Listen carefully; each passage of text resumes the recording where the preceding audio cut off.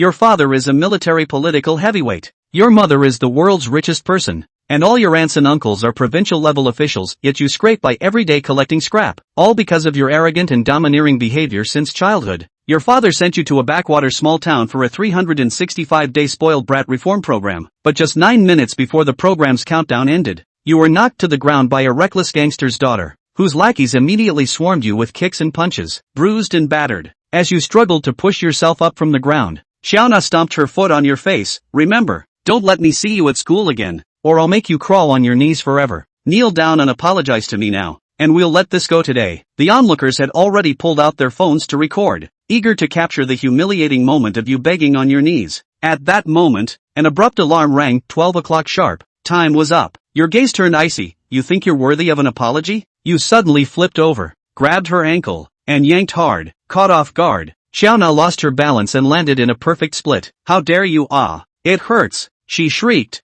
her face twisted in pain and fury. Zhao Peng, Wang Shuai, teach him a lesson. Only then did Zhao Peng and Wang Shuai snap out of their shock, swinging their fists at you. Bastard! How dare you treat Sister Qiao like that? With a slight backward step, you executed a 360-degree spinning kick that landed squarely on Zhao Peng's face. A crisp crack of bone breaking echoed as his face instantly deformed, sending him flying 2 to 3 meters backward, knocked out cold. The sheer force of that kick was terrifying. Back in the capital, you had often trained with elite counter-terrorism special forces and undergone the ultra-high-intensity combat drills of the Imperial Dragon Guard. 2 small-time thugs were no match for you. Pang Gu. Wang Shuai had already raised his fist but quickly retracted it upon seeing the situation, pretending to look at Zhao Peng with concern. But you wouldn't give him a chance to catch his breath. You were the one who hit me the hardest just now. With a swift jab, your fist landed squarely on Wang Shuai's face. The sheer force sent him flying backward, sliding uncontrollably several meters as blood gushed from his nose. Xiaona's face instantly paled, her eyes flashing with panic for the first time. And you roared, delivering a whip-like kick to her face. Xiaona was also sent flying, tumbling several times on the ground. The onlooking students were utterly shocked. Is this guy insane? He even dares to hit Xiaona. She's Qiao Lao San's daughter. Just then, another abrupt phone ringtone sounded. You answered the call, and a playful voice came through. Kid, not bad. You've changed a lot this past year. I've planted 999 informants around you, and they all highly approve of your performance. The governor of Hanong province, your second uncle, also says you've been impressive. When do you plan to return to the capital? Listening to your father's words, you couldn't help but feel exasperated. What is this old man showing off? Bragging about creating a real-life Truman Show? To secure his current position, your second uncle actually colluded with your father. You said calmly, I'll be returning to Kyoto soon, but first I need to go to the hospital to treat my injuries. There was a sudden pause on the other end of the line. What? You're hurt? You couldn't help but roll your eyes. The so-called big sister was clearly arranged by your father. You thought it was just to teach you a lesson, but it had escalated beyond expectations. Yeah, I got beaten up. I'm used to it by now. Where are you hurt? Is it serious? Send me a photo right now. You casually took a selfie and sent it over. The photo showed not only your bruised and swollen face but also the sorry state of Zhao Peng and Wang Shuai. You wanted your father to see what his NPCs had been reduced to. The onlookers were stunned. This guy had beaten Xiaona and her gang to a pulp and still had the nerve to take a selfie? Was he preparing his own memorial photo? If old Qiao found out, he'd definitely tear him to pieces. Finally, someone couldn't take it anymore and warned. Hey, do you know who you just beat up? She's the eldest daughter of the Qiao family in Jiangzhou. You should drop out of school, buy a train ticket, and get out of this city. These people are not to be messed with. The speaker even nervously glanced around after saying this. The Qiao family of Jiangzhou? How powerful can a family in a small city be? You looked at the crowd in confusion. After getting confirmation, a meaningful smile crossed your face. The Qiao family, a criminal syndicate. Uncle, you've really handed me leverage. Since you and my father are in cahoots, I'll have to return the favor properly. In a mysterious villa in Kyoto, a priceless rosewood table was slammed with a loud bang. A commanding figure abruptly stood up. Jiang Jun, is this what you call a controlled environment under your supervision? This is practically a death sentence for my son. How is he supposed to return to Kyoto like this? Your sister-in-law will skin you alive. The roar was so thunderous that even the most influential council members present bowed their heads in fear, not daring to breathe, staring silently at the photo of your bruised and battered face on the table. The man called Jiang Jun turned pale. How could his nephew have been beaten so badly? This went far beyond the original plan. The plan was merely to let his nephew endure some hardship, experience the harsh realities of society, and learned to be humble and restrained. That's why they had specifically chosen the remote Jiangzhou city. But now, the injuries in the photo clearly showed someone had gone for the kill. Jiang Jun, you'd better give me a reasonable explanation. The man at the head of the table roared again, making Jiang Jun break out in a cold sweat. If he explained that the NPCs he arranged had gone too far, he would surely be scolded by his elder brother and slapped by his sister-in-law. But if he claimed ignorance, wouldn't that mean admitting his jurisdiction was in chaos, with a brutal fight breaking out openly at the university without his knowledge? Just as Jiang Jun's thoughts were in disarray, you swaggered into the office of Jiang University's academic advisor. Truthfully, you could have just left, but you wanted to say goodbye to the advisor and check if they were also one of the NPCs arranged by your father. Unexpectedly, the moment you stepped in,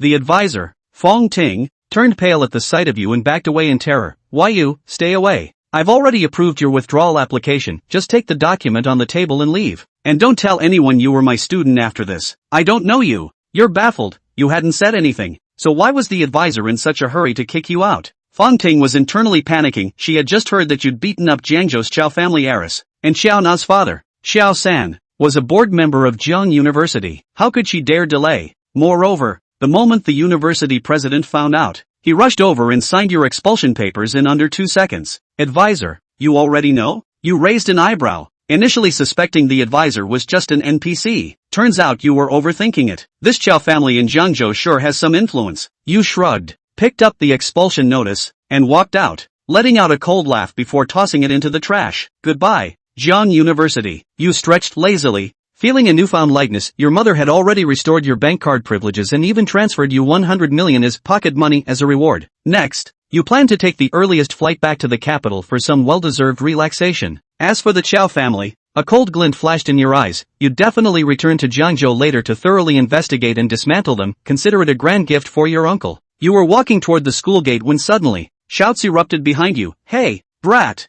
don't you dare run. Turning, you saw Chao Na, her face wrapped in bandages, leading a large group of thugs wielding bats and clubs, charging at you aggressively. Persistent, aren't you? You muttered to yourself. Teach him a lesson. Chao Na roared, waving her hand as her lackeys howled and rushed forward. A crowd of students gathered to watch. Isn't that Chao Na? What happened to her face? Oh no, that guy's still here. This isn't a fight, it's practically attempted murder. The corner of your mouth curls into a mocking smirk as you slowly flex your knuckles. Onlookers hold their breath, hearts racing. Even the security guard can't resist peeking out from his booth. But in the very next instant, Gu Tian turned around violently and scampered away. Slipped and slipped. Owner. No. I thought this kid was tough. This. Just run away? Holy. Learned. Now that's a real bigot. Gu Tian was incredibly fast on the soles of his feet. He's a smart guy. You'd have to be sick in the head to do that at a time like this. He had just regained his identity and had a few small goals on his bank card, so who was he to play with and with a bunch of groundlings?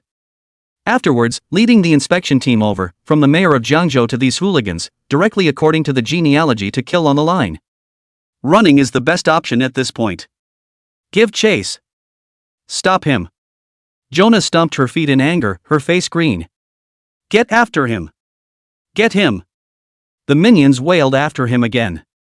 Just as Gu Tian was about to run out of the campus. Suddenly, a large number of students also came in from outside the campus, carrying their backpacks in an aggressive manner. Not a crunchy college student at first glance. The big hand at the head had murderous eyes and waved his hand violently. All of them. Protect Gu Xiao. The rest follow me. Yes. Next. Everyone reached back in unison and yanked. Snap.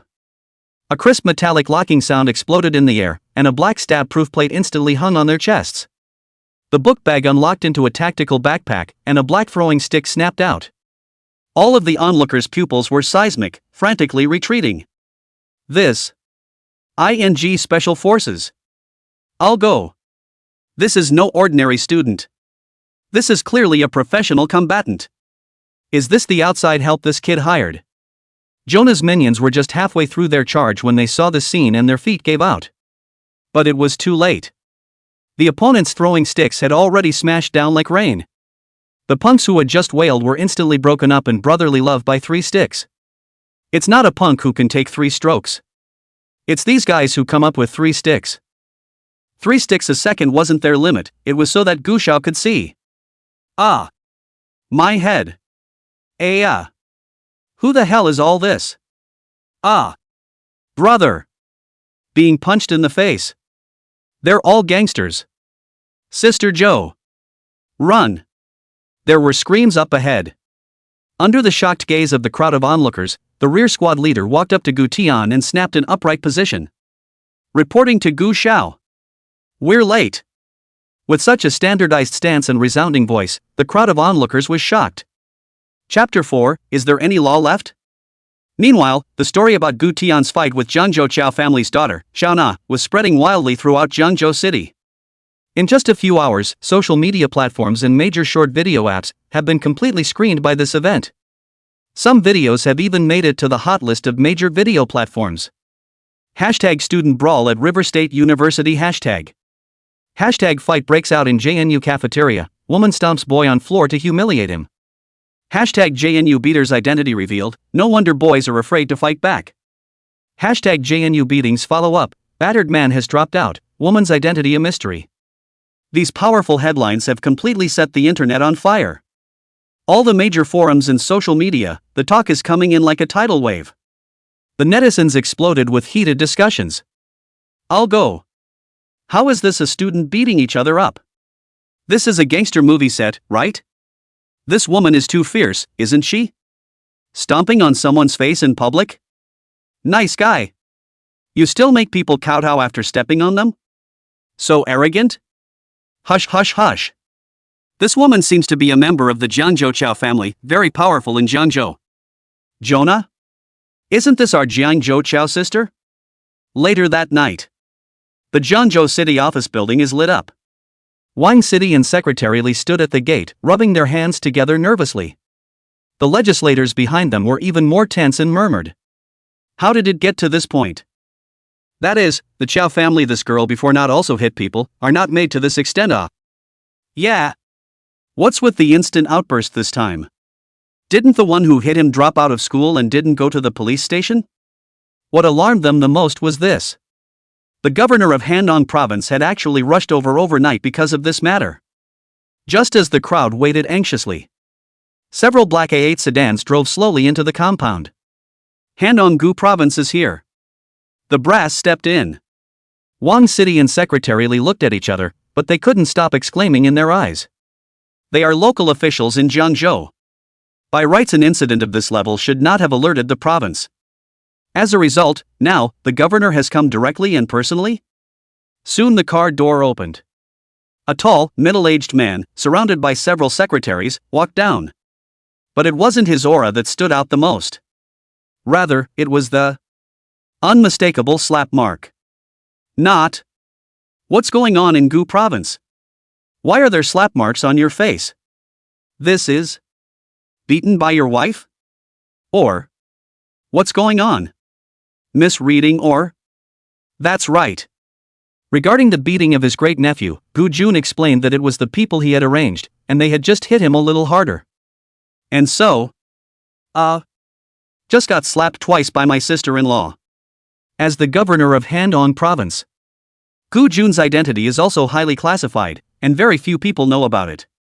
The most important thing is that he got to this position solely because he climbed up from below little by little. No one would associate him with Big Brother. After all, there are a lot of people with the last name Gu. As for why he came over overnight, it was to investigate properly and see who dared to bully his great-nephew. If it's really the kind of dark force the internet says it is. He had to run it all the way down to the end, from the city clerk of Gangtok to the police department below. The other thing is, personally came to pick up my great-nephew and bring him home. Office. You should have all seen what happened online, with that big brawl at the JNU cafeteria. I won't ask anything else, come and tell me about your findings. Gu Jun sat in his office and coldly swept a glance at Wang Shi and Secretary Li, who were standing in front of the table. These two members of parliament in Jiangzhou, who have their eyes on the world, are now meeting Gu Jun like elementary school students meeting their homeroom teacher. Gu province. We have investigated this matter clearly. It's just a small conflict between students. Wang Shi accompanied with a smile and said carefully, he didn't know Gu Tian's identity. Yeah, Gu province? It's just a small conflict between students. That boy accidentally spilled rice on the other person when he was playing. And was not willing to pay for it, but also slandered the other person with his words. So the girl got mad and called her classmates and friends to beat the other up. Secretary Lee also added fuel to the fire. Big things come in small packages. In response to the duo's remarks, Gu Jun pondered for 2 seconds and slowly nodded his head. To put it that way, the genius is somewhat in keeping with the character of one's great nephew. Plus he's already explained to Big Brother that it's a script he's put together. Okay, what is the outcome of your handling of this matter? Results? Wang Shi's heart clenched violently. This came out at noon, public opinion festered in the afternoon, and Gu province came in the evening. How do they have time to deal with it? Besides, what can be done about it? The batterer, Jonah, is the daughter of Zhou Laosan. In other words, if they dare to deal with Xiao Laosan, Xiao Laosan would dare to have all the businesses in Jiangzhou move out tomorrow, devastating Jiangzhou's economy. To put it bluntly, the two of them had to look at the Qiao family's face a lot of the time to make plans for Jiangzhou. Secretary Li's brain reacted the fastest, and he stepped forward and compensated with a smile.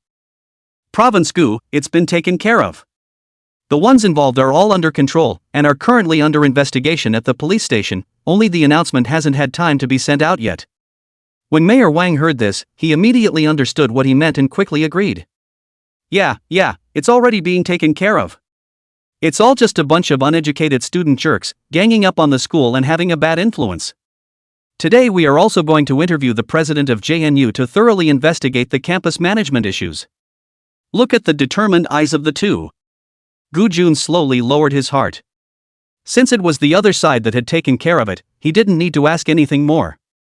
And he was genuinely surprised by his great-nephew's performance. Being stomped on and humiliated, but did not rage, is really curbed his violent temper. It seems like this year has really made him grow up completely. Well, since that's the case, I won't ask any more questions about this matter, so if you should be arrested, you should be arrested, and if you should be sentenced, you should be sentenced. Gu Jun slowly stood up and swept a glance at the duo in front of him. Mayor Wang and Secretary Li were instantly relieved and hurriedly bowed their heads and nodded their heads. Yes. Don't worry, Province Gu. We will deal with it seriously and give the public an explanation. After leaving the city compound, Gu Jun immediately dialed Gu Tian's number. Hey, where are you, great nephew? I personally came to Jiangzhou to pick you up. What? You're at the airport? Then come pick me up at the Beijing Capital Airport. Gu Tian's tone on the other end of the phone was light. Okay. I'll pick you up at the Kyoto airport then. After hanging up, Gu Jun immediately called the administrative secretary. He certainly couldn't make it back now, and the matter would have to be passed over to the secretary. In the meantime, inside the Qiao family mansion in Jiangzhou, if he didn't take this revenge, he, Xiao Laosan, would have to lose face in Jiangzhou. It's happening right now. Mr. Qiao. Wang Shi is here. One of his men ran in hurriedly. Humph. He came just in time. Just in time for him to see what my daughter has been beaten up to. Xiao Laosan sat straight back on the Taisher chair, just like a mob lord sitting in Jiangzhou. Wang City will either give himself an explanation, or this isn't over today. There has to be a clear attitude as to who is the talker in Gangtok. Mr. Qiao. Your daughter is in trouble this time. It's all over the internet. Wang Shi came in panting, picking up the tea on the table in his hand and pouring a mouthful of it. Make a scene? Snap. Elder Zhou slammed the table and raised his hand to point at Jonah on the couch, his entire body exploding. My daughter was 110 pounds. Now she's beaten to 130 pounds. There's 20 pounds of ing bruises alone. Are you telling me that this is a big deal on the internet? Looking at the creature on the couch, Wang Shi's eyes glazed over. Jianjin is here too. Xiaona struggled to squeeze out a smile with the corners of her red and swollen mouth. Hello, Uncle Wang. Hello? The Qiao family's daughter, Xiaona, was used to being arrogant in Jiangzhou, and she had beaten people up much more seriously than this before. There was even a fatality, and the person was compensated more than $2 million at that time. Now being beaten into a pig's head in return, to be honest, Wang Shi didn't sympathize at all and could only awkwardly wave his hand. Okay, I can hand a few people out, but I have one. The other stood behind him with her hands pressing gently on his shoulders, occasionally leaning over, but they had, today, actually encountered it? So without saying a word, he ran straight out of the cockpit.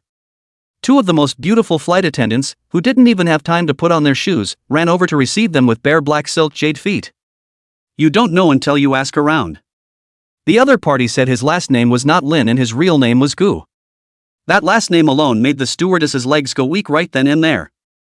The two prettiest flight attendants, who were just respectfully pouring tea and handing out water, put down the teacups in their hands and directly whacked each other's legs and rubbed their shoulders the moment they heard this last name.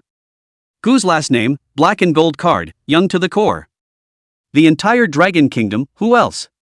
The Prince of Kyoto, Gu Xiao, must have no doubt about it. The biggest shareholder behind their airline is the Qian Group, which is helmed by someone's mother. As for people's real fathers, they are not even qualified to mention it. Just as the co-pilot's heart burst into tears, how could he have met such a heavyweight guest? Suddenly. Don't press there. It hurts. Gu Tian frowned and let out a muffled grunt violently. The bruise on his back from being punched hadn't dissipated yet, and it just happened to be pressed by the stewardess, and the pain belonged to the bones. The crew chief and the other leg presser were so horrified by the sight that they even thought about where they would have to be buried when they got back. The stewardess who massaged the back was even scared and cried on the spot, crying and bowing continuously. I'm sorry, Gu Xiao. I'm sorry, Xiao Gu. I didn't know where not to press. I'm sorry, Xiao Gu. The co-pilot's face went white and he roared out in anger. You go down. Go back and write me a 300,000-word review. I'll call the manager. Don't come to work tomorrow. Such a scene made Gu Tian's face full of bitterness, and he hurriedly put down his wineglass to explain. Don't panic, it's fine, I bumped my back, just a couple bruises, it's fine. The words just fell. The tears instantly came to an abrupt end as the stewardess cried her eyes out. Ha? Okay, Gu Xiao. I understand. With that, she hurriedly rushed to the workroom with her bare black silk feet, almost jogging, to get ice and ointment.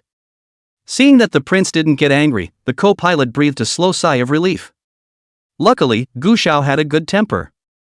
Otherwise, this flight. Guess it'll have to be out of service for good. Interrogation room at the River State Police Station. Zhao Peng Wang Shui and the others originally had a stiff upper lip. After a big memory restoration set, the confession was all in the brother's name. Under normal circumstances, this matter is completely closed. It's the guy that Jonah bullies that's no slouch either. Jonah bullies people and they can't help but fight back. But then it was still too angry to get another group of people from off campus. Just in time to meet up with Jonah's two groups and take Jonah and the others by surprise. But two suspicions suddenly surfaced.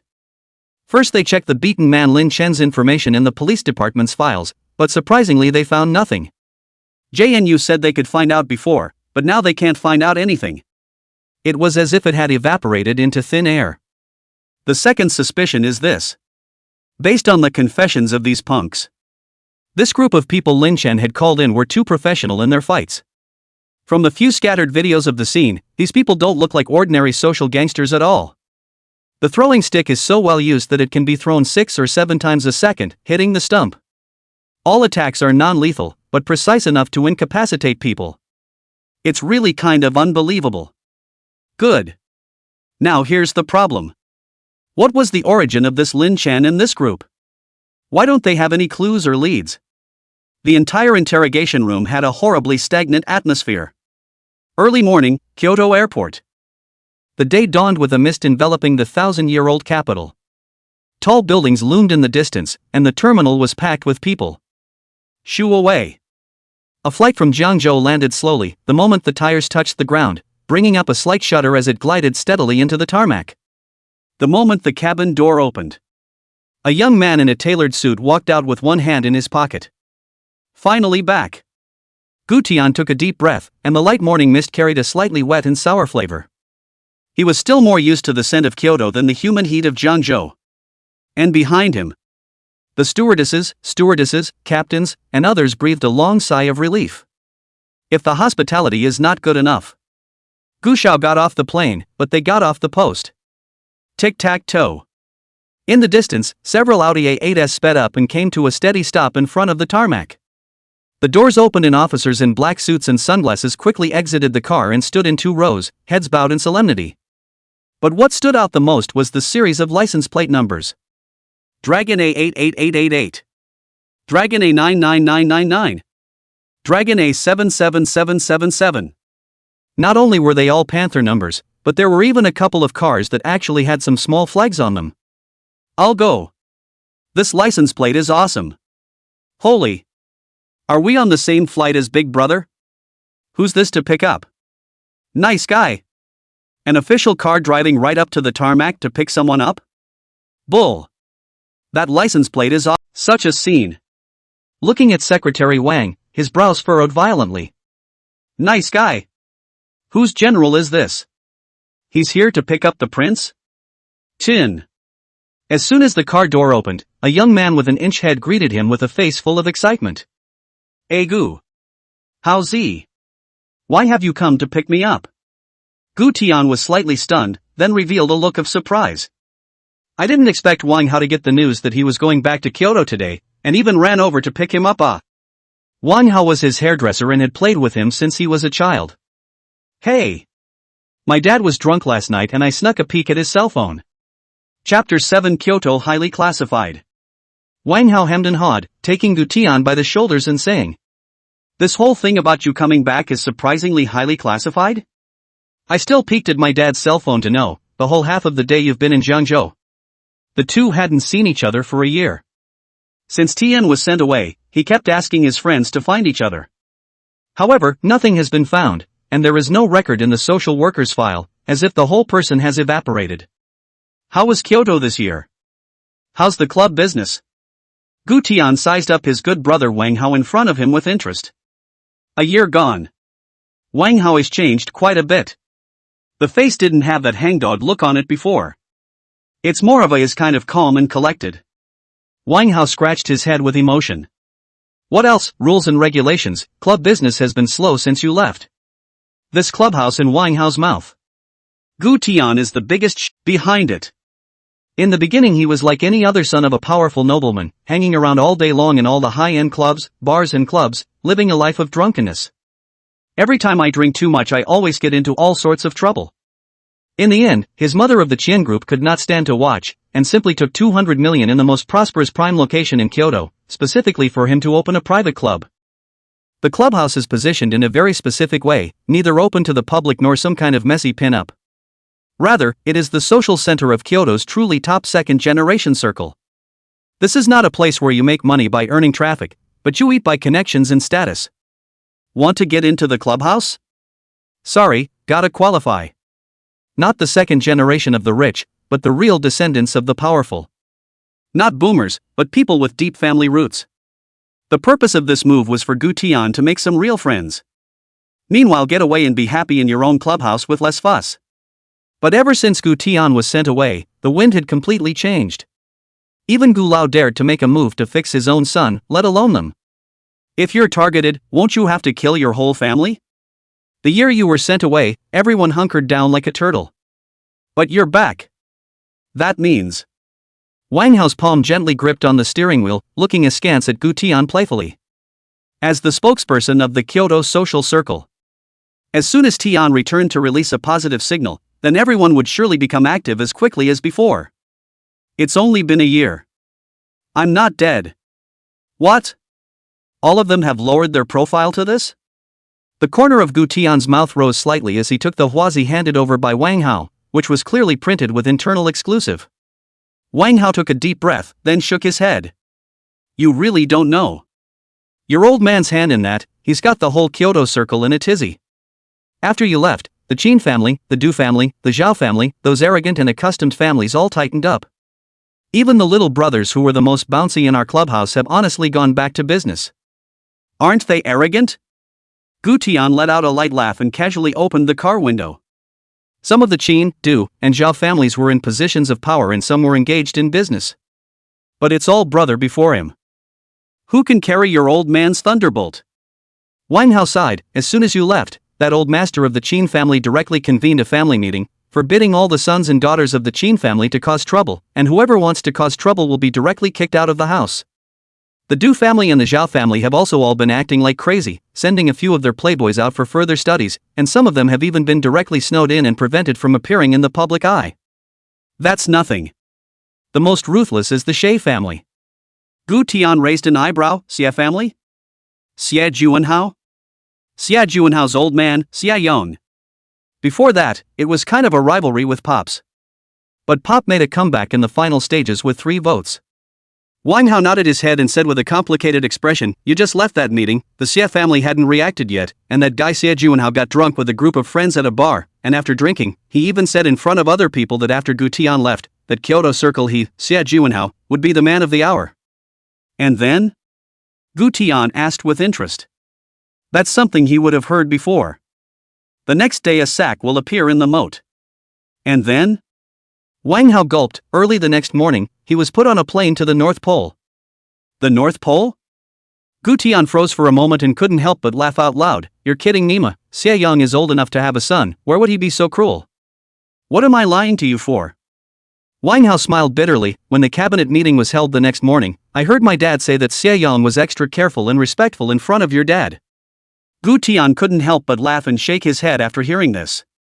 I can't imagine that Pops was ruthless with him, really knocking the entire Kyoto circle of power and nobility off. It's really getting interesting. It was when Wang Hao was about to start the car. Secretary Wang ran over panting. Gu Xiao. Take my car back, your second uncle personally asked me to come and pick you up. My second uncle? Gu Tian lengthened his tone and looked at Secretary Wang with a smirk. TSK. It really surprises me, my second uncle is hitting me with a stick, and now he's backtracking to give me a sweet date, and he's even personally letting you come over to pick me up. Growing up, Uncle too favored him. Even if he fought with second uncle's daughter, Gu Tong, second uncle would still turn toward him. But what he didn't expect was this exile from Pops. Second uncle actually also in the middle of the scheme, which has really let him a little. Can't help it. Even the feeling of betraying him. Secretary Wang's face changed drastically, and he hurriedly explained, Xiao Gu, you're mistaken, your second uncle has always cared about you, he's been observing you from time to time in the shadows over the past year, and he even shed tears when he saw you suffer. And on more than one occasion Jean has persuaded your father to take you home, but has been refused by your father. Oh? Care? Gu Tian narrowed his eyes playfully. There was certainly no way for him to go after Pops about it, much less throw his weight around in front of him. But it's okay in front of Uncle too. Okay, thanks for my second uncle's concern, my friend here came to pick me up, I'll just go straight back in his car. Gu Tian glanced at Wang Hao. Wang Hao understood for a second, and the car slowly began to move. And you go back and tell my second uncle that I quite like the city he chose for me in Jiangzhou, it's such a great city. Also tell his daughter, Gu Tong, not to come to the capital to play recently. Or I'll see her once and beat her. After saying this, Gu Tian closed the car window with satisfaction. With a roar, the Ferrari sailed away. Only Secretary Wang was left with a pale face, frozen in place. Maru's spice. Gu Province has really upset his great-nephew this time. He knew this young master in front of him too well. Gu Xiao was never one to talk. If the crazy bloodthirsty ruthlessness comes up, a whole mixed little devil. Even those within the Gu family are still punched without mercy. Once pretended to take Gu Tong on a trip and ended up throwing the other person to the South Pole. He ran back alone. Chapter 8 Xiao Gu's Private Club. The duo drove around Kyoto Boulevard in their Ferrari. Right in the middle of rush hour. There were quite a few vehicles on the road, and even more luxury cars. What with Maybach and Bentley all over the place. But upon seeing this fiery red Ferrari, one by one, they all hurried to deliberately pull away. Who dares to block or overtake the car of the son of Secretary Wang? I'll go. If it isn't Mr. Wang. Good fellow. It's really an honor to meet young Wang early in the morning. My goodness. Young Wang got up early enough today. Just as a number of limo drivers lamented. The young figure in the passenger seat caught their attention. That familiar silhouette, that air, and the way he always leaned casually on the seat. Holy. Up fierce? It's ing. It's Mom. Who else but that one could make young Wang a chauffeur? My goodness! That guy showed up? It's really him. Before they had time to take a closer look, Wang Hao sensed something strange about the nearby vehicles and disappeared directly into sight with a kick of the gas pedal. 40 minutes later. The car slowly drove into the busiest part of Kyoto, in front of the luxury clubhouse. Gu Tian got out of the car ahead of time and walked slowly towards the clubhouse gate. And Wang Hao drove his car directly to the parking lot not far away. He doesn't usually come here much, and his exclusive parking space is given to guests. Gee whiz, do you call that a lull in business? Looking at the scene in front of him, Gu Tian grunted and laughed. Obviously Wang Hao said that business was lukewarm, so he probably hadn't misappropriated the money in his account. Even though it's broad daylight. But the front of the clubhouse has long been filled with all kinds of luxury cars: Bentley, Rolls-Royce, Maybach. The young men and women coming in and out of the doorway are, at a glance, non-rich or expensive circles. Haven't seen you for a year, there are quite a few new faces here. Gu Tian stood at the entrance of the clubhouse, narrowing his eyes slightly as he scanned the unfamiliar faces coming in and out. Hello, sir, do you have an appointment? Two young ladies in professional black silk uniforms greeted them with smiles and elegant demeanor. The biggest difference between an official kiln and a private kiln is in the welcoming. The ballad will only be mechanical. Egu. Brother inside. Egu, little brother, you're here. I missed you so much. Help your sister set the stage. But the official kiln is not the same, not only to receive, but also the identity of the screener. Not only do they have to know how to entertain the powerful and wealthy, but they also have to be good at reading people's words and recognizing their guest status, and even judging the other person's tier in the Kyoto circle by the way he or she dresses and talks and behaves.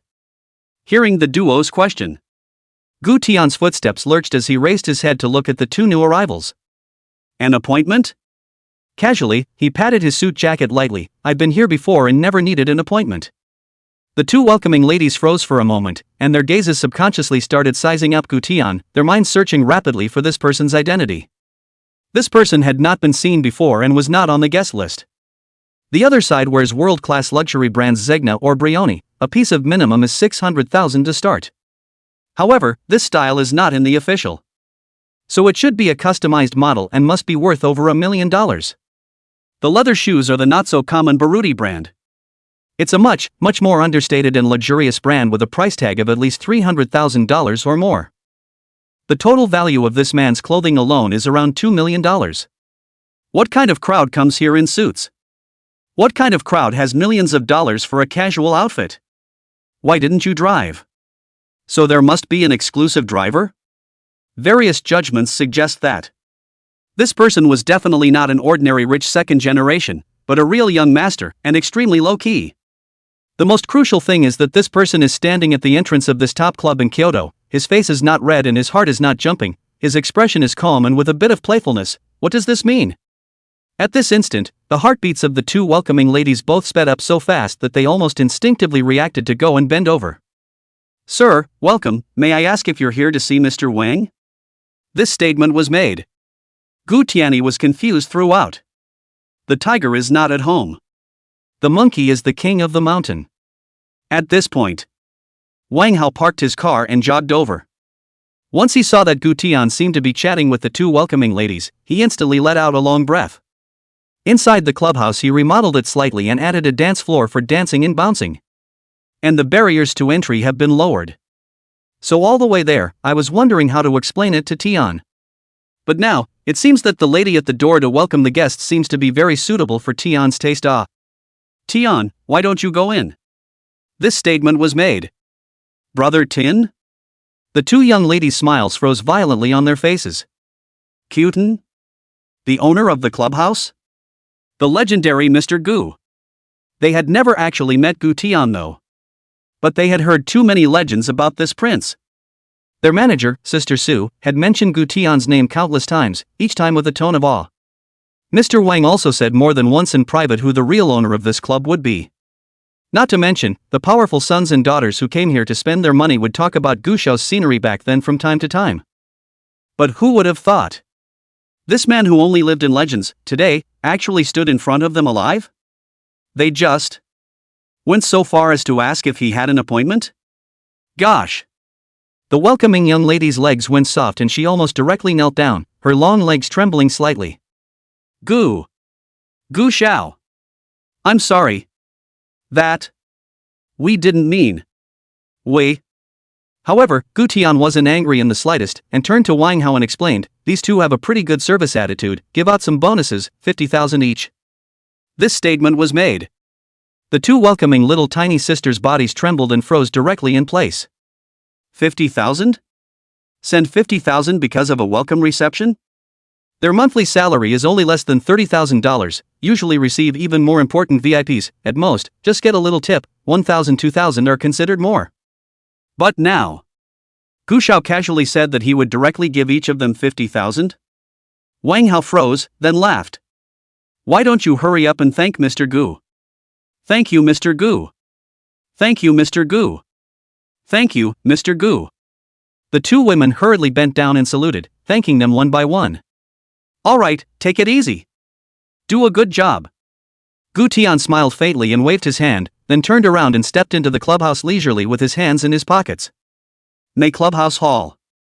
The moment Gu Tian stepped into the hall of the clubhouse, his entire body froze. The lights dazzle and neon flashes. The heavy bass drums of the DJ booth shook the heart. The center of the dance floor was densely packed with handsome men and women who were bouncing madly. There's a whole paper-thin atmosphere in the air. Wait. Howsy? You told this is my ING clubhouse from before? He clearly remembered that before he left, this was the most private and socialized place for the powerful sons and daughters of Kyoto. Quiet, luxurious, and secluded. Now what? The whole hall became an unabashedly luxurious nightclub? According to this atmosphere, wouldn't there be a foot massage inside? Tian. Take it easy. Listen to me explain. Listen to me explain. No sooner had Wang Hao waved his hand back and forth. Gu Tianka then gave him a saucy chestnut. Chapter 9, The Sultry and Realistic Manager Su. Under Gu Tian's angry gaze, Wang Hao explained mournfully. To put it bluntly. After Gu Tian left, the Kyoto circle all tightened up, causing the clubhouse to be very ineffective. So, you changed this place into a nightclub? Gu Tian looked at the paper drunk scene in front of him with a complicated gaze. The one dancing in the middle of the dance floor seems to be wearing nothing but underwear. If Mom found out about this, she'd kill him. The clubhouse was open partly so he could have a place to play, and partly to see how well he could start a business. But now. How dare you? Wang Hao quickly waved his hand, this is your clubhouse, without your word, how would I dare to change it casually? But it can't be helped, if no one comes, then it's not going to lose money, and if it closes, you and I won't have a place to play, and Auntie will laugh at you for not having the talent to start a business. So I had to lower the threshold, lowered the membership criteria, and allowed the children of other rich second-generation, coal bosses, and king diamonds to come in and play. At the same time I've added a bar hopping program that's open 24 hours a day. As Wang Hao said these words, he pointed around the hall again. I just remodeled it a little bit, the soundproofing is 100%, you can't hear anything inside at all from outside. With 24-hour oxygen inside the hall and no sense of time, people who come here tend to stay for a day or two at a time. A lot of these people you're seeing right now, a lot of them came in last night and didn't go out at all. I'm telling you these guys can really not be bad with money, they can drop several $1 million in a random night, throwing it around. Guten. Haoko. You're really criminal. Wang Hao helplessly smiled and shrugged, Brother Tian. Times have changed. Business, you have to follow the market. And I can guarantee that this is definitely one of the most profitable clubs in Kyoto at the moment. The daily water flow now easily breaks $5 million. And who is this guest? Can you talk to Mr. Wang for so long? Manager Su tugged on her wrap-around skirt and stepped forward with her long black silk legs enchantingly. Mr. Wang, you go about your business, leave this guest to me. But the moment he saw Gu Tian's face. Ah! A scream fell. Manager Su's entire body jumped up and directly hugged Gu Tian, crying like a pear. Gu Xiao! You're finally back. You don't know that. Mr. Wang. Mr. Wang. Now he's letting me use color. To attract customers. What I wore before. You see what I am wearing now. He said I wasn't wearing enough character and asked me to be more daring. Manager Su. Can we? Let's loosen it up a bit. I can't breathe. Gu Tian's face flushed red. Manager Su's body was very proud. The waves of curves separated him from breathing. The Koltus, who were throwing away thousands of dollars, stopped the glasses in their hands and stared dumbfounded at the image in front of them. Manager Su is crazy? No. What the hell? She actually jumped on a guy in public? No way. Manager Su just hugged him like that? Who the hell is that guy? For these second-generation Cole guys. There are quite a few, but they are salivating over Manager Su's beauty. Manager Su is responsible for the management of the clubhouse and high-end hospitality. But she's never been a chaperone, let alone had any physical contact. Even if they smashed more money, the most she could do was to serve tea and chat with them, and don't even think about anything else. Inside the office, the huge, aquarium-like fish tank was striking, housing many ferocious fish. Gu Tian sat in his boss chair, browsing through the ledger. Manager Su was still talking about Wang Hao's sins in a rainy voice. Gu Xiao. You are not aware of it. Mr. Wang has been practically lawless these years. As soon as you left, he immediately transformed the clubhouse into a 24-hour non-stop pin-up. Not only did he lower the bar, but he forced me to wear black silk, high heels, and hip-hugging dresses every day, saying something about adding beauty and increasing customer satisfaction. I'm still asked to chat with those people late at night every day, good night and good morning every day, and daintily voice over people. He also said that in another 10 years or so I'll be old enough that no one will even look at me, so I have to make the best use of what I have now. You see. Where am I the manager who manages the clubhouse? It's practically no different from an escort. Brother Tian. Injustice. You can't listen to this woman's nonsense. Wang Hao's forehead was sweating as he cried out in injustice with a sincere face. I'm doing this for the sake of the employee. She works standing for a long time and her blood circulation is not good. Black silk can effectively prevent varicose veins. As for the wraparound skirt, that's to take into account the advantages of her figure, show off the enchanting temperament, and add to the overall high-end feel of the clubhouse. Besides, Brother Tian, which one of the female employees in our clubhouse is not a top-notch beauty? Snap. Gu Tian violently closed the ledger with a satisfied expression. He's not short of money. But the proceeds from the clubhouse were the only way he could prove to his mom that he was capable of doing business. Manager Su, if you're not satisfied, you'll still change into your previous clothes. The previous dress of Manager Su was typical of a workplace business manager. Which was once thought. Manager Su wiped the tears from the corners of her eyes and looked shyly at Gu Tian, not Gu Xiao. Not that. Not satisfied. Rather what? Gu Tian crossed his legs with interest. Rather. Gotta add money. The words came out. The air stood still for an instant. The tea that Wang Hao had just drank into his mouth almost sprayed out. Okay. Perfume chokes the eyes. Gu Tian pushed away the other party's choppy body.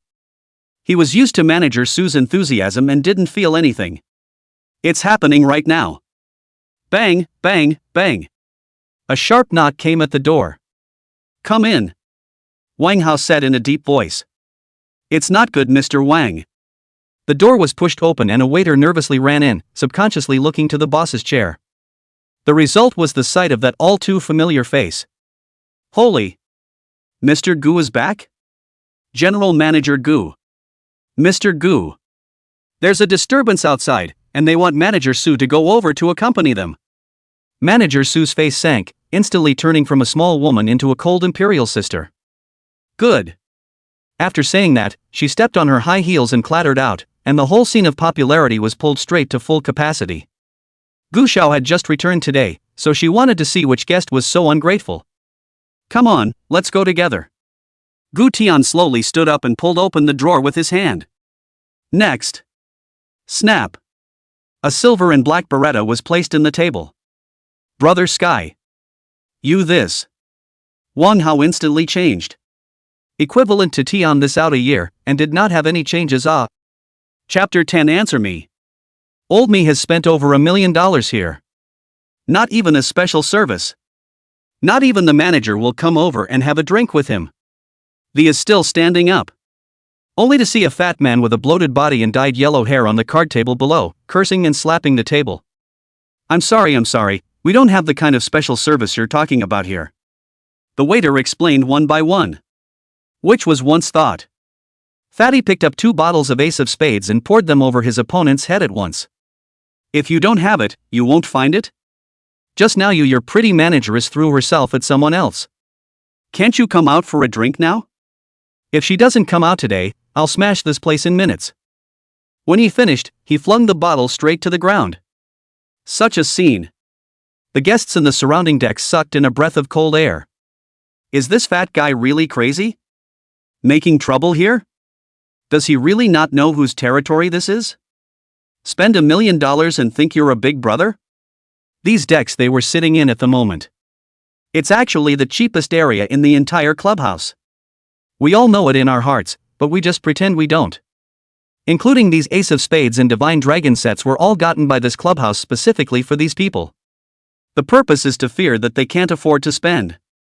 The real power elite are in the clubhouse private box as well as inside to enjoy the top service. A bottle of red wine bottom is $500,000 to start. Goo. This guest, why are you so angry? A flirtatious voice came out. Only to see Manager Sue stepping on black silk high heels, twisting her slender waist and slowly walking down the steps. It's still Manager Sue who has a pattern. TSK.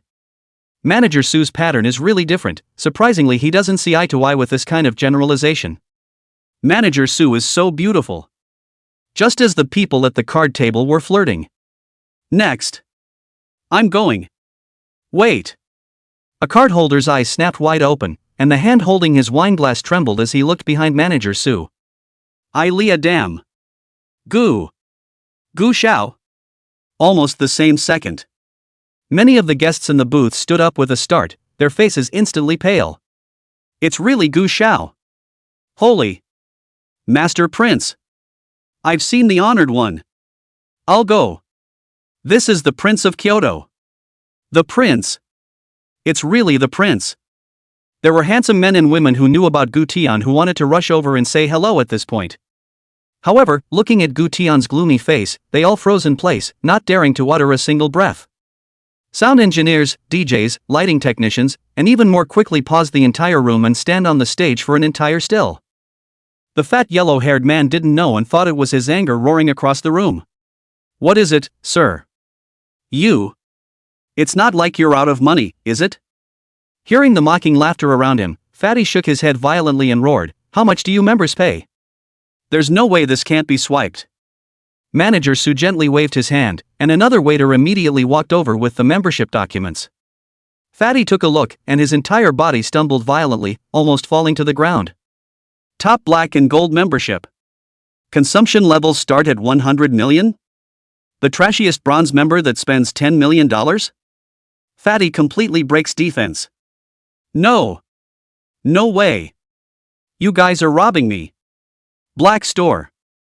Black store Who is your boss? Black-hearted boss. Looking at the other party's broken defense, Manager Sue gently smiled and slowly approached the fat man's ear. The voice was so flirtatious it sounded like he was coaxing a loser. Mister. If you really want me to drink with you. How about? Save up $100 million first? This statement was made. Fatty instantly exploded. Pretending didn't work.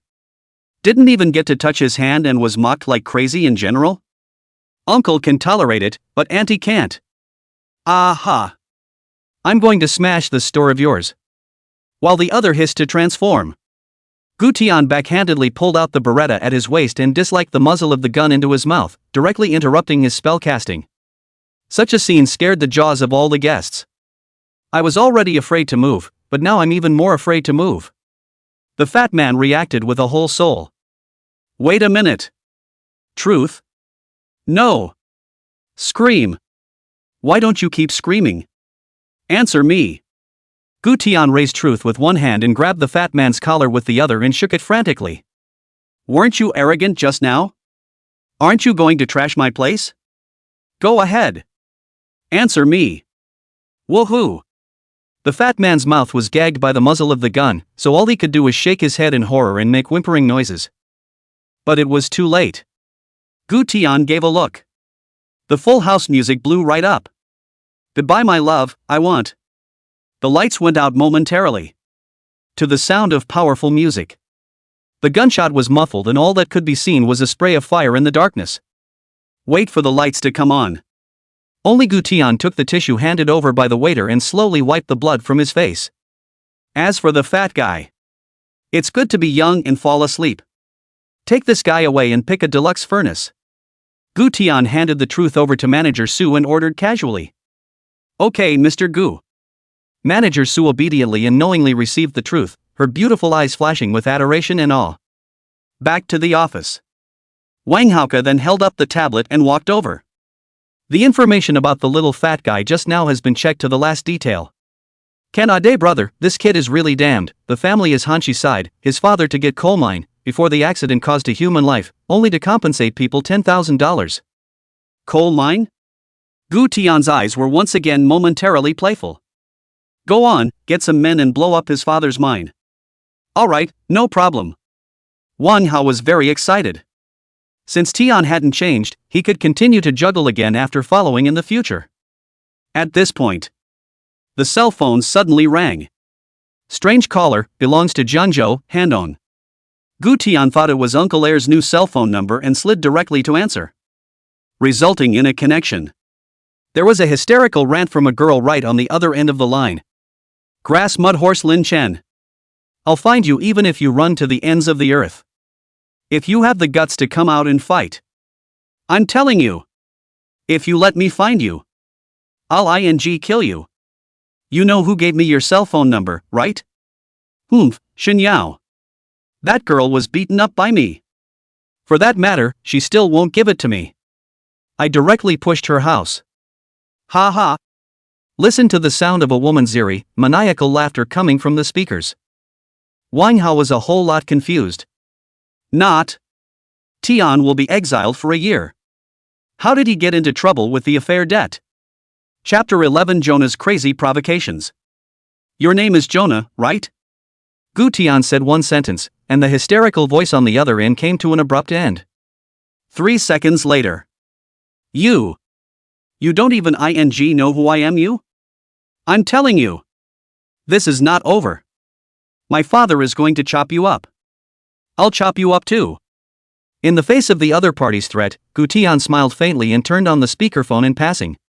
If he didn't put it on speakerphone, Wang Hao's ear would be on his face. What's your father's name? My dad's name is Chao Laosan. Ask around in Jiangzhou, who doesn't know my dad? This matter is useless even if you kneel with me. My father has issued an order to hunt down and kill people in the Jianghu. As long as you dare to show your head in Jiangzhou, Black and White will inform my father. This statement was made. Gu Tian and Wang Hao looked at each other in unison. Especially Wang Hao's eyes were like Columbus discovering a new continent. That's a bit of an informative statement, haha. The black one is ready. And now a white one. In other words, Tian and he just have to want to take the career path now. Isn't this a good political achievement? It just depends on whether it's a big fish or a small fish involved in the call. Okay, I know, I'll show my head in Jiangzhou in a few days, you come and chop me then, huh? Gu Tian hung up directly after saying these flirtatious words. Turn on flight mode again and throw the phone straight into the fish tank. Snap. Splash. A large alligator eel snapped at the phone and swallowed it straight down. What's the deal, Tin? Your ex-girlfriend or some crazy woman somewhere? Is this a big fish or a little fish? Wang Hao, a whole lot confused, tugged the chair can and came over. Gu Tian could only tell the experience of the last day of his exile one by one. Including this Shen Yao. He was fake miserable in Gangtok. But this Shen Yao was really miserable, growing up in an orphanage without a father or a mother. Although her appearance was pure and compassionate, and she was known as the little schoolflower, 5 seconds later. Holy! You really picked it up, Tian. Gu Weather laughed. For a moment. He really wanted to chop up Wang Hao and throw him in the fish tank to feed the fish. And what are you going to do about this, Jonah? This is obviously a black force. It's a proper political achievement. Brother Tian. Why don't you settle them and just use this incident to step into the career path? And then you transfer the clubhouse to me. The more Wang Hao talked, the more excited he became, and he began to think about the dream of getting rich. Let's go official and businessman from now on, great guy. Perfect. Can't stand it. I'm going to Niet. Be quiet. Gu Tian raised his leg and kicked it, and Wang Hao fell to the ground on all fours with his chair. Ouch. Ouch. It hurts. No, Tian, I'm doing this for your own good. My parents have cut me off from my allowance for a few years now, and they've even drawn a line in the sand with me. What if your parents cut off your allowance one day? I'm thinking of your future, brother. Gu Tian didn't say anything and picked up the previous cell phone from the drawer and fiddled with it. Wan Hao's family situation is different from his. His father has no background, step by step, climb to this position is comparable to heaven. Nowadays, they are not only conscientious, but also walk on thin ice, and know the official world well. In terms of children's education, it can be described as strict to the extreme, for fear of being dragged down by Wang Hao, the rebellious son. No pocket money is given, so that he learns to let him learn to be self-supporting, avoiding the vice of extravagance, and at the same time drawing a clear line of demarcation. If he hadn't brought Wang Hao to play, Wang Hao's life would probably have been all over the place. In the midst of Wang Hao's wife like babbling, Gu Tian opened WeChat. Moment. Ding. Ding. Ding. Ding dong. Ding dong. Ding dong. Countless messages came in like a torrent. Brother Sky. Turn off the network. Turn off the network. Don't blow up your cell phone.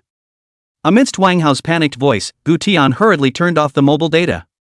But the few messages that reflected on his brow instantly made him frown. Lu Weiqi, brother Tian. When did you come back? I just heard from my little brother that he saw you at the clubhouse. Su Jincheng, brother Tian. See, this is you? From my little brother in Jiangzhou. Image JPG. Image JPG. Su Wanyu, brother Tian. It's from my sister in Jiangzhou. It looks like you. Is it you? Image JPG. Lu Qinwei, I'm going to Tian. I'm not sure if you're in Jiangzhou or not. I see this beaten like you, but I hope it's not you plus shivering emoticon package. Image JPG. The old man is ing all over the internet? Gu Tian let out an angry cry and reached for the tablet on the table and searched for it. Sure enough, once you search for the words, the video of him getting beat up at the JNU cafeteria went viral. But with his nose and face, it was hard to associate him with the crown prince of the capital circle. Holy! That's a hell of a fight. The guy didn't cheat on his wife? Caught in the act? Well played. This guy must be cheap to make such a pretty girl angry. If it isn't my sister Jo. My sister Qiao is so handsome. Looking at the comments underneath the video, Gu Tianyi was enraged throughout. What the is this ethos? Victim guilt theory? Chapter 12, Fermentation of Public Opinion. Brother Sky. You don't have to go over there. Just leave this to me. Wang Hao also searched for these videos, and a whole lot of anger gnashed his teeth. It's ing bullying. Even if Tin is a little trashy, he can't be like this. It's practically trampling on each other's dignity. Speaking here, Wang Hao suddenly turned his words around and came over in a manner. Tian. What was in your mind when you were stepped on by her? Was it humiliation or? Kyutin immediately lifted his size 43 big foot. What do you think I'm thinking? You ing try? Seeing this, Wang Hao quickly retreated 3 meters away with a flash, fearing that Gu Tian would give him another kick. Brother Tian, what are you going to do? I see that this Jonah in the comments section is still clamoring that her family has a Yakuza background. Huh, mob background? The corner of Gu Tian's mouth hooked into a cruel smile. The last person who claimed to have a mob background in front of him is still soaking in the river. There's another one here? That's just right. He was just about out of feed for this tank of fish anyway.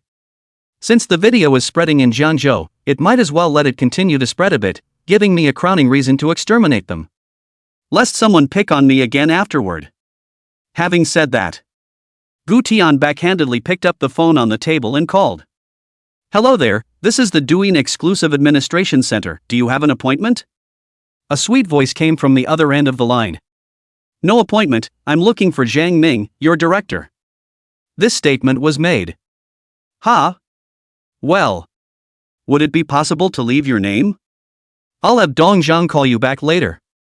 The voice on the other end quivered noticeably. I guess I've never met a customer in such a situation, and with such a tone of voice. My last name is Gu, my first name is Tian. The words fell. Snap. The sound of a phone dropping onto the table came from the other end.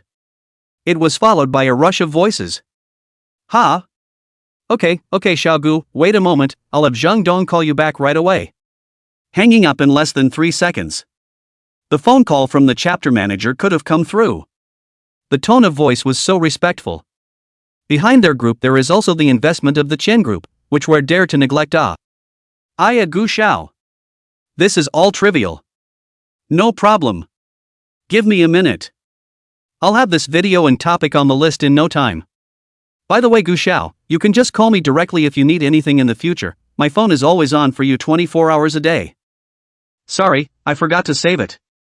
Gu Tian said indifferently. These words made the other end of the phone silent for a second. It's fine Gu Xiao, my number is probably not easy to remember, it's too normal for you to forget. Well, everything else is fine, thanks ha.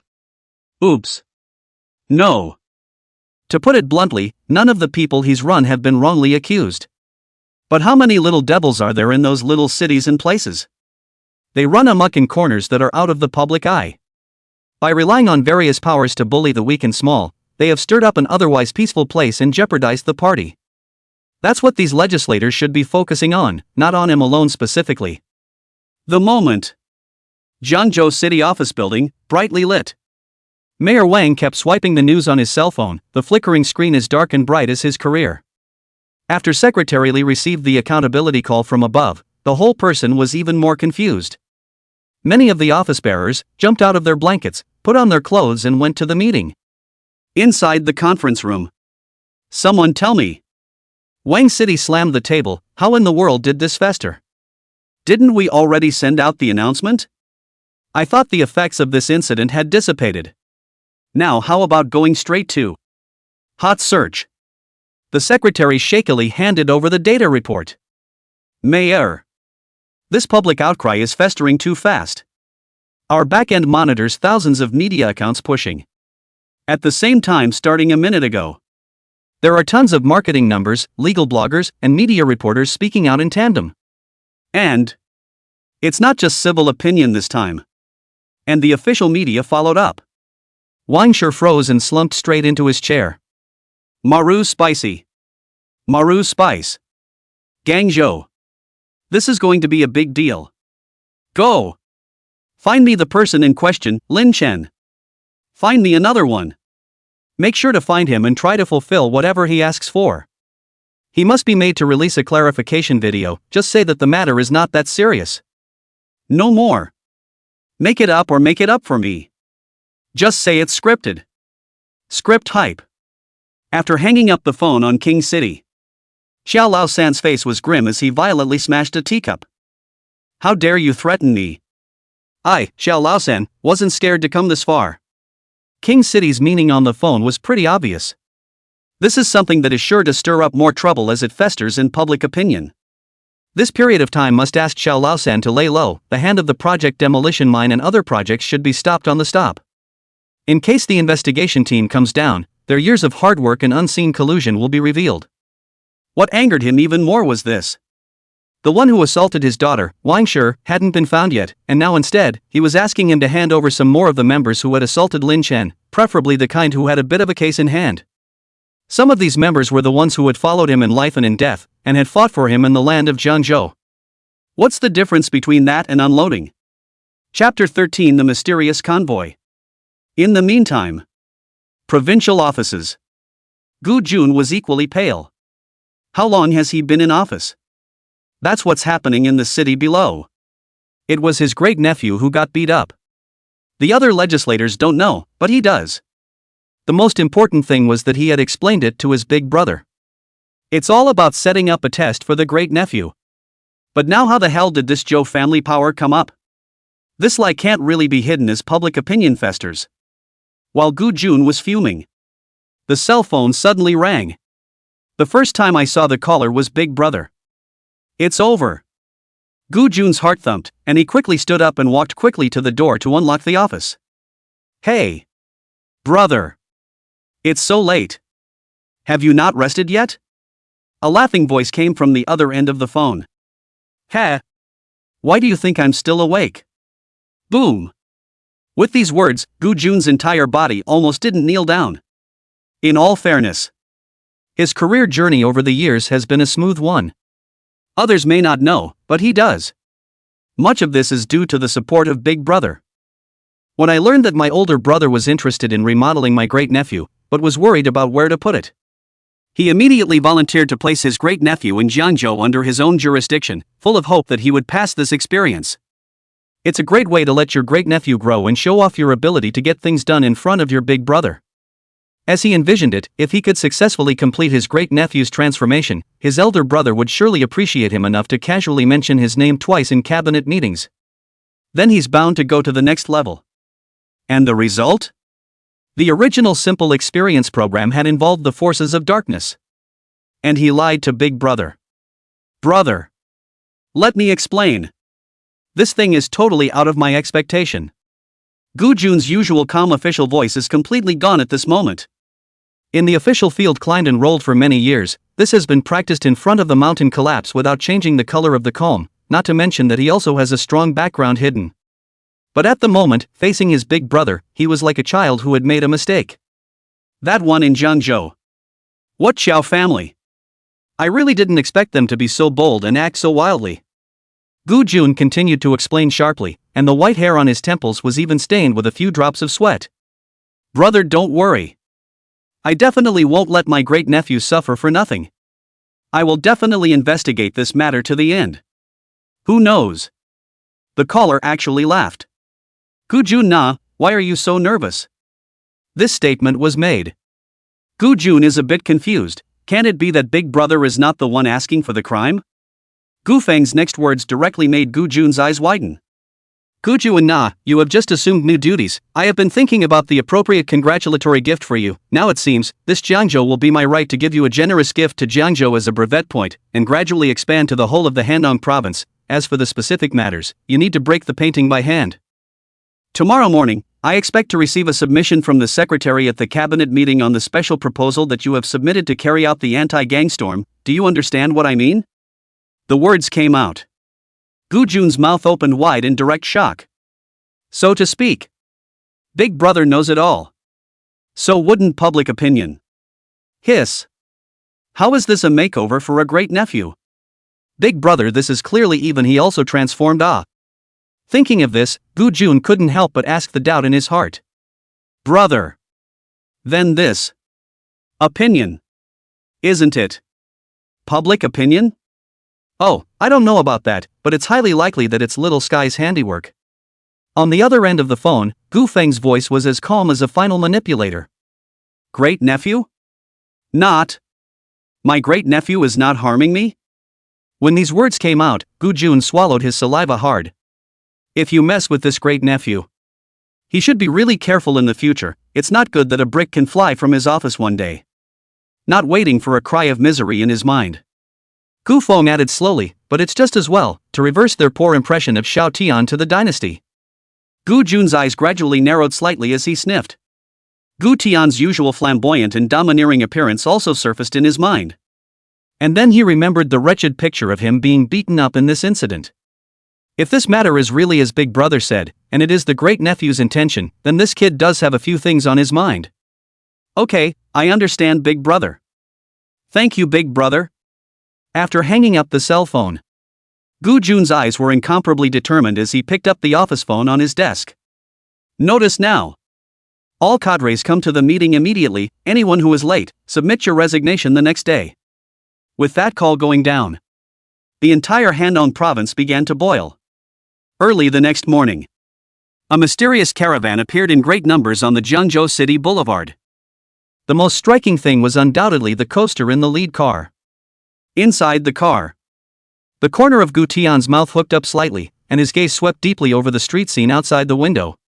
When I leave Jiangzhou City, I'm afraid it's about to be wiped off the map, right? Gu Xiao. A woman dressed in OL professional black silk walked forward elegantly with a tablet in her hand. The two young girls beside them who were massaging Gu Tian's shoulders and legs immediately stood up to make way. Her name was Tanglan, and she was Gu Tian's private secretary as well as outgoing personal security. Proficient in firearms, fighting, and intelligence gathering, she served in the Women's Special Force of the Dragon Kingdom and joined the Gu family after her retirement, responsible for Gu Tian's security and field affairs. It's 10 minutes away from the River State International Hotel. The hotel has been fully chartered and the interior cleared. Counter-terrorism teams A and B have already established security around the area. All perimeter personnel are in place. Aha! Gu Tian faintly answered and said nothing more. Holy! Whose caravan is this? The coaster with double blinkers. What kind of traveling bout is this? Am I not awake? When did such a big lord come to Jiangzhou? Not afraid of a Rolls-Royce with an umbrella, but afraid of a coaster with double flashers. This quote has been circulating on the internet for a long time. But today the citizens of Jiangzhou finally saw it with their own eyes. Among these talkative passers-by, there were two men in executive jackets full of anxious faces making phone calls. Wang City. It doesn't seem to be the leader from above. The formation of this convoy is not at all the configuration of a leader. What's all the configurations? What other cars are there besides the coaster? Can you see into the car? Wang Shi's hoarse voice came from the other end of the line. He'd blown up his phone and hadn't asked who the hell was coming in this one convoy. In the past, if a leader came down, all of them municipal cadres will get wind of this. But now this. Totally clueless. King City. The lead car is a coaster. Behind it are 3 black Mercedes-Benz Big G. In the back 4 or 5 Land Rovers. The license plates are all Dragon A and Leopard. Mercedes Big G? Land Rover? Leopard? Wang Shi's voice was noticeably less tense than it had been a moment ago. A convoy like this is obviously not a leader, it's most likely some thug coming home to his hometown. But just as he breathed a little sigh of relief, the executive jacket man's voice snapped up with intense fear. King City. The problem is not the convoy. The point is the man sitting in the car. What? What's that sitting in the car? Wang Shi's voice on the phone tightened again. The executive jacket man gulped, his throat drying. You can't see through the windows of the coaster. But the Mercedes Big G and Land Rover Defender don't have fully blacked out windows. We see. Sitting in the car is a group of men wearing black helmets and holding the truth. Boom. Wang Shi only felt his mind go blank, and his cell phone almost didn't hold steady. The next second he stormed out of the office and yelled furiously at the secretary. Contact the River State Police immediately. Tell them to send out the entire police force. Chapter 14 Taking over Jiangzhou. Missy. I don't dare. I really dare not. Dragon A. Give me over to go. That's an order. Pass me. Jonah on the passenger side grimaced and chortled harshly. But the driver is not a cutie. He was just a part-timer, driving a car for Joe's family for a paycheck, no need to gamble with his life. In case this convoy in front of him was a real big shot, he, a driver, wouldn't even have a chance to escape. Missy. Why don't we just forget about it? The driver's hands were shaking as he tried to persuade them. Snap. Jonah slapped her violently across the face. I'll say it again. Give me over to go. Jiangzhou, no one has dared to drive in front of my Chow family's car yet. Outsider cars, you'll have to get out of my way when you see them. Jonah's beautiful eyes were filled with coldness and she gritted her teeth. She was in a bad enough mood today, and was worried that she had nowhere to take her anger. In desperation, the driver gritted his teeth and stepped on the gas and hit the steering wheel. Stab. The Rolls-Royce momentarily overtook the car in reverse. It was followed by a jerk of the steering wheel and a flash to the front of the coaster. Facing the unexpected. The driver of the coaster was not the least bit flustered. Brake the car and lose your head. So he had to slow down the car a bit. But the passers-by outside were sucking in their breath and exploding, marveling at the fact that the Chow family's car was so powerful. Gu Tian could only raise his eyelids slightly. Go on, check it out. He hoped that there were other families besides the Chow family that could be so fierce in Jiangzhou. The more black forces there are, then the greater the fruits he reaps. The words came out. A flash of surprise flashed across Tang Lan's cold face. Gu Xiao? You just said to. Check? In the former temper of the prince, I'm afraid to go down and beat this Rolls Royce into a sieve directly. But now it's actually going to be investigated? It's happening right now. The Rolls Royce suddenly and deliberately came to a sharp stop. Tang Lan subconsciously held onto her headset and said sternly, Attention Group C, unidentified vehicle provoking. Over, go and shoot straight when necessary. Buzz. As soon as she spoke, the Mercedes-Benz Big G directly behind her slammed on the gas and scurried out. One of the Big Gs slammed into the Rolls-Royce. Bang! The Rolls-Royce body instantly lost control and flung itself violently. Ah! Jonah blushed furiously and let out a horrified scream as she was thrown straight back in her seat. The driver was more than a handful, struggling to right the out-of-control steering wheel. Wait until the car is stabilized. The convoy is long gone. Inside the car, Gu Tian smiled faintly and picked up the red wine and said casually, What a bunch of stupid groundhogs. Just like that, the convoy drove towards the Jiangzhou International Hotel in great numbers. On the other side of the police station, the alarm bells were ringing loudly. Several police cars all pulled out and chased them toward the target area. 30 minutes later. Name? Li Shan. Occupation? Police officer on the case at the River State Police Department. What? After Gu Tian heard this, the corners of his mouth hooked up slightly as he looked at these people in front of him. Meh. Looks like you guys are surprised, huh? Has it been looking for me all this time? This statement was made. The 20 youths shook violently, then shook their heads in unison in denial. Everyone is not a cutie pie. The equipment as well as the hands of these men in black were definitely professional. Surprisingly, they were surrounded and controlled in broad daylight. Its position and establishment are definitely above them. And this Lin Chen is still their boss. But they had previously found out nothing about Lin Chen's identity. The phenomena add up. This Lin Chen was definitely a big Buddha, I just don't know which organization he belonged to. Egu, your mouth is still quite hard. Gu Tian looked around at these people, his tone playful to the extreme. Do you guys know Joe Olds? The investigation team he organized was on the third floor sorting out the situation in Jiangzhou City and the Chow family. It's a shock not to find out. Mayor Wang and Secretary Li of Jiangzhou City actually have accounts outside? The frequent caller is actually the Zhou family? Including the companies behind some of the projects in Jiangzhou City can be related to the Chow family. Even the city police on the street can be related to the Zhou family? Instead of being everyone's Jiangju, it should be the Jiangju of Zhou's family. And these little police officers in front of us. Oh. In the face of Gu Tian's question, these people continued to shake their heads in unison. But everyone's mind is gradually coming around. This Lin Chen, I'm afraid that Xiao Laosen really can't afford to mess with. In response to these people's denials, the corners of Gu Tian's mouth hooked into a cold smile. Yeah. All mouths are hard. In that case. Then I suggest you start practicing holding your breath now. Hold your breath? Tang Lan and Ling Feng looked at each other in dismay, neither knowing what their young master meant by this. However, the next sentence instantly caused all the youths to turn pale, and their cold sweat raged. After all, it takes 72 hours for concrete to set. The words fell. The black-clad tactical team members understood in seconds, and aimed their truth guns directly at the men in unison. Click, click, click, click. There was a cocking sound.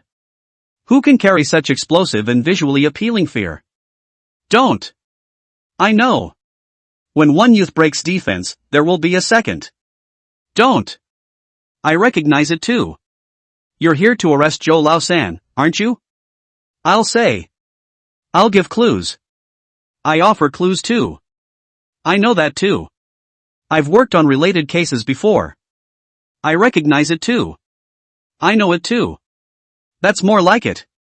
Gu Tian looked at the group of people who had completely collapsed in front of him with interest. When one wave of officers can't make contact, a second wave of officers will come looking. If you can't find it in the second wave, there will be a third wave. In the end, the entire Jiangzhou police station, completely thrown into chaos.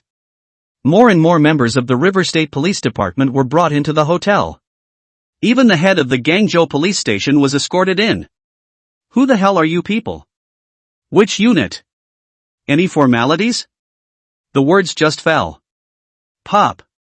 The man in black pulled out a black ID and disliked him directly in the face.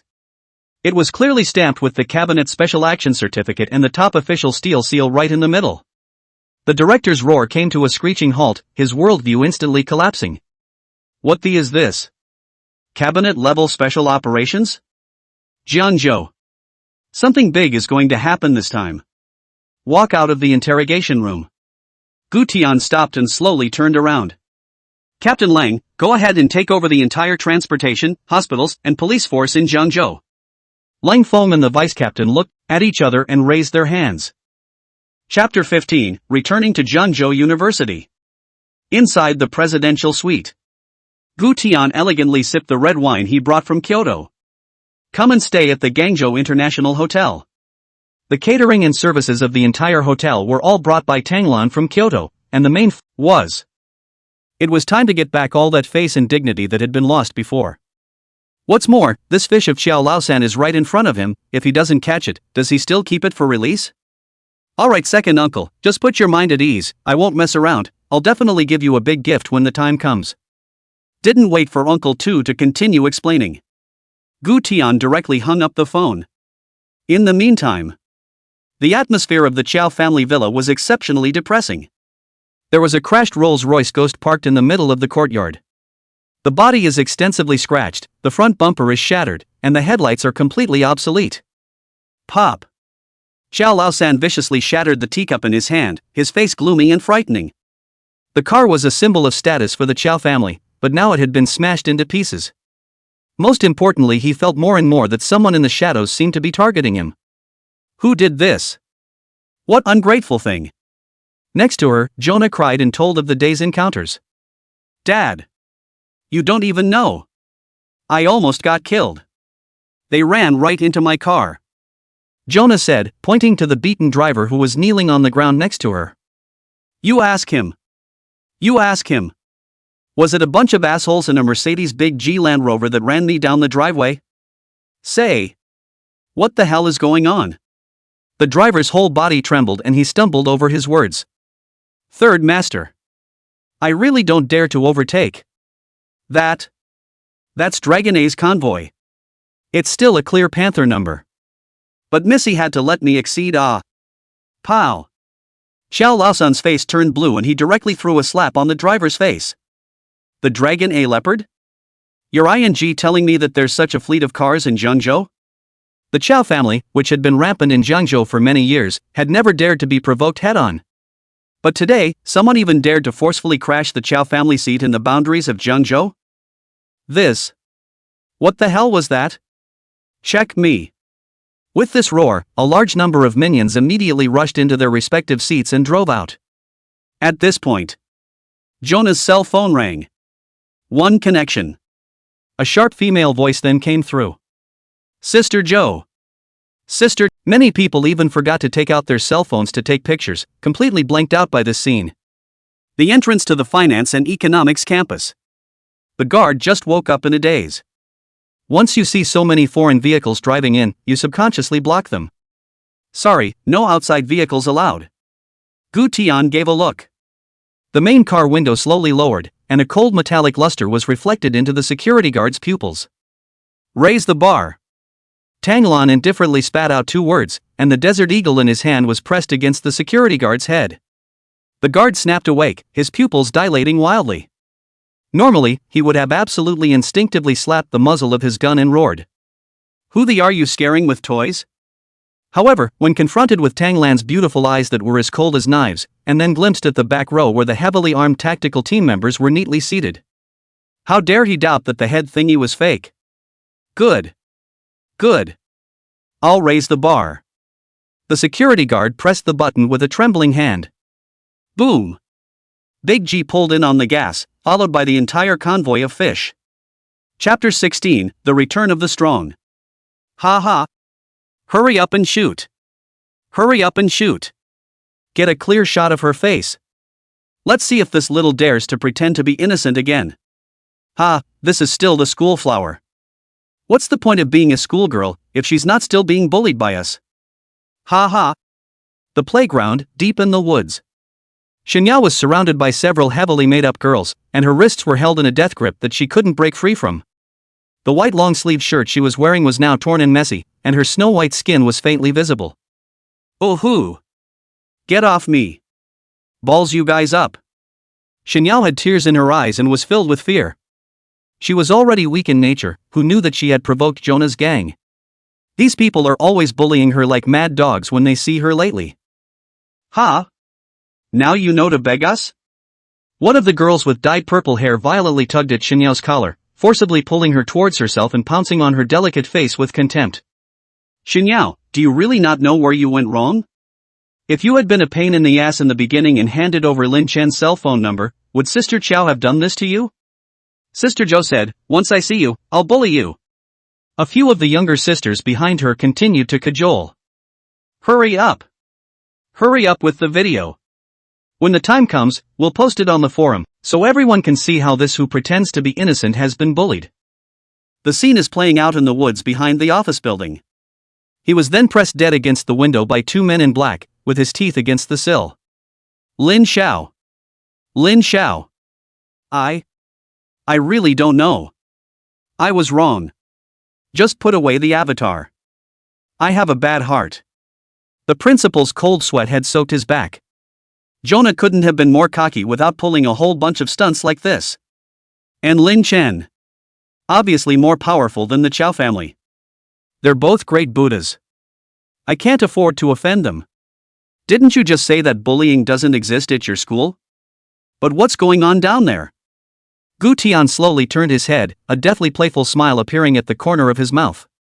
The principal's head shook like a rattle drum, and cold sweat flowed from his forehead like a waterfall. "No. No, no, no, no. Lin Xiao. Lin Xiao. Give a chance. I will absolutely step up and learn how to manage in the future. Absolutely no more." He hadn't finished his sentence. A look from Gu Tian. Tang Lan understood in a second, and violently raised her long leg, and delivered a harsh downward chop towards the principal's back. Bang! Ka-ching! The principal's incisors knocked hard against the windowsill with a bone-cracking crunch. Ah! The pig-killing wail instantly resounded throughout the office. Gu Tian's gaze was cold and condescending as he looked at the principal whose face was covered in blood. "Go on, take it down so he can see it again with his own eyes." "Okay, Gu Xiao." Tang Lan waved his hand. Several people in black stepped straight forward and dragged the principal up by the collar. The faculty members in the hallway, seeing this scene in unison, retreated to their respective offices and slammed the doors shut. "I go? What's going on here? The one just now. Was it the principal? Why are his teeth gone? Incisors? Who are these men in black? How dare they just grab the principal?" The other side. Jonah also led her fleet of cars in a grand drive to the finance and economics campus. The security guard went up to block it, just like earlier. No outside vehicles allowed. As a result, a shotgun stuck out directly from the main driver against his head, and then he saw that the passenger seat was Chow Laosan's daughter. "Nice guy. That scared the hell out of me. Get out." "Okay. Miss Chow, I'll lift the pole with you." Seeing the distant back of the convoy, the security guard wiped the cold sweat on his forehead and turned back to the security booth to write his resignation letter. He's just a small security guard, defending his side, and like Stan, the teacher. But I actually experienced 2 moments of life and death in the middle of the day. Can you stand this? The woods. Remember. Call me Sister Ran from now on. Ah! Xinyao shrieked out in pain, her hair was torn messy, and her white neck was directly exposed to the air. With such a delicate and helpless look, a few of Jonah's juniors couldn't help but gulp. That's ing. Gee. I love it. It's happening right now. A fleet of luxury cars came speeding by. The playground's wire gate was blasted away by Big G and slammed heavily on the ground. The scene. It instantly drew a crowd of spectators from the playground. But the convoy didn't slow down, crushing the lawn and heading straight for the woods. I'll go. Sister Joe's fleet of cars, I think. It's so dominant. So handsome. A few spirit misses were so excited that they danced around, looking at Xinyao with smug faces. Xinyao, you're dead. My sister Qiao is here. However, just when they were laughing the hardest, the big Mercedes-Benz G drifted and pulled up next to them in a dominating fashion. Clunk! The car door opens. The battered and bruised principal was then down. The scene. Look at all the people filled with horror. Holy Joe, this kind of against all odds. Just as they looked up to see if Joe was walking down next, an incomparably familiar figure came into their eyes. Only Gu Tian bent down slightly, walking down like a major general getting off an airplane, his face so gloomy that it was scary. Several women violently covered their shocked mouths. Lin Chen? It's not the boy who was beaten by Sister Joe. How is he? Xinyao also froze. Look at that familiar figure. Which, she had thought was just an ordinary person. Or even as pathetic as her, Lin Chen. How dare you come back at this moment with a bout that shook the whole place. Chapter 17. A terrified Jonah. When he saw that the one being bullied was actually Xinyao, Gu Tianyi was surprised throughout. Xinyao? This statement was made. Xinyao violently pushed away the few spiritual little sisters in front of her, red-eyed and staggering, she darted towards Gu Tian. Lin Chen. It wasn't me who intentionally gave Jonah's cell phone number. It was them. And now pressing me for your whereabouts. And why didn't you message me back before? I sent you so many messages and called you so many times. Woohoo! Gu Tian was too lazy to explain all this, and subconsciously shielded Xinyao, who was crying like a pear, behind him. As for the several spirit little sisters, the whole thing cracked up as they watched Xinyao run towards Gu Tian. How did they not expect it? This boy who was stepped on by Sister Joe had such a magnificent background. Beat the principal to a pulp? Knock the playground gate off. And looking at the other party's eyes, it was obvious that they were protecting Xinyao. Looking at Xinyao's face was filled with helplessness after being bullied, and the red marks from being scratched remained on her white neck. Who did this? Gu Tianyi's entire anger, looking at these spiritual little sisters in front of him, his hand unconsciously touched to his waist. One moment. The air around them froze. A few spiritual little sisters were so scared that their faces turned white and their legs trembled madly. The soft ones are afraid of the hard ones, and the hard ones are afraid of the ones who don't want to die. They're not really punks either. It's just a matter of following Jonah around and kissing some ass and making people happy in exchange for some care at school. But such a scene is really a bit scared of their guts. That's when the simple-minded little sister stepped up. Now this situation, that is undoubtedly an opportunity to show loyalty, if one keeps wimping out, it is Sister Qiao's face that will be lost. So you have to be tough and earn face for Sister Joe. Humph. I did it. What's wrong? A spiritual little sister took a sharp step forward, threw her hair back, and raised her chin in a stiff-lipped manner. Next. Gu Tian backhandedly pulled out the beretta at his waist. Bang! Spirit's little sister didn't even let out a muffled grunt and fell straight down. The red liquid even splashed the person next to him. In a flash. Aha! Ah! Ah! Everyone snapped their heads together and screamed. Some simply collapsed to the ground, while others were so weak-legged that they crawled on the ground, trying to escape from this place of wrongdoing. But just as he climbed out 2 steps, the voice of the ice-cold limit came to his ears. Move and die. Gu Tian held up Beretta with cold eyes. At this moment all the spiritual little sisters were too scared to move, and some had even broken down and cried out.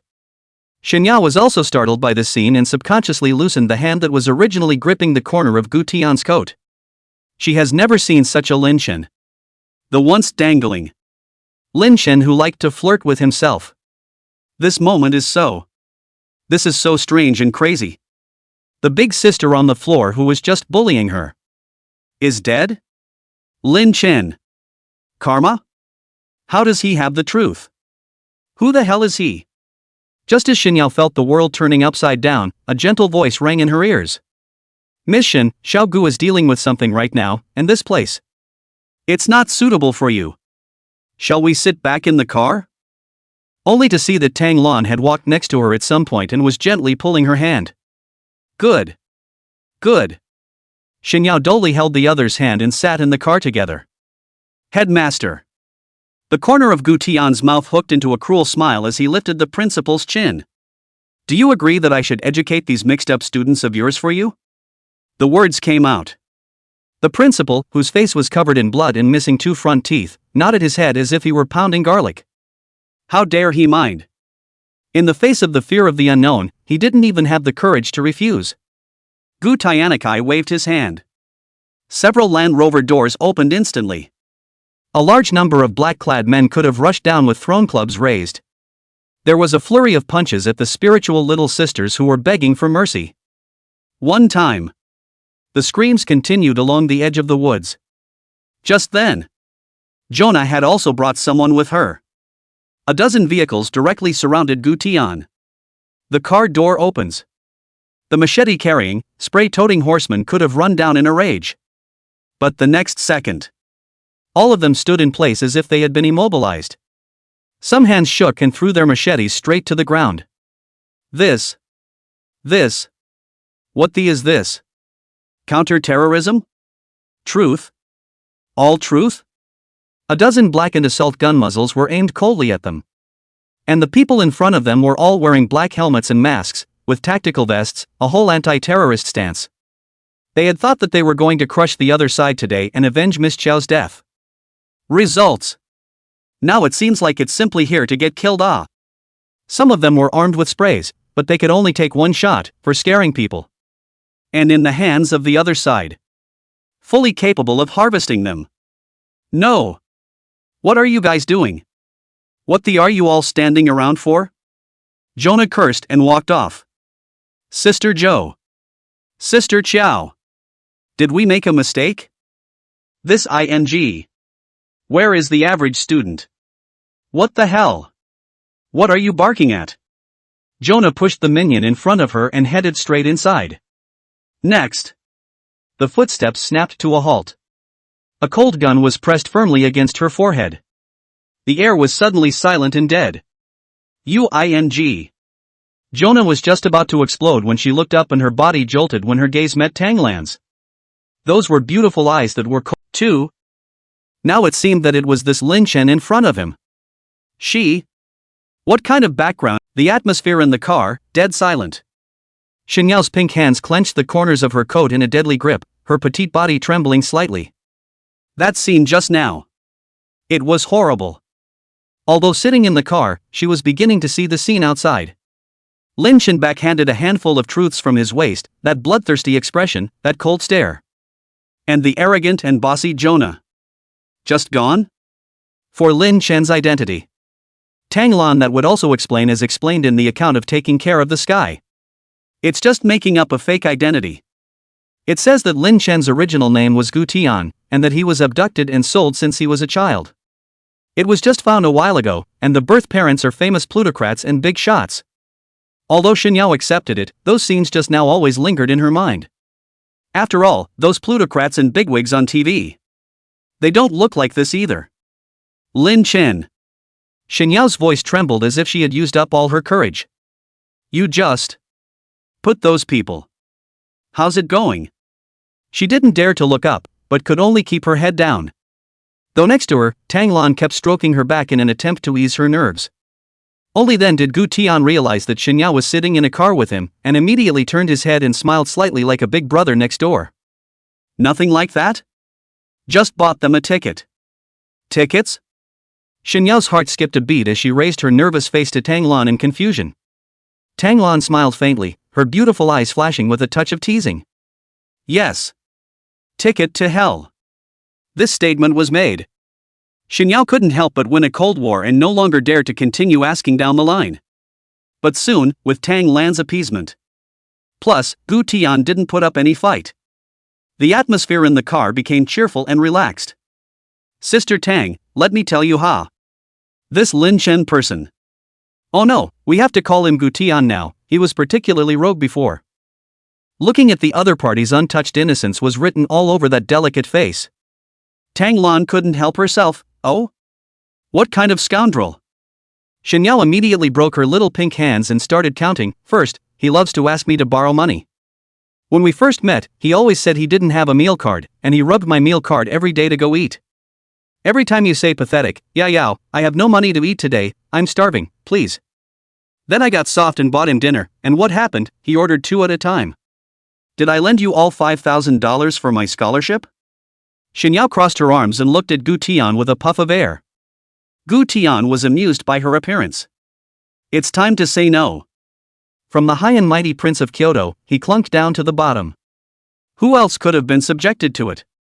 It was good that I met Xinyao at that time. The other party really didn't help him much over the year. Including the rent for the room you were renting at the time. Even many of the clothes were bought for him by Xinyao's hard work or with his scholarship. And he's in so much trouble that he can't even get a job. At first he took the other man's goodness for granted. Where in heaven's name is a girl like that? Must have been sent by his father to probate him.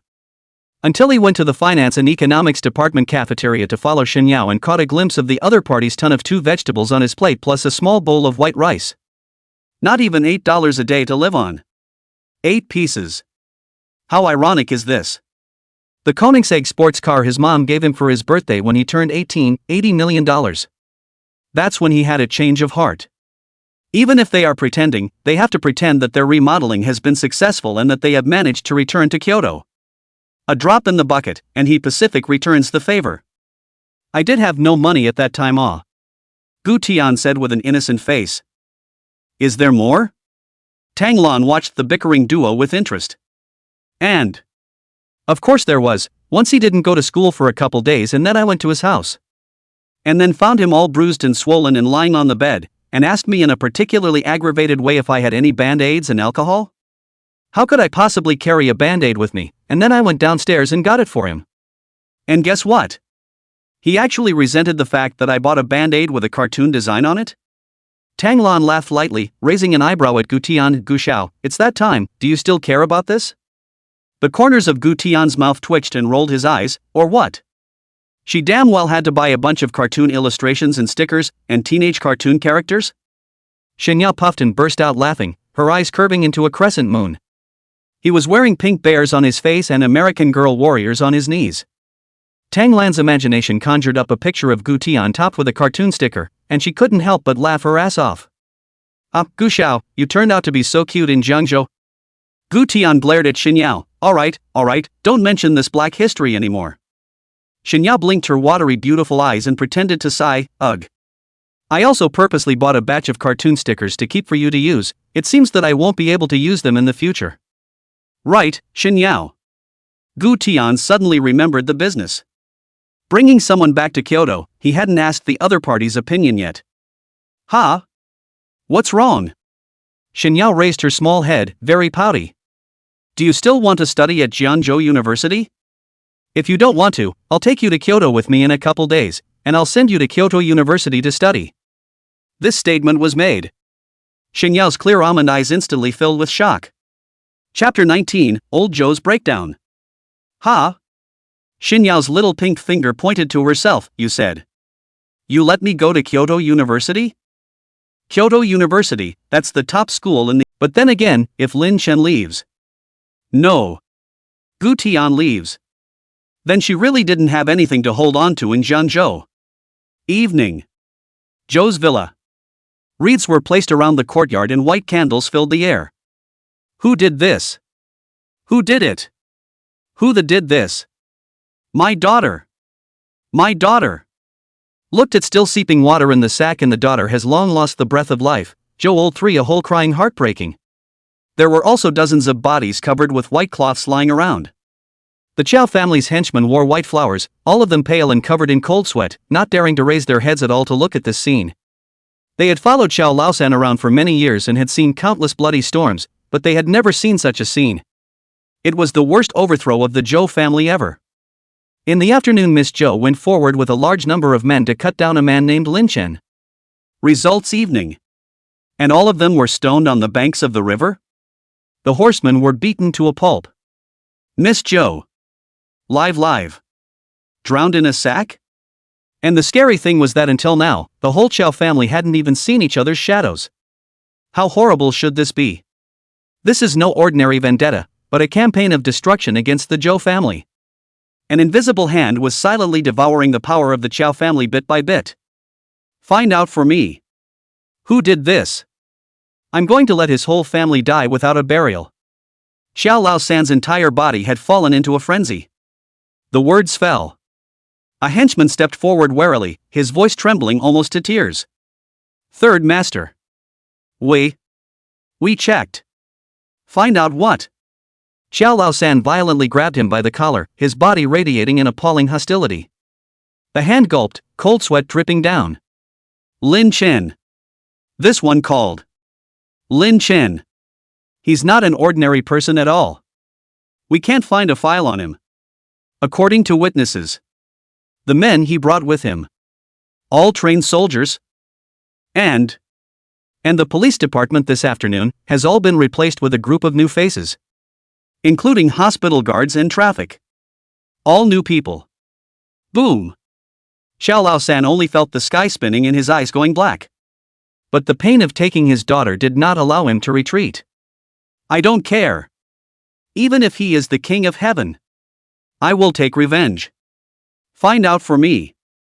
What exactly is the identity of this group of people? And where the hell is this Lin Chen right now? With Xiao Lao San's angry roar. The whole of Jiangzhou was plunged into an unprecedented panic.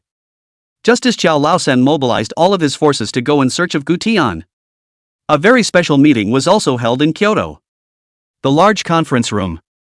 20 cabinet members are whispering about the subject of this meeting. Gu. Old Wang Ah. You're here early, we're all here at this time of the night, give us a heads up. How should I know? I was just informed to come here. How could you not know that? Your son plays that well with the prince, he should be able to get wind of something, right? That's right. Pull back, I haven't spoken to that rebellious son of mine for a long time, how am I supposed to know that? After a long wait, the door to the conference room was slowly pulled open by the suited concierge.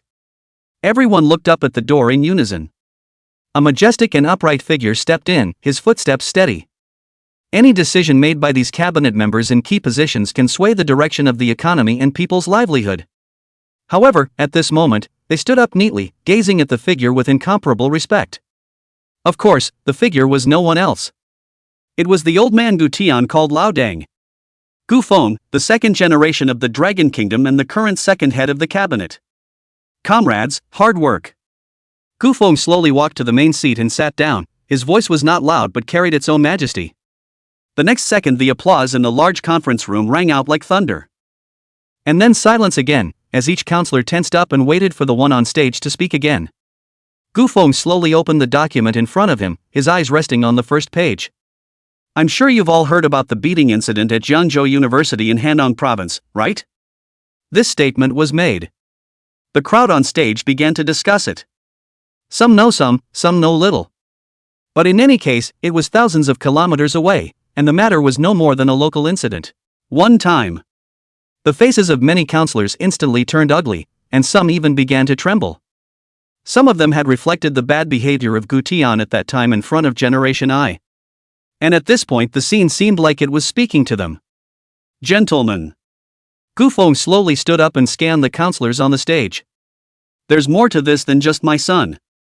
Rampant black forces in Jiangzhou, bullying on university campuses, local dereliction of duty, it's a tumor, and I'm sure such things exist in many places. Now it's time to deal with it. This statement was made. The backs of the crowd on stage went cold. They get it. Jiangzhou is completely finished. But what shocked them even more was Gu Lao's attitude. This is not only to avenge his son, but also to completely cleanse all the local black system off. Just as a number of legislators were wallowing in shock. The secretaries could then send Gu Jun's drawn-up documents one by one to the following legislators. The cover reads: Proposal for a special operation to combat the Black Storm within the Dragon State. The content of the document even refers to all the black and evil forces in the Dragon Kingdom. The legislators turned over the documents, and when they saw the first item, many of their faces changed instantly. Article 1. Starting with Jiangzhou, a full-scale operation to purge the black forces was launched. Digging deep into the hidden black and evil forces in various places, eliminating the roots and thoroughly investigating the umbrellas behind them. Article 2. Article 3. The more the MPs look at it, the more alarmed they become. This is not an ordinary anti-gang operation, but an unprecedented thorough investigation. Then look at the proposal's Gu Jun's signature, how dare anyone disagree? Pissed off. How can these black forces be so rampant? I agree with this proposal. I agree. Agreed. Representative Gu Jun of Handong Province hit the nail on the head with his proposal. I think he should be the head of the Special Action Group. Agreed. I agree. In the meantime, after learning that the cabinet meeting in Kyoto had passed his proposal, Gu Jun was so excited that he slapped the table repeatedly. This congratulatory gift from Big Brother. It's simply too big. Not only did he make him a new official, but he also directly made him the chief of the Special Anti-Triad Unit. Totally feeding into the cabinet into his mouth. If this operation goes smoothly on a large scale, his next step could be a direct promotion to the rank of cabinet member. As Gu Jun's orders were given one by one, a large number of investigation teams, members of the police force and anti-terrorism members were urgently deployed to Gangtok. In addition, the bank is the first time to blockade the black forces involved in the Chow family, freezing its funds, seizure of its industry, all illegal assets seized in accordance with the law. Late night. A hot search airborne all the major social media list, directly detonated the entire Dragon Country network. #shocked. The beaten man in the Jiangzhou beating incident was actually the Prince of Kyoto, Gu Shao #. Zhou's Black Power members exposed #. Good guys. The Zhous have kicked the bucket this time. The most mysterious Prince of Kyoto has appeared. The beaten man in Jiangzhou turned out to be him. Tears all over the net. The Prince of Kyoto, Gu Shao, is so pitiful, bullied by the dark forces #. With these list topics soaring, thousands of netizens all flocked to the comment section. I'll go. Elder Gu's son? It's so rampant. It turns out that Gu Lao's son is just like us. He gets bullied too. These dark forces are so rampant? Even young Gu dares to bully? I'm a damn awe. Prince Gu is too low-key, right? Inside the Jiangzhou International Hotel. Looking at this one hot search and the clear sympathy in the comments section, Gu Tian revealed a long-lost smile. That was the effect he ultimately wanted to see. Pops himself is in a respectable position, and won't the fermentation of public opinion this time make the prestige even more so in the hearts of the people? He, as a son, is by definition a prominent person. Only to end up being bullied by the dark forces in Jiangzhou? It's all about contrast. Especially those counselors in Kyoto, their respect for Pops as well as for their Gu family would definitely go up a notch. The most important. I drink to drink. Xinyao pouted, but didn't think much of it, turning around and walking towards the bedroom. Between the swaying of the slender calves under the bathrobe, the hem of the skirt gently lifted up a corner, revealing delicate snow-white skin. Looking at Gu Tian, he rubbed his brow vigorously one by one, and he couldn't help feeling even more emotional in his heart. It's a good thing this girl met me. If she had met other men. Oh. Chapter 21 Dragon Emperor's Special Brigade. Open the bedroom closet. Xinyao directly covered her mouth and whitened her clear, beautiful eyes. Oh my god. The entire closet was full of top luxury brand clothes, even the hang tags were not removed. Chanel, Dior, Givenchy, Hermes, Armani. I'm afraid that just one piece of clothing is worth more than her entire year's scholarship. She had thought that it was just a few ordinary clothes, at most a little more expensive than what she usually wore, which had thought that it would be this kind of top big brand? These clothes? Are you all for me? Gu Tian lazily sat on the sofa and casually shook his red wine glass. Well, just pick something to wear. A drop in the bucket is a drop in the bucket. It was then that he made up his mind within himself. Xinyao's glory and wealth for the rest of her life, he, Gu Dishao, will satisfy all of them. Pick a few random pieces? Xinyao's entire body froze. It's a top-of-the-line luxury item, and he's talking so casually about it? The world of the young master of the plutocracy, she felt like she couldn't understand it at all. 10 minutes later. Xinyao changed into a white short-sleeve, tight jeans, and Chanel white board shorts and walked out from the bedroom. The whole thing instantly went from being a normal little girl to a rich girl like chic sense of style. If she didn't walk coyly. If you don't know, you'd think it was some kind of young lady. Look at this. A body that works? Xinyao's heartbeat accelerated by a few points, and for some reason, an inexplicable feeling of happiness suddenly surged to her heart. Growing up, no one ever bought her clothes. Her clothes were either old or from the night market for a few $dozen. Clothes as carefully prepared and even just the right size and style had never been purchased for her. Well, that's good, it fits you pretty well. Gu Tian put down his wine glass and stood up, sizing up Xinyao with interest. Come on, let's go down to dinner, they have dinner ready. We won't have to eat any rotisserie hot pots to improve our meals. Xinyao's small face instantly reddened, not knowing whether it was shyness or an indescribable emotion welling up in her heart. Previously, every time she paid her part-time salary, she would call Gu Tian to go out for dinner. With limited funds, the two of them had to go for a rotisserie hot pot. I have to say, Xinyao is perfect for wearing this fresh style. Do not need too many embellishments, do not need expensive jewelry to add, just such a simple one, has made people cannot move their eyes. Xinyao was stunned for a moment, as if a certain place in her heart had been gently touched, tingling. Then he lowered his head and gave a soft quickly following behind Gu Tian. The two made their way to the top restaurant of the Jiangzhou International Hotel. After being Xinyao stared blankly at the table in front of her that could be described as a luxurious to the. You used to eat like this? Gu Tian gave her a lazy look. That's been the daily routine for less than 10 seconds. A large number of anti-terrorist vehicles and a dense crowd of anti-terrorist members are all gathering in this direction. The eyes of the angry inspector's staff cleared instantly. Comrade. At the risk of sounding presumptuous, which organization are you from?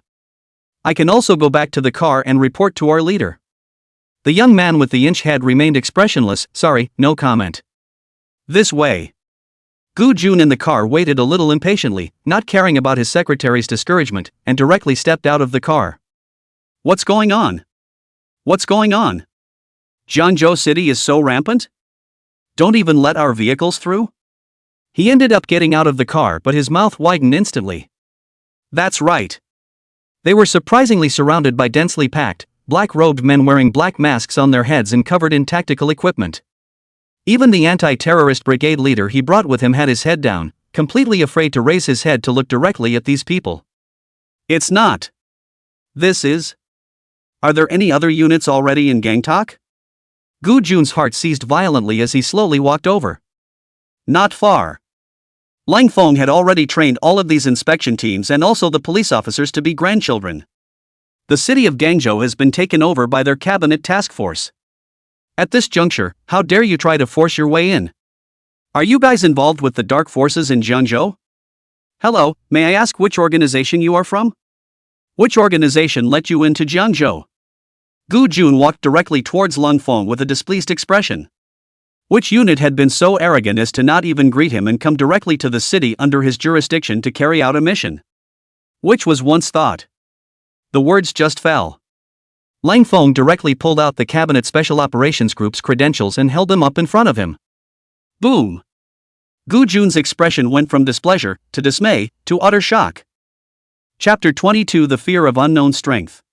Hey, my great nephew. My dear nephew. I've received your gift, it's really too valuable, can you let me enter Jiangzhou now? Second uncle to help you take revenge, okay? You don't need to get involved in those things in the Chow family, it's all a bunch of flies and sparrows. It'll really dirty your hands. Gu Jun's tone, that of a respectful one, first ruler and subject then uncle. Gu Jun hung up the phone with his front foot. Lang Feng could have gotten the call to release them immediately. In this way, the vast caravan drove into the border of Jiangzhou. The other side. Impossible. Impossible. How is this possible? Xiao Laosan sat on the sofa, his hands trembling as he held the cell phone, his face as white as a ghost. The images in the video are either #shocked. The beaten man in the Jiangzhou beating incident is actually the Prince of Kyoto. #Jiao Laosan panicked. The Black Power Terminator strikes, Jiangzhou is about to be reshuffled. #Hashtag Zhou's family blackout unearthed. #once a king, now a lamb to the slaughter. Either that or all the police officers in the state of Jiangzhou are standing in a row chorus of barred tears. Honestly. He had felt before that this Lin Shen that his daughter had messed with during her lifetime was not a simple character. Otherwise the daughter wouldn't have suffered loss after loss. But who could have ever imagined that people's background was completely breaking his cognition? Those heavily armed black men in the video on the screen, armed with the truth, blocking traffic and police stations. Where is this sweeping? This is clearly a battle of extermination. The scariest thing is that the badges of those black-clad men blatantly read Dragon Emperor Special Brigade. Puff. Xiao Laosun's cell phone was unsteady and fell directly to the ground.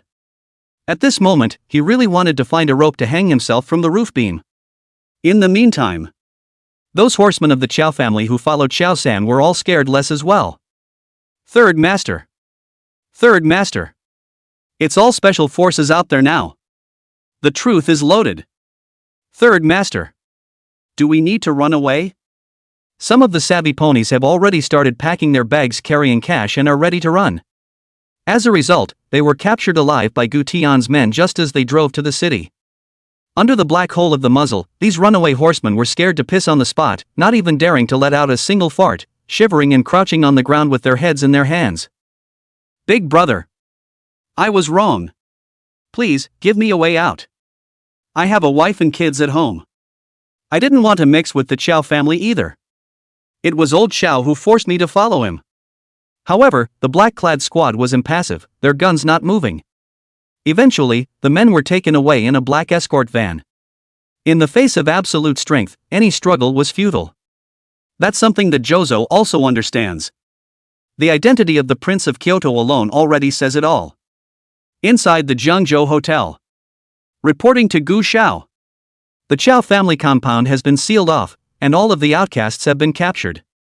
May I ask if the offense is launched next? A man in black walked into Gu Tian's room and went up to a standing position. Oh? These people didn't resist? Gu Tian lazily sat up from the bed. Jonah is so arrogant and does whatever she wants based on her old man. How come her old man doesn't even flutter now? This genus is no longer interesting. There was no resistance, none at the scene. The man in black said bitterly. Honestly.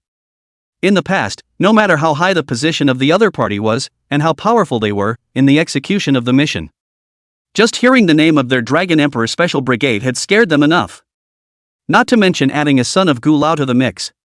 Now a district local black power? Dare to resist? Oh, not to mention that the 9 clans will not be protected, even the chance of reincarnation in the next life will be directly erased. Chapter 23, The Scene of the Capture. For the citizens of Gangtok. Such a big thing that must go to eat melon. No one can resist going to see large numbers of special forces on a mission. So there were quite a few people who made the trip over to watch. Zhou's villa is located right by the riverbank of Jiangzhou. It's late at night though. But the opposite side of the river was already crowded with people eating, wearing slippers and pajamas, some even holding watermelons. I'll go. Have you guys heard? Xiao San has offended the Prince of Kyoto. Really? The Crown Prince of the capital? Elder Gu's son? No wonder the anti-terrorist forces are here this time. How can this be an anti-terrorist unit? How can an anti-terrorist unit be so well equipped? Good fellow. Didn't the prince sneeze to destroy Xiao San? Why did he put out such a big show? Hey, don't stand there, that block is where Jonah's body was recovered. Blah blah blah. It's so damn bad luck. In the meantime, a large number of members of the police department drawn from other places also arrived. Seeing the scene in front of him, his mouth instantly opened wide. Their members were armed with pistols. But black-clad counter-terrorists with assault rifles and even some carrying rocket launchers? Inside the presidential suite. Great nephew. My dear great nephew. Give Uncle Tu a chance, will you? Will you leave this matter to Uncle Tu's full discretion? Looking at the sleepy Gu Tian, Gu Jun sat on the edge of the bed and pleaded one after another. At this very moment, he was not a general admirer of this great nephew. When their investigation team first started investigating Zhou's family's black power, Gu Tian's men directly moved a lot of organized dossiers. Even those involved in the dark forces of Zhou's family were arrested. The whole of their investigation team and the police officers drawn from them were all in capital letters confused. The speed and efficiency of this operation is really too high. They've come all this way to eat straight off the shelf? A second uncle, that Xiao San didn't even run, still within the Qiao family villa, the information charges and whatnot are all sorted out, you directly bring people to catch not on the line. Gu Tian yawned and sat up against the bed. It had only just been 2 hours of sleep, and this was again called up by Uncle too. "No, great nephew. You say simple. But without your order, people won't even let us in. It's not like they haven't tried to go in and make arrests." As a result, before he even got close to the Chow family villa, he was stopped by members of the Dragon Emperor Special Brigade. "Geez, great nephew, don't go to sleep, don't go to sleep, why don't you just come with me? At least let Xiao San die." As soon as he saw Gu Tian's eyes fighting, Gu Jun instantly panicked and urged again. Okay, I'll go.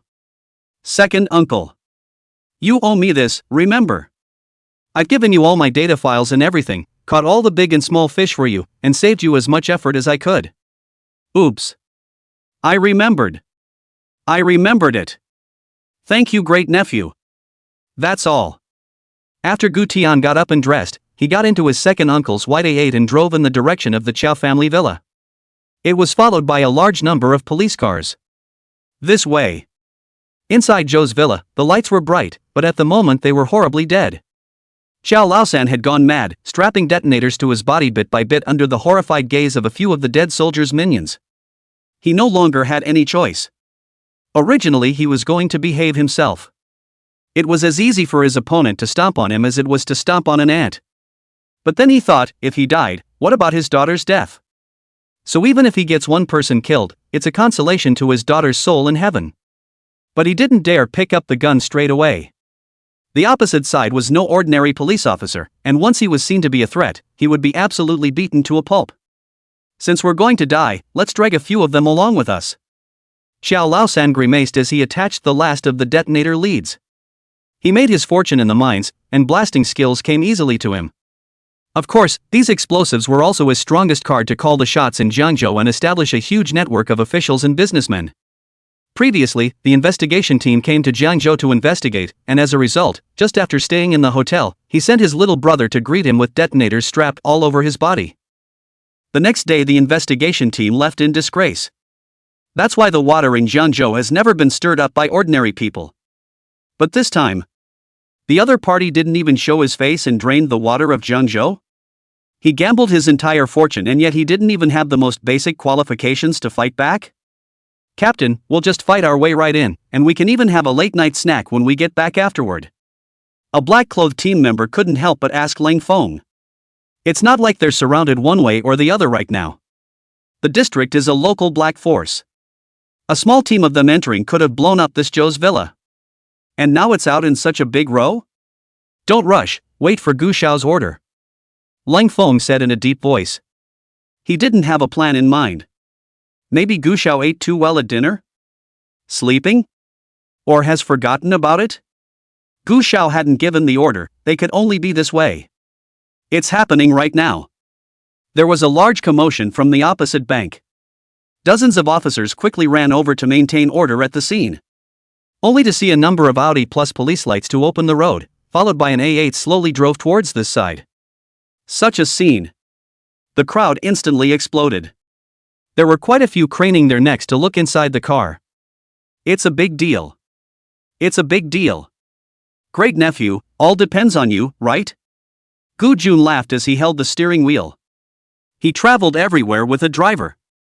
Chauffeured my great nephew this time. I don't know, I guess I'm just curious. Gu Tian yawned and casually pressed the window halfway down. In a flash, there was a gasp right outside.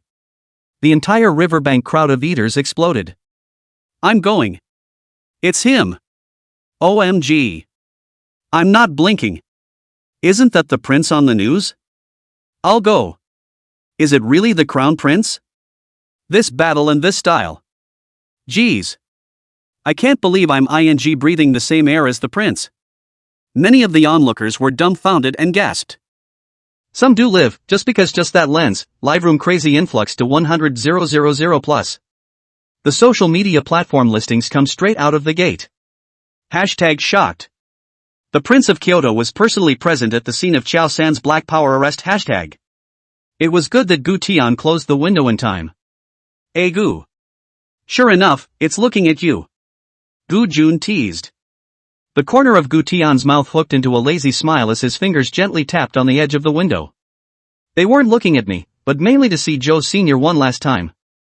Upon arrival at the scene, Gu Tian directly stepped out of the car and headed in the scene of Qiao. "Oh, by the way, have you found your daughter yet?" Every word drilled into his ears made Xiao Lao San's breathing heavier by a minute. For the first time he felt fear in his bones. The identity and background as well as the means of the person who came was completely crushing to him. One finger could crush his whole family. "You. Don't you come any closer. Come over again.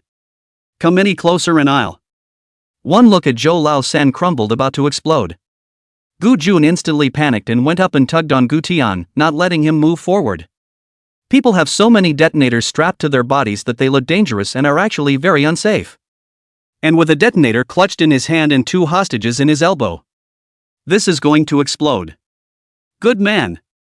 Jiangzhou is open, so is Kyoto?" At Gu Jun's urging, the negotiator hurried up and began to negotiate. "Xiao Lao San is soft and hard, just won't let go. Or just take 2 for the 2 minions he's holding." So much so that the negotiations have reached a stalemate. Just then, Lang Feng walked over with several documents and called Gu Tian to the end. The document was printed with the black history and charges about these 2 minions held hostage by Zhou Lao San. Any one of these would be peanut busting. Gu Tian glanced down and jerked his head up to slap the document onto Lang Feng. What's the point of wasting words with him after all this crime? It's all heinous crimes. Get the bazooka. This statement was made. The scene was dead silent for 3 seconds. Cold front. Black crew. Everyone thought they had heard wrong. "Gu Xiao, are you serious?" Lang Feng tugged at the mask around his ears and asked cautiously. Gu Tian glanced at him and raised his eyebrows. "You think I look like I'm joking?" Lang Feng sucked in a mouthful of cool air and immediately waved his big hand. "Go! Bring the bazooka to Gu Xiao." The 2 black-clad team members immediately ran to the special vehicle behind them and took out a long black metal case from the back. The other pulled out the bazooka inside. Gu Tian took it over his shoulder and walked straight over. The front negotiator is still struggling with his words. Suddenly, he realized that Xiao Lao San's expression was a whole lot of panic, and he kept backing away. The crowd turned to look and were so shocked that the sky nearly spiraled off. "I mile a dam. A bazooka?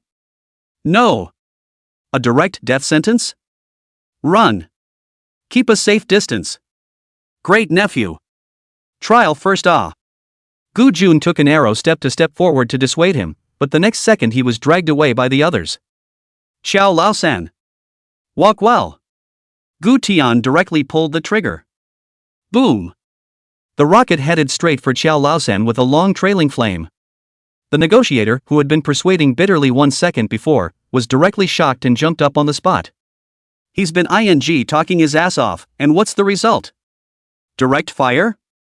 Ah! Feed me peanuts. Xiao Lao San let out the most desperate roar of his life. The next second, boom. The fire exploded and a loud noise shook the sky. The huge airflow lifted a number of people present all the way down. Even Gu Tian flew a meter away. The police officers who were not far away from maintaining order were even more shattered by this loud bang. "I'm going. Am I blind? Nice one. Really, a bazooka? No. If we have this equipment, then wouldn't suppressing black evil be a descending blow? Holy. In my lifetime I can actually see the forces of evil being physically overtaken by a bazooka. It's worth it." After a while, the smoke cleared. It was only then that the crowd stumbled up from the ground, patting the soot from their bodies, each brain buzzing. This ing. Who would have thought that dealing with a dark force would bring out a bazooka? Gu Xiao. The bazooka is pretty powerful. What model? I like it. After saying that, he pulled out his ears and turned his head to look at Cold Front. Next time, remember to remind me to wear earplugs before you fire the bazooka. Cold Front. The officers were even more dumbfounded. Gu Xiao. Can we prioritize our own safety? If anything happens to you, you'd have to be machine gunned in a penal colony. Gu Jun had just slowed down to see the Qiao family reduced to a sea of flames, and the whole person almost fainted on the spot. It's over. It's over. How the hell are we going to write a report? Can't we just write that the great-nephew threw a bazooka with the other side in this blackout storm? Thinking of this, he looked at the time and hurriedly dialed a phone number with his big brother. Toodle oh. The call was answered, and Gu Jun patted his dusty hair, his face full of bitterness. Big brother. Ahem. Joe's family. Nope. There was silence on the other end of the phone for 3 seconds, and then Gu Feng's voice sounded quietly. I know. Let Gu Tian handle it, there's no way the Chow family will survive. Gu Jun. So? What about this? Gu Feng smiled meaningfully, asked Gu Tian about this. After that, he hung up. Only Gu Jun was left to look at the messy Chow family villa not far from his eyes, which was ablaze with fire. Great nephew. Great nephew. This is something you've done so. What should I do with the reports of the people at the bottom? Gu Tian slowly pressed the window and raised his eyebrows and smiled. What else can we do? Chow Laosan tied with explosives to take hostages, the result of the villa gas accidentally exploded. I don't know. Gas explosion? Do you take people for cuties? Do you? Alright Uncle 2, I'm going back to the hotel to sleep Cold front, notify logistics and assist them in cleaning up the mess. Lung phone, yes. Gu Xiao. Gu Jun. Thus, it was under Gu Jun's dumbfounded gaze. Gu Tian calmly got into the A8 and left the scene in style. Chapter 25. The curtain falls on Zhangzhou. Early the next morning. The entire social media platform of the Dragon Kingdom directly exploded. A heavy hot search is like a cannonball, appearing on the list and soaring rapidly. #shocked. The dark forces of the Chow family in Zhangzhou have been taken down by the Prince of Kyoto in one fell swoop. #The Zhangzhou sweep, the Chow family was destroyed, the Prince of Kyoto was cynical. For a while all social was going crazy. The video footage is all about the side or background of Gu Tian standing at the scene and interacting with members of the police department. Especially he was the one who got up after the explosion with a grey head and was filmed by the cameraman from various angles. Both captured his tired stance but not his proper face. There is no doubt that the netizens have exploded. I'll go. Is this really the Prince of Kyoto? The Prince of Kyoto was there? That's a great camera angle, and it makes it even more mysterious by not giving the front face. Holy! So dangerous? It's on fire? The prince is even on the line himself? Bad review for the videographer. Basically say goodbye to the photography industry. Many netizens were frantically searching for pictures of Gu Tian's proper face, but none could be found. In the meantime, the city of Guangzhou has also issued a notice to that effect.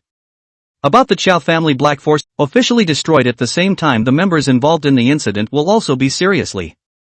And the Zhous were so arrogant, and they didn't even last 1 minute? Zhangzhou International Hotel. Inside the presidential, Xianhui lightly covered the tip of her nose, amused by her husband's words, her beautiful eyes conveying a touch of tenderness and pride. So? Our son has at least changed. Changed?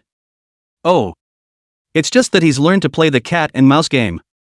Gu Feng gently lifted his teacup and took a light sip as he continued, however, he is indeed more mature than before. Xianhui nodded, a touch of relief surfacing on her face. It's always a good thing when a child grows up. This is the real big shot. What AKWZY, what rich young man from Kyoto? Only Gu Xiao is the real young master. This is great. Who dares to mix with the mob in the future? Who dares to bully? Eat peanuts directly?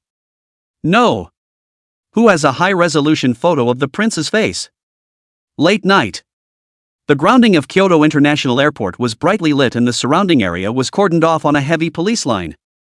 The light of a sniper scope flashed from time to time on the roof of the terminal building. Surrounded by even more truth-wielding security officers patrolling silently. In the air, a special airplane painted with 9 dragons slowly landed. This flight is the special flight of the generation of Megumi Lim Kokaian, who has returned from his visit to the countries.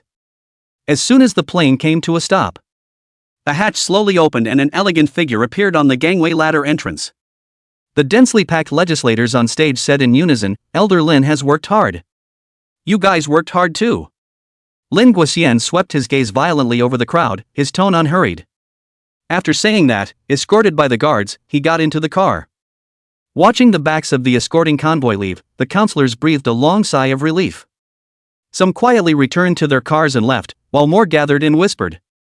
We should know that Lin's original foreign visit was for 2 months. Now it's back a month early, so there must be a deeper meaning behind it. As members of the cabinet, they are well aware that once they enter the bureaucracy, it is like a deep sea, and the slightest movement of the wind and grass may send shock waves. What happened? Did Elder Lin's foreign visit not go so well? It shouldn't be. Looking at Elder Lin's amiable expression, everything should go well on the foreign visit. Can it be that it's because these two newly released decisions by Gu Lao are at odds with Lin Lao's relevant ideas? That shouldn't be the case. These two decisions go with the people's heart. There's no big problem. Aya, don't discuss it. It doesn't make much sense. Do you guys think Lin Lao visited his daughter on this foreign visit? How would I know that? I don't even know what Elder Lin's daughter's name is. It's called Lin Shusi. Remember that. Take a little notebook and write it down. Chapter 26C, where the old slave is chained. Not. This your home? Looking at the glorious hotel in front of him, Xinyao got off the bus and opened her mouth wide, shock written all over her small face. I thought the Jianzhou International Hotel was grand enough. As a result, Gu Tian led her here after arriving in Kyoto. This glorious building, surrounded by a number of gatekeepers standing guard with truth, any normal person can realize that this hotel is not for ordinary people to stay. Yeah, let's go. Gu Tian walked in front. Behind them, Tang Lan and Lang Feng and the others were pushing several suitcases. None of these were Gu Tian's things, all of them were Xinyao's. No way. The little girl wouldn't throw this or that away. The whole thing made Gu Tian very helpless, since he hadn't yet realized that his status as a rich young man was in the end ho-hum. He should simply bring all of them with him. The steps in front of the Tianqi Hotel were already filled with waitresses in old black silk. Seeing Gu Tian walk up the steps, they all chirped in unison, "Good day, Xiao Gu." "Welcome home, Mr. Gu." Such a coquettish and respectful voice caused Xinyao to momentarily fall into a trance. She basically doesn't do shakeology. Not concerned about what's on the internet either. Even though the internet has confirmed that the beaten Lin Chen, identity as the Prince of Kyoto, is the son of Gu Lao. But she didn't brush up on any of these. Inside her consciousness, Gu Tian was a child of a wealthy family in Kyoto.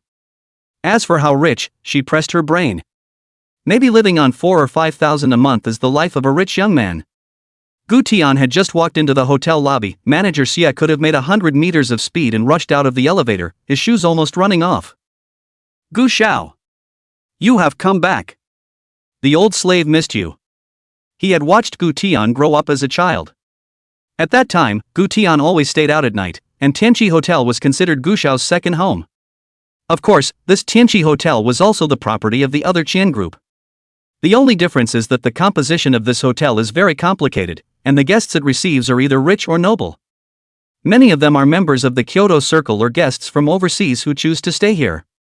Geez, go away, what's all the excitement for? It's just that we haven't seen each other for a year. Gu Tian pushed Manager Xia aside in mock disgust. Okay. Gu Xiao. Manager Xia immediately jumped out of the way and smiled. Then where do you think is the appropriate place for the old slave to be tethered? Are the rooms all ready? Xinyao followed suit, calling out to Gu Tian. If I can't call you by your name from now on, do I have to call you young master too? Looking at the other party's droll and cute face, Gu Tian couldn't help but lift his hand and pinch it, raising an eyebrow and smiling. You can call me whatever you want. Anyway, what about it? I'll return the favor with a drop of water. These words heard Xinyao's heart warm, her eyes red, full of enjoyment. Gu Tian stroking her face. How could she have met such a nobleman? In a flash her fate was rewritten? In the future, say whatever you want to follow the other person around and be doubly nice to them. Thinking of this, Xinyao raised her head violently, her clear eyes filled with determination. Gu Xiao. Oh. No. Young Master Gu. I'll definitely follow you all the way from now on and be doubly nice to you. Oh? Following me? And how do you plan to be nice to me? Xinyao pouted her delicate lips and contemplated for a few seconds, then with the persistence and determination of a young girl. You've been kind to me, of course I have to repay you 1,000 times over. I can pour you tea, I can give you a massage, and I can. I'll do whatever you say. The atmosphere in the room instantly became ambiguous as this passage was spoken.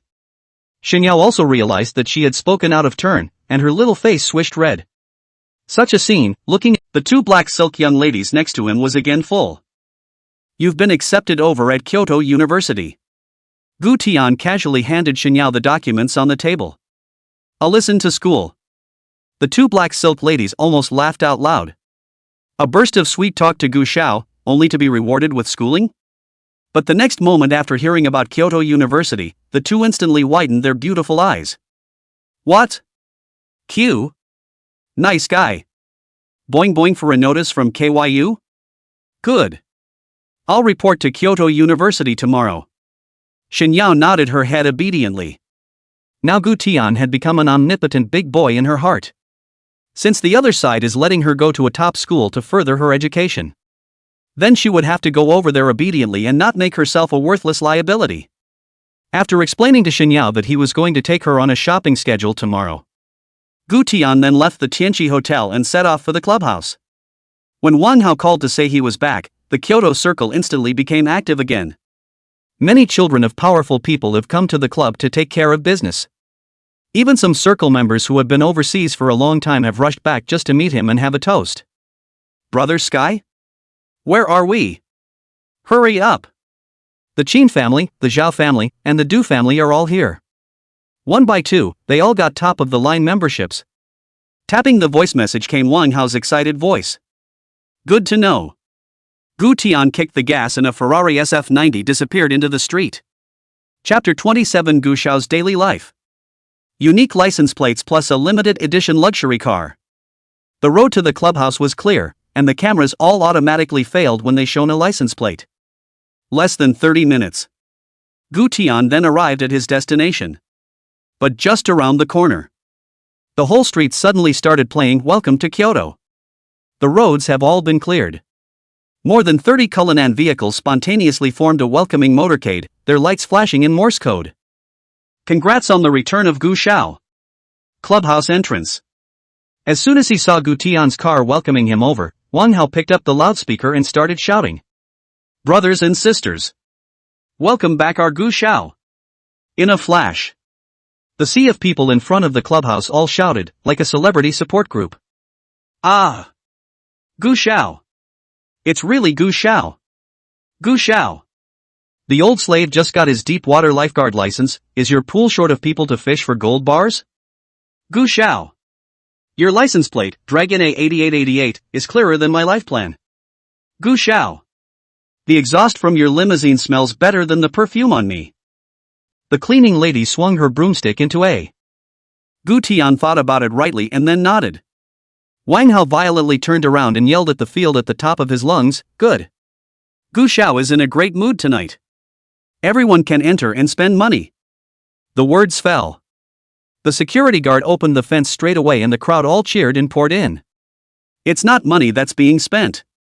It's a ladder to the upper class. As Wang Hao said. As soon as he entered the VIP hall of the bar, all kinds of powerful sons and daughters could be greeted with glasses raised and faces full of worship. Gu Xiao! Gu Xiao! Do you still recognize me? Me, the son of Bureau Sunday. Gu Xiao! Gu Xiao! Do you remember me? You beat me up when I was in high school. Oops. After that beating, I was awakened and I won't mess around anymore.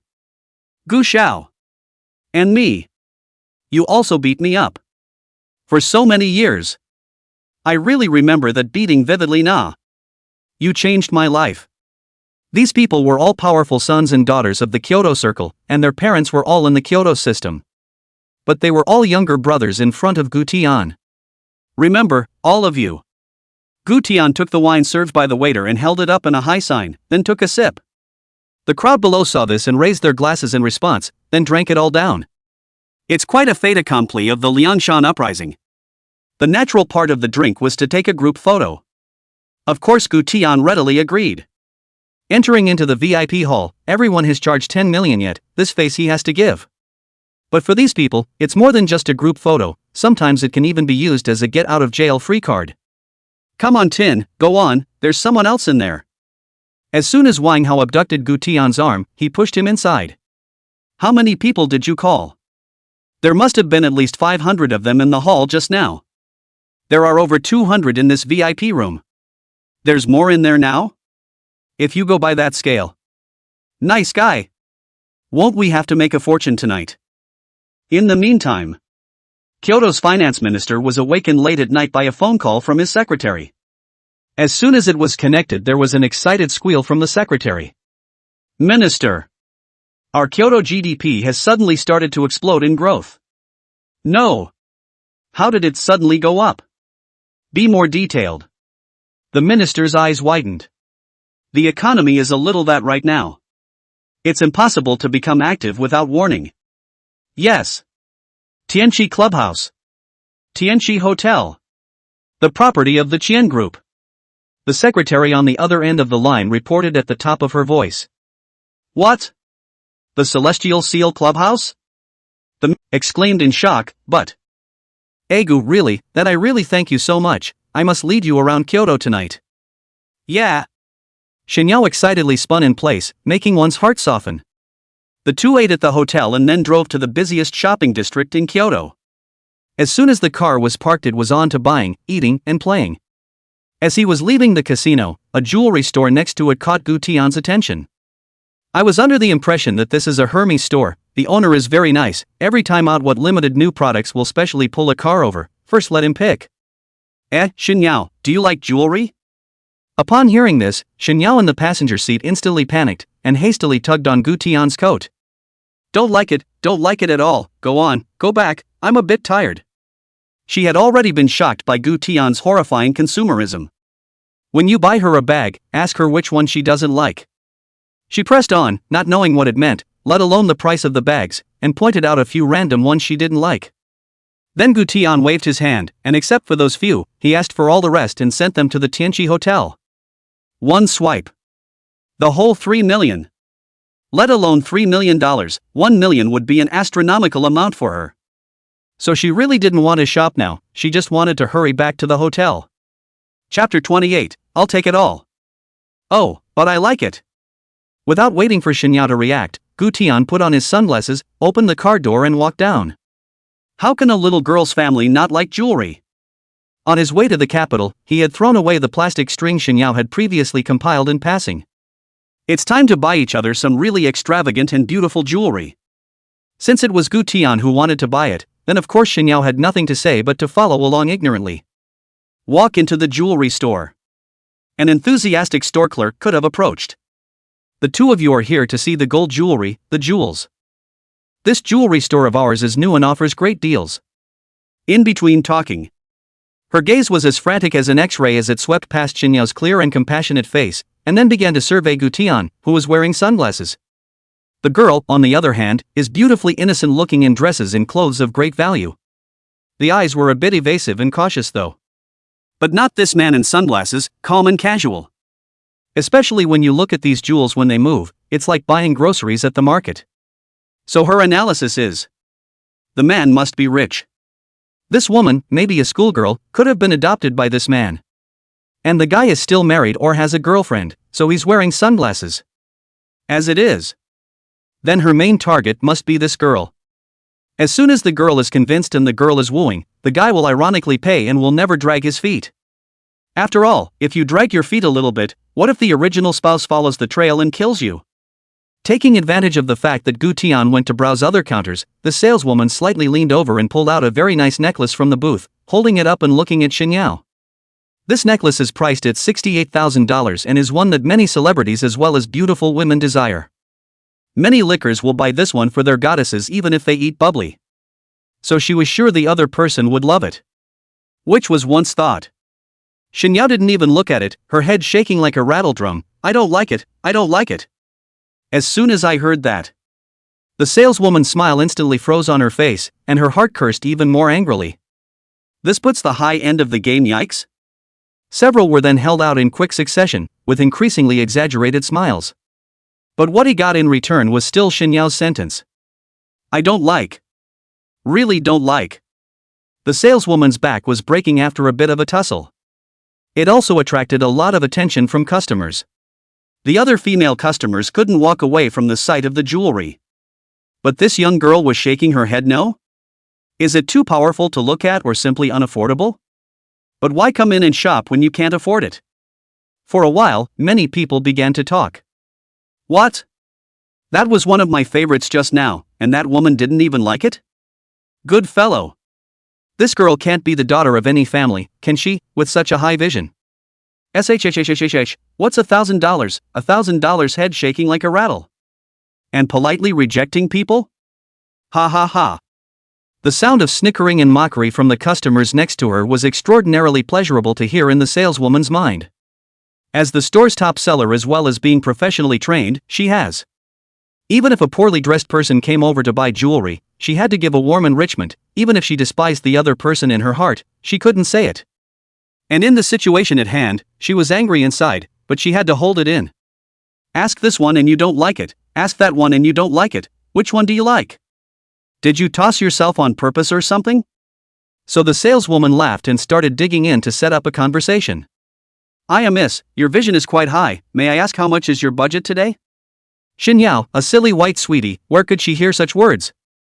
And it was Gu Tian who wanted to come over and buy it, she was completely accompanied. Ha? I don't have a budget, my budget is zero, I can't afford such expensive jewelry.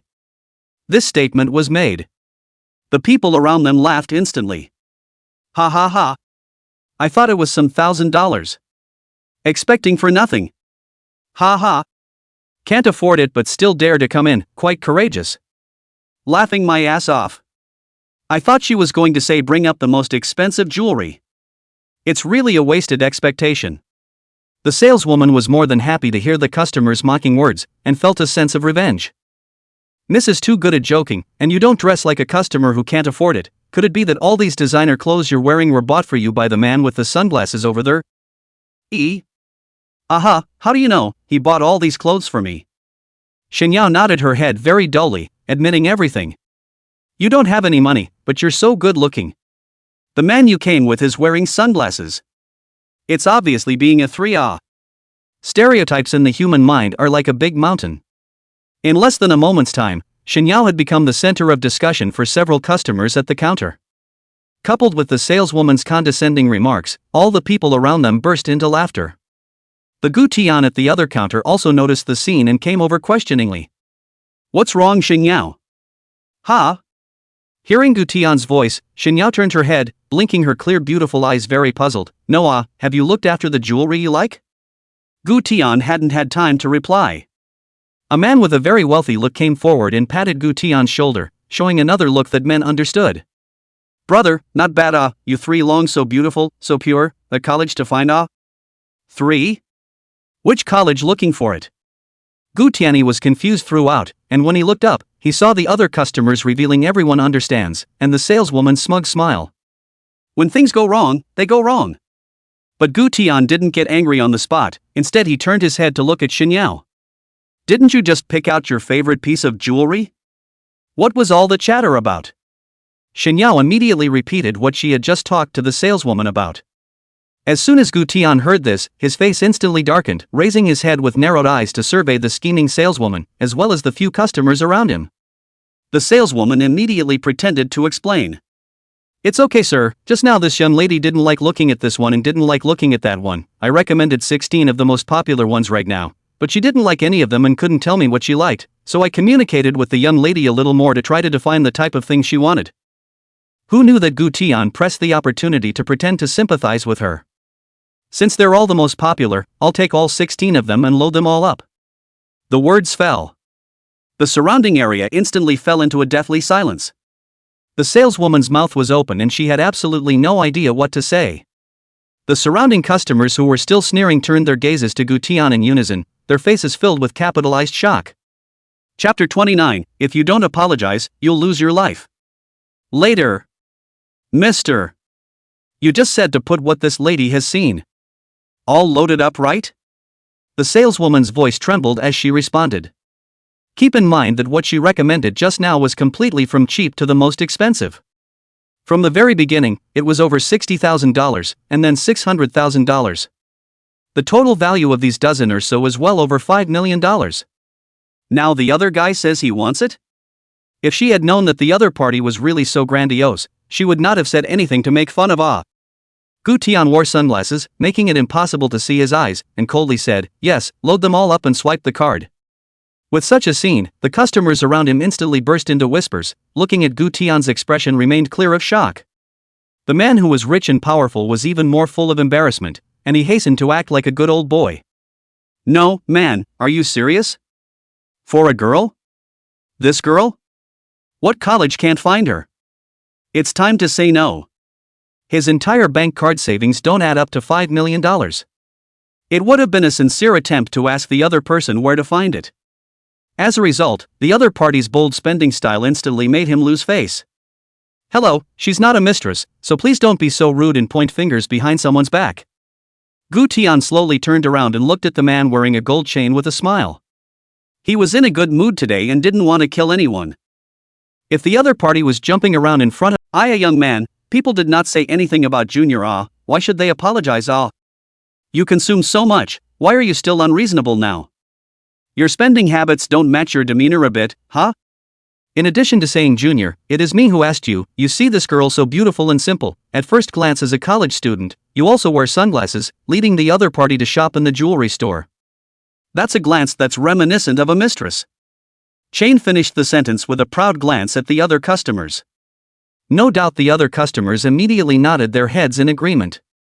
People like to cuddle. You went up there and spent over $5 million. We're watching? Then those of us who are there must stand together now. Oh? So you all think she's my mistress? Gu Tian stuffed the card into his wallet and raised his head lazily. Multiple people nodded in unison, full of agreement. Gu Tian looked at the saleswoman again. The saleswoman nodded back, but reacted by shaking her head again in a hurry. But is too late. Gu Tian directly took off his sunglasses, his cold gaze looking proudly at the crowd. In a flash. Boom! The entire crowd in the jewelry store was as if they had been struck by lightning. The next second directly erupted with an unprecedented sound of pouring cool air. I'm Dam. Prince of Kyoto. How could this face not be familiar to them? All of them were dumbstruck, and some of them even began to tremble. Others even backed up to the front of the store, then pulled out their legs and ran. Not to mention the chain guy. The moment he saw Gu Tian's face, his entire body collapsed to the ground, his face pale. What? You're not going to continue? Wasn't you gossiping all the time just now? Isn't she a mistress? Gu Tian's cold gaze swept over the crowd. That innate bile made the crowd gulp hard one by one, not even daring to raise their heads. Leveling the prince? Who has the courage? I'm sorry. Sorry. Gu Xiao. I was wrong. I was wrong. The heartthrob woman sails her mouth in a fight and lowers her head in apology. You were just worried about apologizing in case you don't get the pin? Now. If you don't apologize, even life. With such a scene, Shenyao's beautiful eyes were greatly shocked. She was a bit confused as to why the crowd was scared like this after Gu Tian removed his sunglasses. It's hard to believe that Gu Tian's family is mixed with the mob just like Jonah. But looking at Gu Tian's serious expression, she didn't dare to go forward. I'm sorry. I'm sorry. I'm sorry, Gu Xiao. I was wrong. The little one has eyes that don't recognize him. I don't know how to speak. The more Gu Tian didn't react in any way, the more alarmed the chained man became, and he simply flung himself directly onto his knees and began to slap his own face. Get your ass up. Gu Tian yanked on his dog chain and directly picked up the scared-ass chained man. Just now the other party had personally admitted to being the mistress he said he was. And he had the audacity to ask him where he found his mistress. Begging for mercy now? Late. Gu Xiao. I was wrong. Wrong. Wrong. With a plea that went from light to heavy.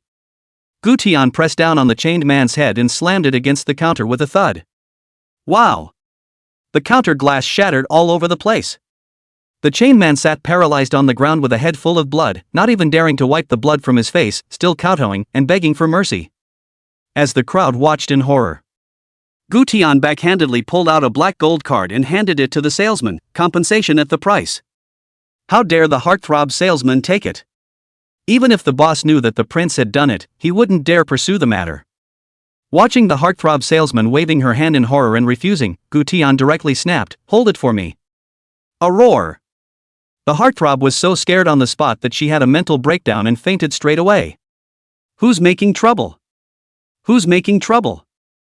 Shin-chi, who had just parked his car on the side of the road, saw the scene happening inside his store from a long distance away and ran straight over. He was in a foul mood today. When he heard that the Crown Prince of Kyoto had returned, he immediately went to the Tianchi clubhouse to try to make a toast. As a result, he was fooled by that Wang Hao to run a membership and charge tens of millions of dollars into it. And the result? Didn't even see Gu Xiao face last night? And got very drunk. Chapter 30 Fearful Qin-chi. Who makes trouble? Who the hell dares to make trouble in my young master Qin's venue? Qin-chi ran in furiously. It turned out to be a whole lot of confusion when I went into the store. The shopkeepers and customers were all cast as if they had been tranquilized, and had no reaction other than trembling all over.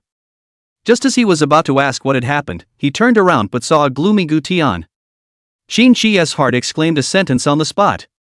The next second his legs went limp and he fell to his knees. There's no meaning to it, it's just an innate fear.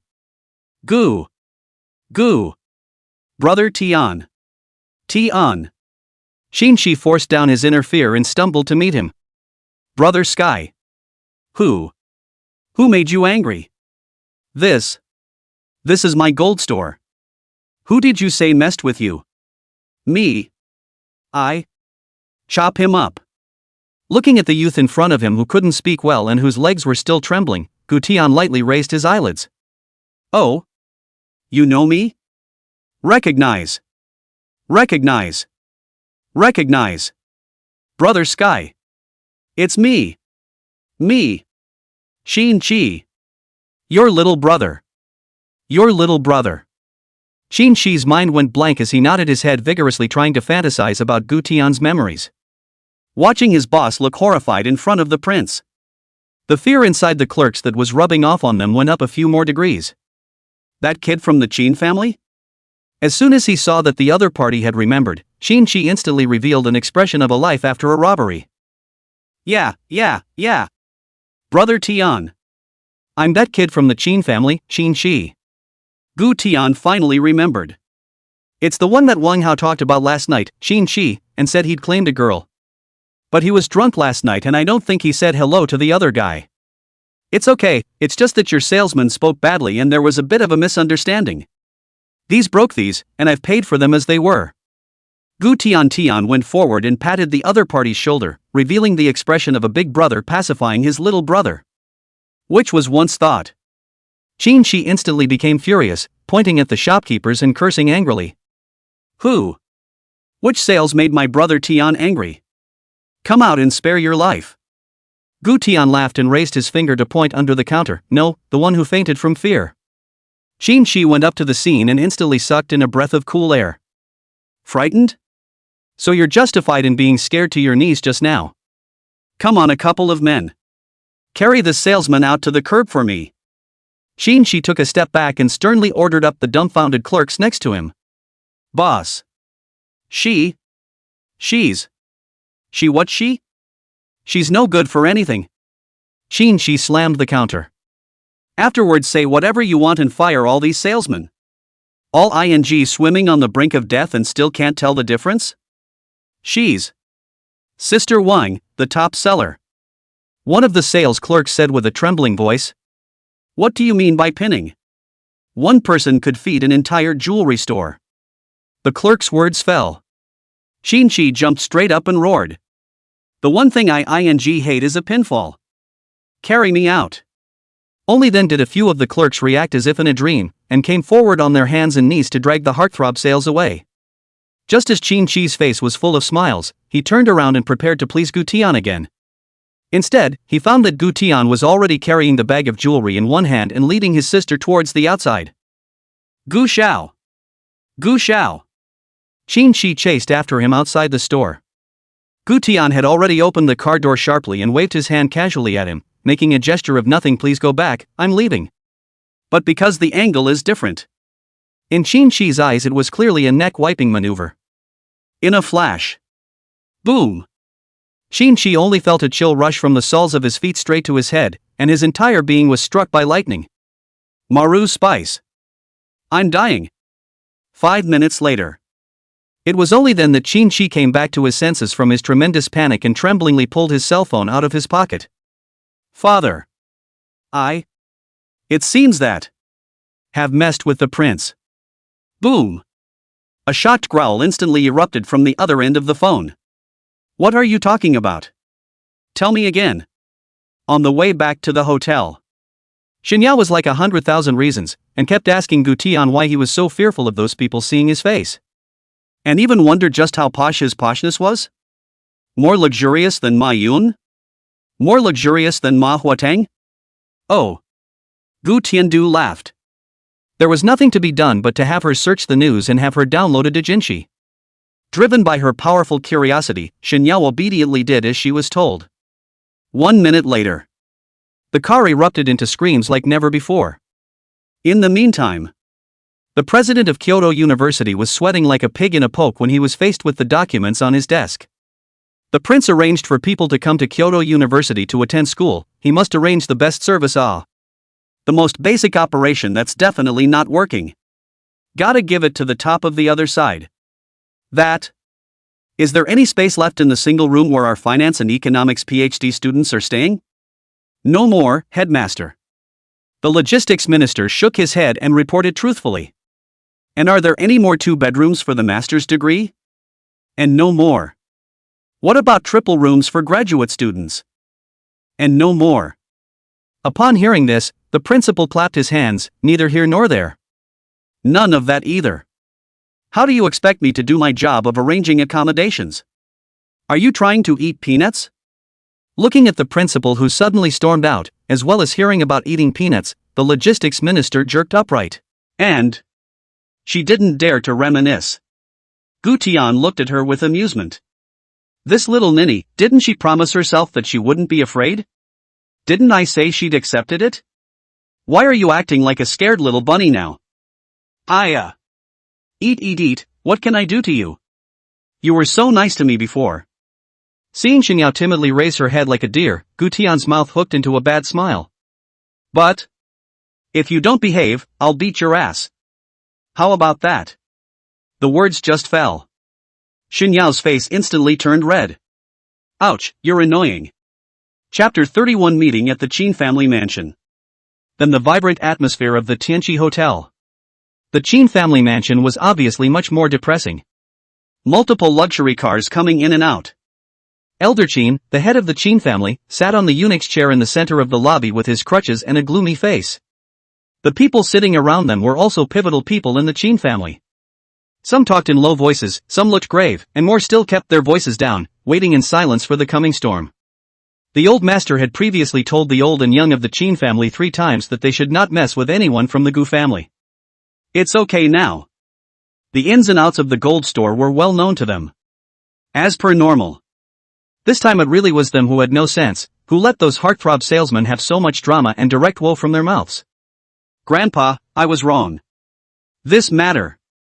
It's all my responsibility, it's all because I didn't train the staff below properly. In the hall, Xinqi fell to his knees with a thud, crying in mourning, with a reddish slap mark on his face, obviously slapped by his father. Upon hearing this, Qin's father cursed on the spot, "You rebellious son. What's the use of saying this now? Even if the training wasn't in place. You have caused trouble. This is a completely trivial matter. Why did you storm into the store in a rage at that time, yelling who dares to cause trouble in my young Qins? Who do you think you are? Answer me." Normally a chorus of voices came down and the crowd fell silent. Grandpa. Grandpa. What do you say I should do? What do you think I should do? Hearing these words, Qin was like grasping onto a life-saving straw, crying and kneeling down beside Elder Qin. Under the nervous gaze of the crowd, Elder Qin slowly spoke his thoughts. Money, land, and all sorts of heavy gifts pressed without any sincerity. He had already done his research on the background of the girl the prince was carrying around, a good-looking, pure vegetarian. But the prince is very nice to people, buying all sorts of gifts and sending each other to Kyoto University for school. That proves that the prince is now a vegetarian. Since they are vegetarian, then they have to offer the best vegetarian dishes. Good. Okay, Grandpa. I'll do so as you say. Watching Qin's back as he left, the hearts of the crowd were all in their throats.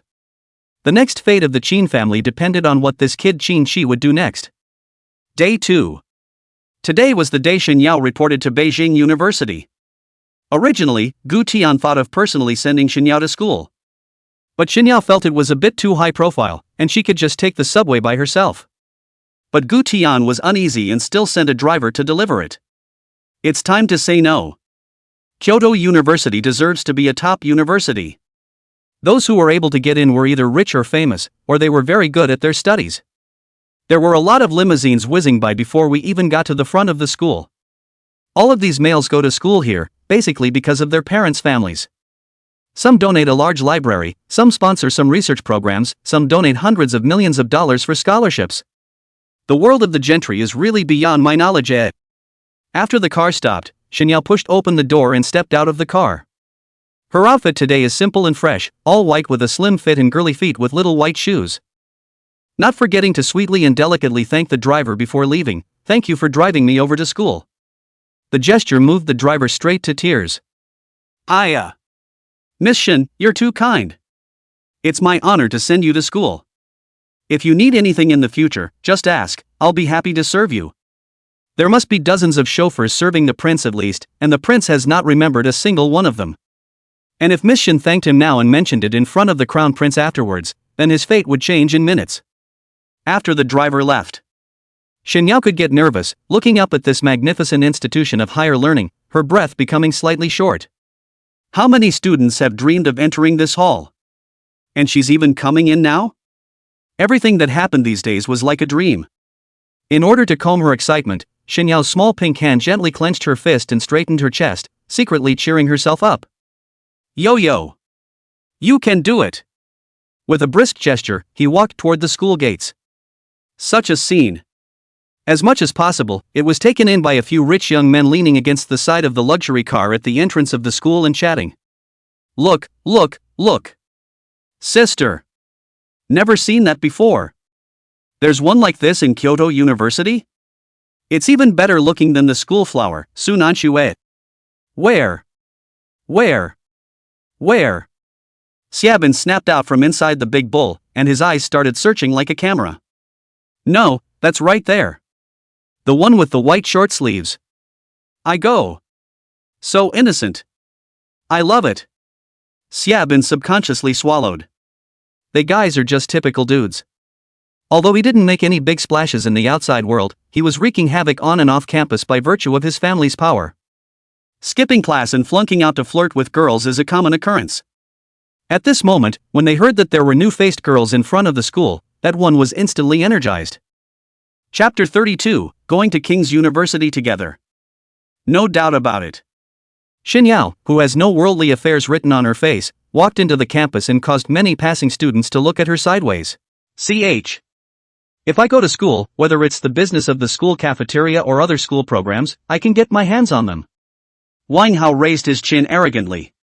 Other people look at the essence through the surface, Wang Hao looks at the money through the surface. No matter what it is, the first thing he thinks about is whether or not it's going to make money. Forget it, your kid is really drilling. When Pops arranges something, it's definitely not an ordinary thing.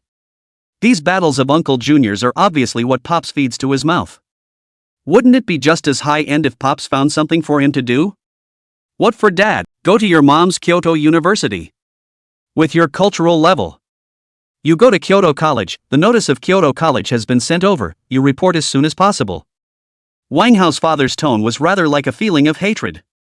Wang Hao held up his cell phone and looked accusingly at Gu Tian. Although he was aggrieved, he was fine in his heart. What Tian's dad had arranged, Tian pressed for the possibility of refusal. So it was already finalized that Tian would go to school at Kyoto University. As for whether he can go to Kyoto University, that's up to Tin. At this moment, Gu Tian's brain was running at high speed, and after 2 seconds of contemplation, he backhanded the phone handed to him by Wang Hao. Hey, Uncle Wang, this is Gu Tian. This statement was made. Wang Hao, his father's voice on the other end of the phone, was obviously flustered for a moment. Next. Gu Tian, Uncle Wang hasn't seen you for a long time. When are you coming to Uncle Wang's house for dinner? It's fine, Uncle Wang. I'll go when I have time. Gu Tian smiled back and continued, Uncle Wang, you don't have to worry about that Wang Hao going to school, I'm going to school too. We'll both just go to Kyoto University together when the time comes. These words were spoken. How can Wang Hao's father refuse? Oops. That's really troublesome for you. Just watch the arrangements. After hanging up, Wang Haoke then pounced with hot tears. Brother Sky. Righteous father. Get out. Clunk. Ouch. Chapter 33 Su Nanxue, a highly cold school flower. What? Oops. Why is Qin Shi so polite? Oops. No problem. I'll definitely arrange it for you this time, your brother Hao. After hanging up, Wang Haoke then looked at Gu Tian in a serious manner. Brother Tian.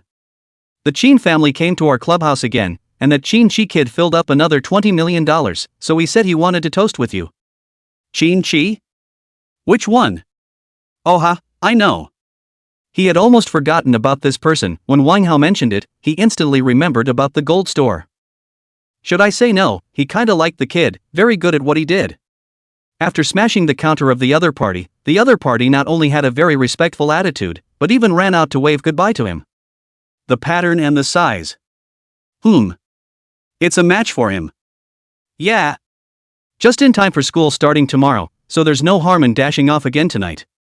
Gu Tian casually picked up the desk's notice and flung it at Wang Hao. It was only a matter of words to put Wang Hao in there as well. The president of KYU signed and stamped the notice directly and sent it by fax. They can just fill in whatever specialty they want to go to. Kyoto University. Inside the dormitory, smoke billows. How's it going? Any good ones? Xia Bin and a few of his best buddies were holding cigarettes and discussing the number of girls they had seen today. Not much to look at, just the one in the white shirt today. The one who spoke was Zhou, a native of the imperial capital. His old man, who ran real estate in the imperial capital, had built a dormitory building for Kyoto University, which allowed him to barely reach the threshold for recruitment. Moreover, Zhou's academic performance wasn't too bad, so he came to Kyoto University to attend school. The other brothers nodded their heads in agreement, and it was clear that everyone's focus was on the newly enrolled Xinyao. I second what you said, it's rare to find one with such a clean temperament. Yeah, not like the heavily made up ones. I don't know which faculty it is, I've asked someone to inquire. The atmosphere in the dormitory gradually came alive. And next, Zhou suddenly smiled and changed the topic with a bit of flirtation in his tone. Brother Bin, how are things going with that schoolgirl? Honestly. He really kind of looked at Shi Bin before. When they first met, the two even clashed. It was only later that I learned that Xia Bin was a member of the Xia family in Kyoto. It is often said that a strong dragon cannot crush a snake, and then the enemy is turned into a friend. Plus, he was a year older than him, so he called the other man Bin. Being brought up by Zhou, Xia Bin waved his hand impatiently. Aya, don't mention it. That girl doesn't even give a damn about me, neither soft nor hard. When he finished speaking, he casually flicked his cigarette outward. The next second there were screams from downstairs. Ah! Several people in the room looked at each other, then burst out laughing. Without any sense of guilt, Xia Bin shrugged, after all, it's the school flower, how can it be so easy to chase after? Zhou smiled and went forward, patting Xia Bin's shoulder, don't be discouraged. Chasing women this kind of thing, pay attention to the strategy, my brother Bin's ability, I still believe. The schoolgirls, as they call them. It was none other than Su Nanxue, a freshman in the Department of Finance and Economics. When the school year just started, she was instantly popular among the freshmen with her icy and cold appearance, and was directly elected by the students of the Department of Finance and Economics as the newest school flower. Countless people have gone crazy for her. But so far no one has been able to get really close to her. Xia Bin, on the other hand, is the most aggressive of the group's suitors. But right now he needed a whole new goal to ease the frustration of having hit a wall recently. And the one at the entrance to today's enrollment is clearly the best. White shirts and neat hairs were completely different from those dainty and delicate rich girls. It's like a breath of fresh air. So he thought. It would be interesting to see how the other side reacted. The other side. Inside the Qin family villa. Brother, you're asking me to go drink with your friends? What kind of international joke are you playing? Do you believe me when I tell my aunt? Su Nanxue sat on the sofa, her white fingers crossing her arms, looking at her cousin with displeasure. And with a bitter look on his face, Qin was practically on the verge of kneeling to Su Nanxue. Can you help brother this time?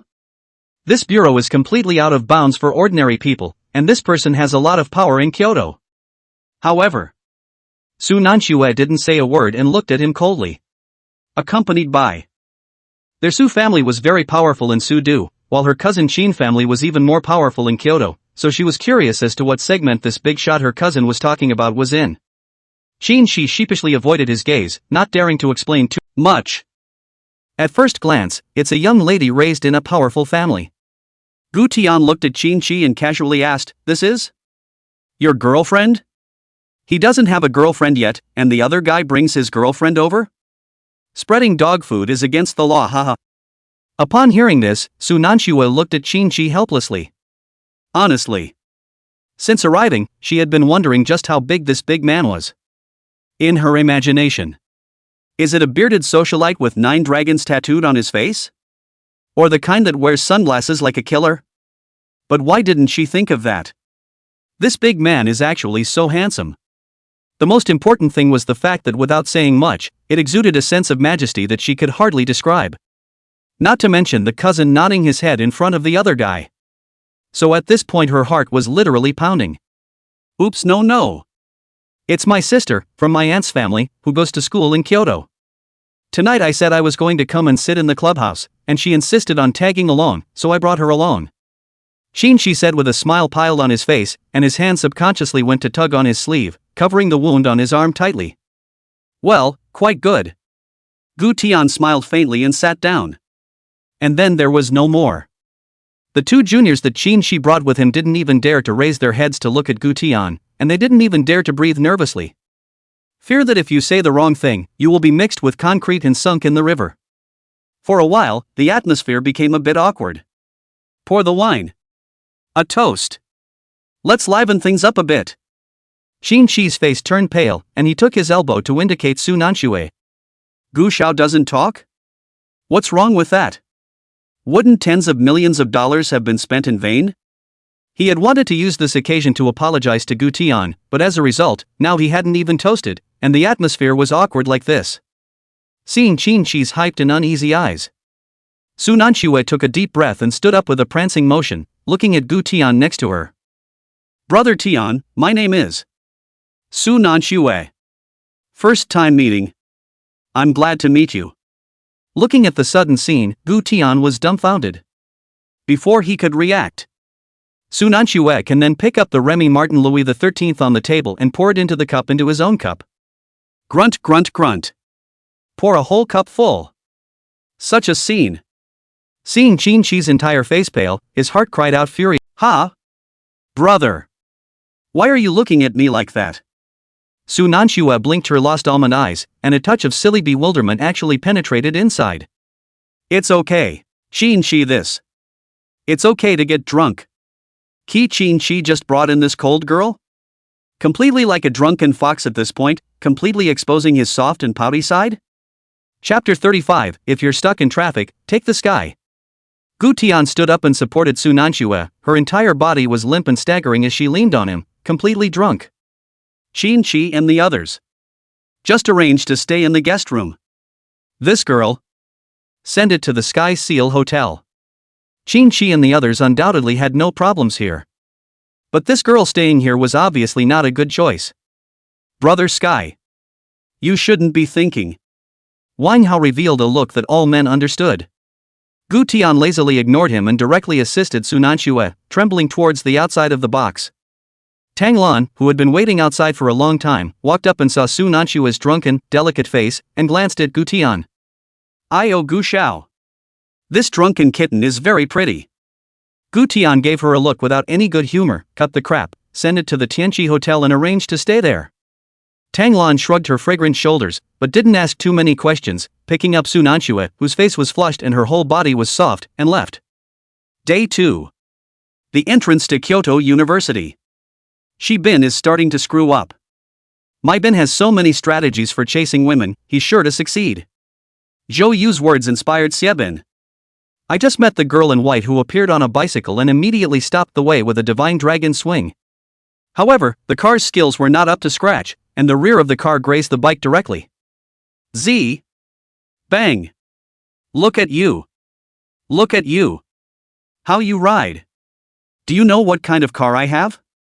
I couldn't even afford to sell you. Xiaobin opened the door of the car and rushed out in a furious manner, instantly attracting the attention of many students. Xinyao was a bit freaked out by the scene just now and timidly stood beside the bicycle with her face flushed. She was obviously riding fine, but then a car came out of nowhere next to her and drifted in front of her to stop her in her tracks.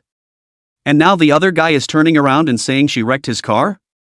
It's obviously a bumper sticker. Although Xinyao thought this in her heart, she didn't dare to say it on her mouth, and could only bite her pink and tender lips and blink her big watery eyes. I'm sorry. How much do you have here? I'll pay you back. It's just a small cut and it can't be more than $1,000 more expensive. She still has $3,000 on her card. That should be enough. One look at the other party's pitiful appearance, Xiaobin's eyes lit up. Ouch. I just love this one. Yeah, well, since you're going to offer to pay for it, I can give it to you cheaper. It's going to cost at least $100,000 for a cut like that. Just charge you $60,000. This statement was made. Shinyao's face was full of shock, and her small hand subconsciously squeezed the bag of her school bag tightly. 60,000? Selling her wouldn't be worth that much? The students around them began to talk as well. Good guy. What a lion's den, $100,000 for such a small cut. 5,000 is too much. Ha ha ha. If it isn't Xiaobin. Holy. How come my bin is so good at this? Listening to the crowd's cackling comments, Xiaobin, instead of feeling ashamed, became more and more complacent. I had thought that the other party was one of those rich people's daughters. It doesn't seem so now. It's okay if you can't afford it. Just be his girlfriend. Thinking of this, Xiaobin stepped forward and squinted his eyes to look Xinyao up and down. If you can't afford to pay for it, I have other options. What? What way? Meeting Xiaobin's very lewd eyes, Xinyao subconsciously took a step back. She had just thought this man was up to no good, and now he was. I didn't realize Kyoto had people like that. Xiaobin narrowed his eyes and revealed a smile that he thought was handsome. Be my girlfriend. What else can I do? As long as you're my girlfriend. You don't have to pay a penny. This statement was made. Xinyao's entire body froze. What the hell? Is this guy crazy? What's wrong? Is this method not good? Xiaobin stepped forward and the Dragon King looked at Xinyao leisurely with a crooked mouth. Xinyao took a step back, suddenly thinking of what Gu Tian had explained earlier. If she meets someone who was being unkind or bullying her, just call. Thinking of this, Xinyao didn't have any hesitation and directly flipped out the cell phone in her bag and called. At a glance at the situation, Xiaobin was happy again. What? Start asking for money from home? Can. Then it's 100,000, not a. Ha ha ha. Don't flirt with people, they'll get off and beat you up later. As soon as the phone was dialed, Manager Xia's incomparably respectful voice could be heard. Aya Gu Xiao, what's wrong? I'm always waiting for your dispatch. Gu Tian's tone was casual. Hey, is our hotel's helicopter in use right now? No? That's good. Right now I'm in a bit of a traffic jam on Kyoto Boulevard, so tell them to pick me up and be there in 5 minutes, or else they'll have their legs broken. Ah. Okay, Mr. Gu. After hanging up the phone, Gu Tian unbuckled his seatbelt and sat in the car, waiting. There's a suspected traffic accident up ahead, so it's causing a bit of a traffic jam over here. A number of drivers also stepped out of their cars in an attempt to observe what was ahead of them, though it was more of a casual conversation. And Gu Tian's Ferrari undoubtedly became the topic of their discussion. Hey handsome, why did you buy such an expensive car? You're still stuck here like us. That's right. How nice to have this money to start a business, buy such an expensive car and still end up in traffic. Handsome, you're not renting this car, are you? And why don't you wear your seatbelt? As Gu Tian listened to these words, the corner of his mouth rose slightly, and he faintly said, You guys can only be stuck in traffic, but I'm stuck in traffic, so I don't have to be stuck in traffic all the time. This statement was made. The crowd froze for a moment, then burst into laughter. How did they know that Gu Tian had called for a helicopter, thinking that Gu Tian had started blowing awesome? Ha ha. Brother, are you going to fly out of here? Handsome, you're so funny, my family has this car too. I have this What's It Farah What's It at my house too, I use it for grocery shopping and I'm not even as loaded as you are. Awesome, stuck in traffic and still able to console yourself. Just then. Not far away in the sky came a sudden roar of propellers. Buzz buzz buzz buzz buzz. Chapter 36, Parachuting. Only a black commercial helicopter was seen slowly flying over from a high altitude. The smooth lines show off the noble temperament. What's that? No way. What kind of big shot travels straight to a helicopter? What's going on? Why is it flying this way? As the crowd stared in amazement, the helicopter arrived over the Ferrari and slowly began to descend. I'll go. How did it get here? Holy. It's not really a pickup, is it? This can't really be picking up this handsome guy? As the crowd was filled with shock, the cabin door slowly opened and a silver electric rope ladder slowly descended to the ground. And Gu Tian stepped out of the car, reached out and climbed the ladder, slowly ascending. At this moment, everyone completely exploded. This handsome guy plays for real. Did this kid really call for a helicopter? No. What kind of identity is this? There were quite a few drivers on the scene who jumped straight out of their cars and started pulling out their cell phones to take pictures, their faces full of incredulity. They're still stuck in traffic, and people are going straight away in helicopters? Don't you want the car? Gu Xiao, please take a seat, we're going to pull up. Your car will be taken later. Seeing Gu Tian climb up, a suit-clad job in the cabin immediately reached out respectfully to hold him steady. Okay, let's go, to KYU. The words fell. The helicopter pulled up sharply and shot into the sky with unrivaled momentum. And those drivers on the ground have long been dumbfounded and completely speechless. Holy! This is so big? What a ho-hum! Awesome! This is so awesome! When did I get this? As for the noblewoman who had just flaunted that her family also had a Ferrari, she had long since grayed out and gotten into the car. No comparison at all. In the meantime, the crowd of onlookers at the entrance of Kyoto University grew. I don't care. Not a penny less than $100,000 today. Who made you so careless? Riding a Thai bike without watching where you're going? Where are the people? Did the people you called to deliver the money? Xiaobin looked justified, his voice getting louder and louder, obviously wanting to use the crowd of onlookers to put pressure on Xinyao. As for Xinyao, she was so angry that her little face turned red, her almond eyes glaring round. Not Obviously you bumped into it, obviously you're the one that would drift. Gu Tian had taught her not to cause trouble, but we weren't afraid of it either. And this matter she could see now, it was obvious that this person was unsuspecting and deliberately making things difficult for her. Moreover, Gu Tian was on his way here, so she would have to take the air out of it as well. The students gathered around them had to nod their heads and whisper. Isn't it obvious? It's obvious that the sports cars rubbed into each other. Yeah. It's obviously a trick. This kid must have his eye on this elementary school girl. Ha ha. That's right, just told the other guy to either be his girlfriend or pay $100,000. Holy? Seriously? This guy is so weird? SHHHHHHHH. Keep it down, Shay. Although quite a few students had seen the scene just now, Xiaobin looked at Xinyao's angry and stubborn look and instead of getting angry, he found it more interesting. It's happening right now. Not far away came the whine of a sports car. The crowd followed the sound. Only to see a Ferrari SF90 speeding towards this way. Just as the students were backing up and getting ready to get out of the way, the Ferrari came to a steady stop in a parking space with a drift. Immediately afterward the car door opened. Weinhao walked out of the car with the notice in his arm, walking with a six-parent pace. Hey! It's still the gate of the capital university that looks so grand. Hey! So many people? Greeting my fan club? Seeing Weinhao walk over, the crowd made way and surveyed the inch-haired, sunglasses-wearing youth in front of them with a dumbfounded look. Mom? Is that what you call it? More pretentious than me? Xiaobin impatiently tugged at his collar, and was about to go forward to see where the social bulls and horses were so arrogant. Upon seeing Wang Hao's face, it instantly changed. Ouch, hey. Well. How? Wang Hao, his old man is a hand in Kyoto City. Although he was the second youngest son of the Xie family, the family was involved in business and the career. But in terms of position, overall, it's still a little bit below the other team. Gu. Isn't this my brother Xie? What are you doing here?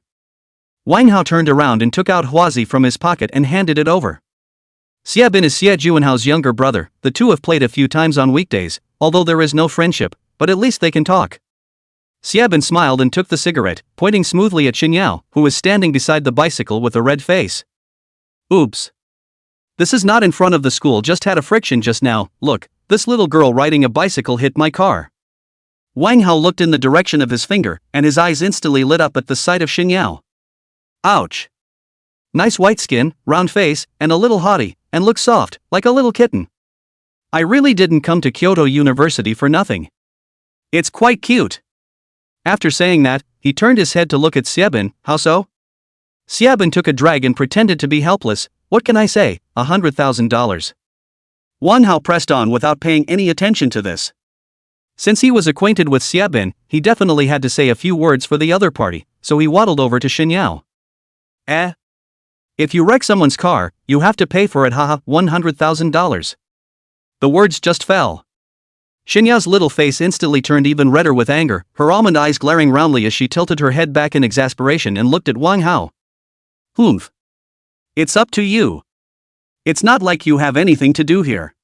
And I didn't hit his car, he grazed my bike himself. I'll go? So mean? Wang Hao raised his eyebrows and smiled. Suddenly. Buzz buzz buzz. There was a deafening sound of propellers in the sky. The crowd looked up to the sky in unison.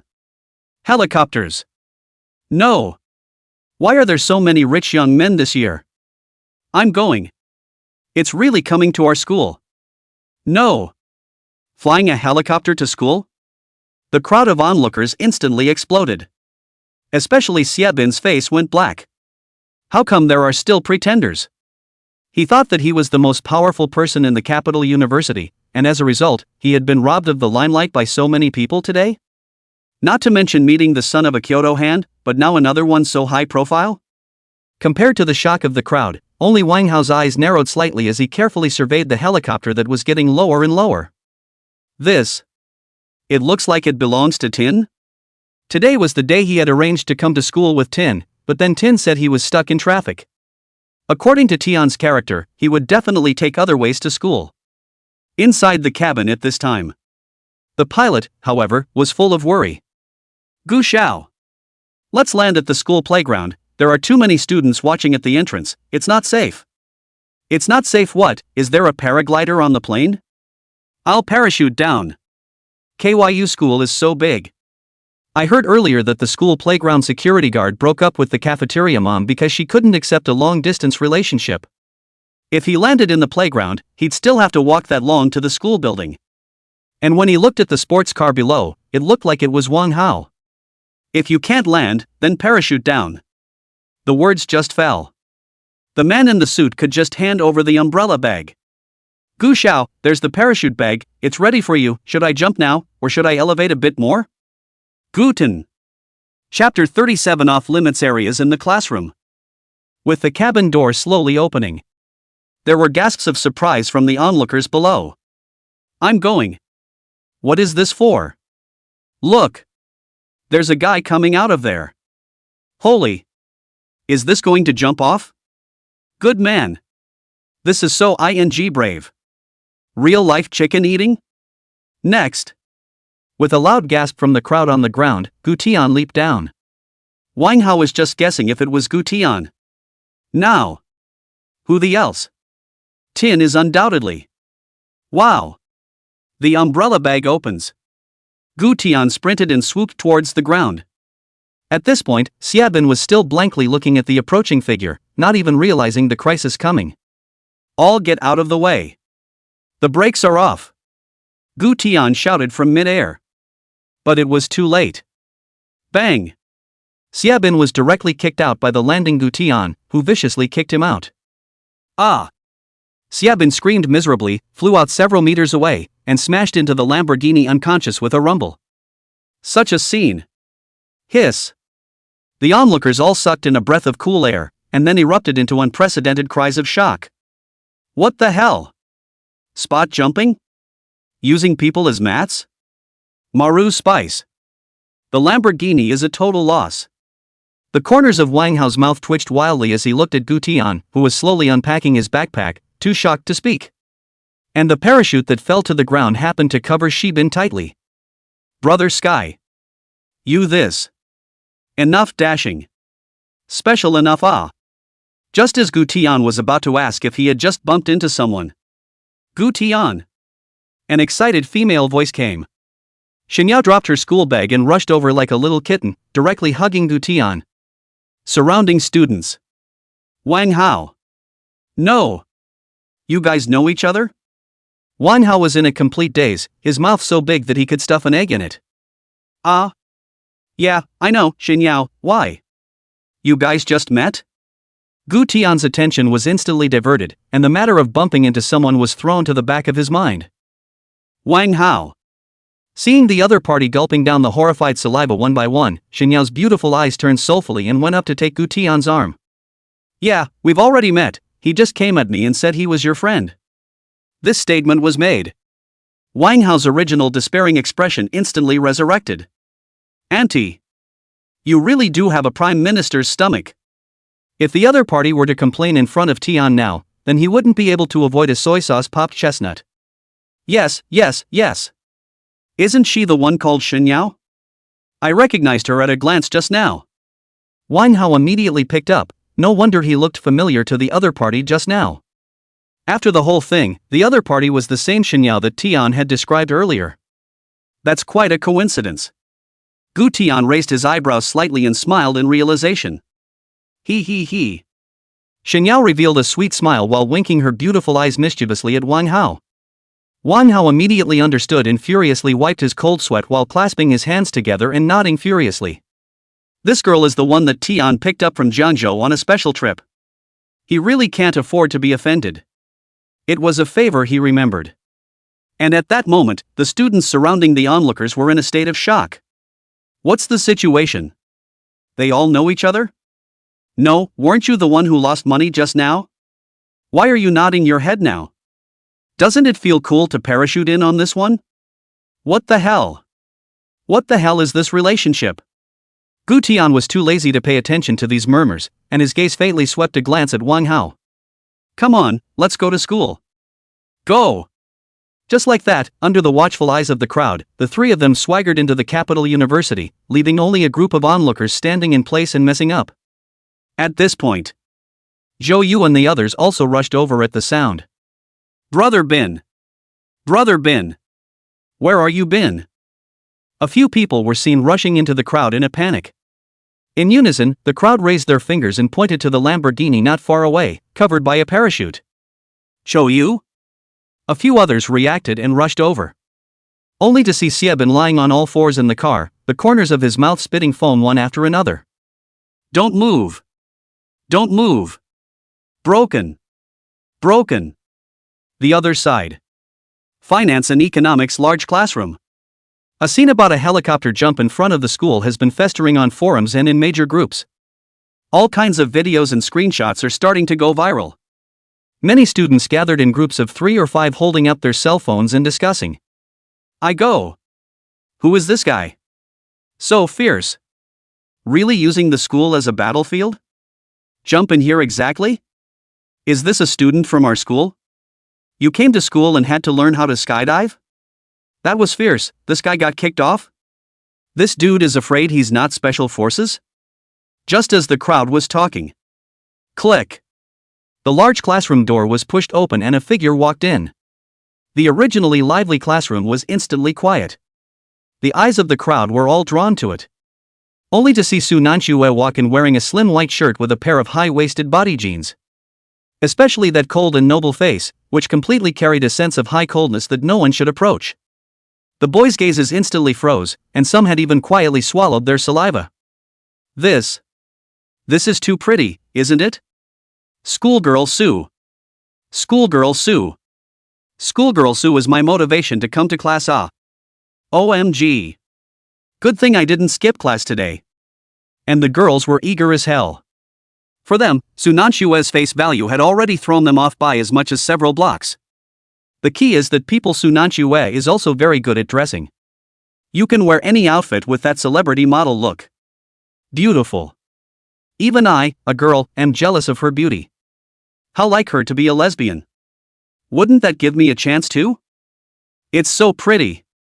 It's rare to have a class with schoolgirl Sue. Sue Nanshue ignored all the looks. Mainly she was annoyed today, and with an expression of icy displeasure, she walked straight to the back row. And some of the girls and guys in the back row were very conscious of moving their seats and sitting far away. For one thing, it's easy to freeze and catch a cold with schoolgirl Sue's icy aura. Sitting next to it, that pressure is not normal. The second is that schoolgirl Sue's suitors are either rich or wealthy. In case you sit too close and are misunderstood by some young master, won't you be targeted? So everyone chooses to keep a safe distance. So a very peculiar scene developed in the classroom. The overcrowded classroom was the only place where no one dared to approach the forbidden area around Sue Nanshue. Damn! I should have known not to drink so much last night. Why am I so stupid? As soon as Sue Nanshue sat down, she held her face, her brows slightly furrowed with a headache. Chapter 38, Reporting to Class. At this moment, Sue Nanshue tightly bit her pink lower lip, her fingertips unconsciously gripping her hair. She didn't really have the face to recall what had happened last night or even this morning. All she remembered from last night was going for a drink with Qin Shi, and then she poured a full glass during the toast. And then what? Can't remember anything at all about the latter. Did she lose her temper at the dinner last night? Did that young man do anything while she was drunk? Thinking of this, Sue Nanshue's heartbeat sped up so violently that her palms began to chill. What shames her even more is this. Surprised she woke up at the Sky Seal Hotel this morning? Although she wasn't from Kyoto, she knew that the Tianchi Hotel that was the top hotel in Kyoto. How she got there, who sent her there. The moment she woke up in the hotel, her entire body was confused, her hands scrambling to lift the covers and check herself. It's a good thing the clothes are intact and there's nothing out of the ordinary on the bed. But even so, she felt shame like never before. Damn it! What the hell did I do last night? Sue Nanshue lowered her head, her black hair sliding down her shoulders, covering her scarlet face. With such a scene, many boys quietly covered their chests as they watched, forcibly suppressing their wildly beating hearts. Sue's school flower. It's really so beautiful. With the school bell ringing, the atmosphere in the large classroom gradually became quiet. The other side. Wang Hao and Gu Tian were still wandering around inside the campus with the notice. Look at Tian. There's a girl. Wang Hao was like Lulu entering the Grand View Garden, full of curiosity about everything. But that's normal. He dropped out of school early and didn't attend, and returning to school that was a whole lot fresher. But not Gu Tian. He was a freshman in Jiangzhou before, and now that he came to KYU, he should be reading from the freshman year as well. That's all you've got. Gu Tian found a pavilion and sat down, casually taking out the notice as well as a pen. To which department? Which class? Fill it out. The notification has been signed by the principal as well as the deans of the departments. They want to go to which college, which department, which class they can just fill in themselves. How am I to? With your major filled out, it's time to pick your classes next. Gu Tian had originally thought of being in the same class as Xin Yao. But Wang Hao, the dog-headed military advisor, claimed that he had to think twice before acting. To put it bluntly, you go to whichever class has the most beautiful girls. Hey classmate, which building is the finance department in? Wang Hao suddenly stood up and called out to a passing student. Seeing Wang Hao's inch head as well as his hangdog appearance, a few students were scared and quickly stepped away. Those who knew were here to read, those who didn't thought Wang Hao had just been released from it. Hello student, may I ask which building is the finance department in? Gu Tian also asked a few random girls passing by. But the other party's reaction was a world away from Wang Hao's side. Ha? Finance. Finance. Finance and economics is in academic building E. The young girl with the backpack looked at Gu Tian with a face full of flowers and stuttered. Okay, thanks. Gu Tian smiled slightly. A thank you instantly made a few girls happy, and they even looked back at Gu Tian 3 steps at a time as they left. Let's go, school building E. Looking at Wang Hao, whose face was full of grief, Gu Tian smiled and patted his shoulder to pacify him. Can't help it. Mom and Dad gave me this face value thing. Gujarat is still very resistant to face value per capita. KYU Hospital. Sick bay. Xiaobin's abdomen was wrapped in bandages, and his entire body looked wretched. Bin, what the hell happened? They said you were knocked out by Superman? Zhou Yu and a few of his brothers rushed by the hospital bed. Everyone loves melon, even among friends. Shibin had 2 or 3 broken ribs underneath and the sports car calf needed major repairs. Now they wonder what it was like then. How could a man jump out of the air and then knock Xiaobin off with a kick? Hearing this, Xiaobin's emotions could be instantly agitated. This? How the hell should I know? I just saw a guy jump out of a helicopter and whoosh, dang. And then I don't know anything else. By the way, did you guys find out about the people yet? Zhou Yu and a few of his brothers shook their heads in unison. They rushed to the scene immediately after it happened and took Shibin to the hospital. As for who hit it, we haven't bothered to investigate yet. Xiaobin sniffed and instantly gritted his teeth, damn. I must find this person and break him into pieces. In fact, he remembers this incident very well. The reason why it wasn't made clear was that it was too embarrassing. You were flirting with a girl and then you just took off? So many people were watching, and Wang Hao was still there. I wonder what people will say about this behind the scenes in their circles. The other side. Wang Hao and Gu Tian had arrived in the school building, wandering around like ghosts. Not much longer. The two of them could then arrive in the large classroom of the latter where Su Nanchue was. It's well known.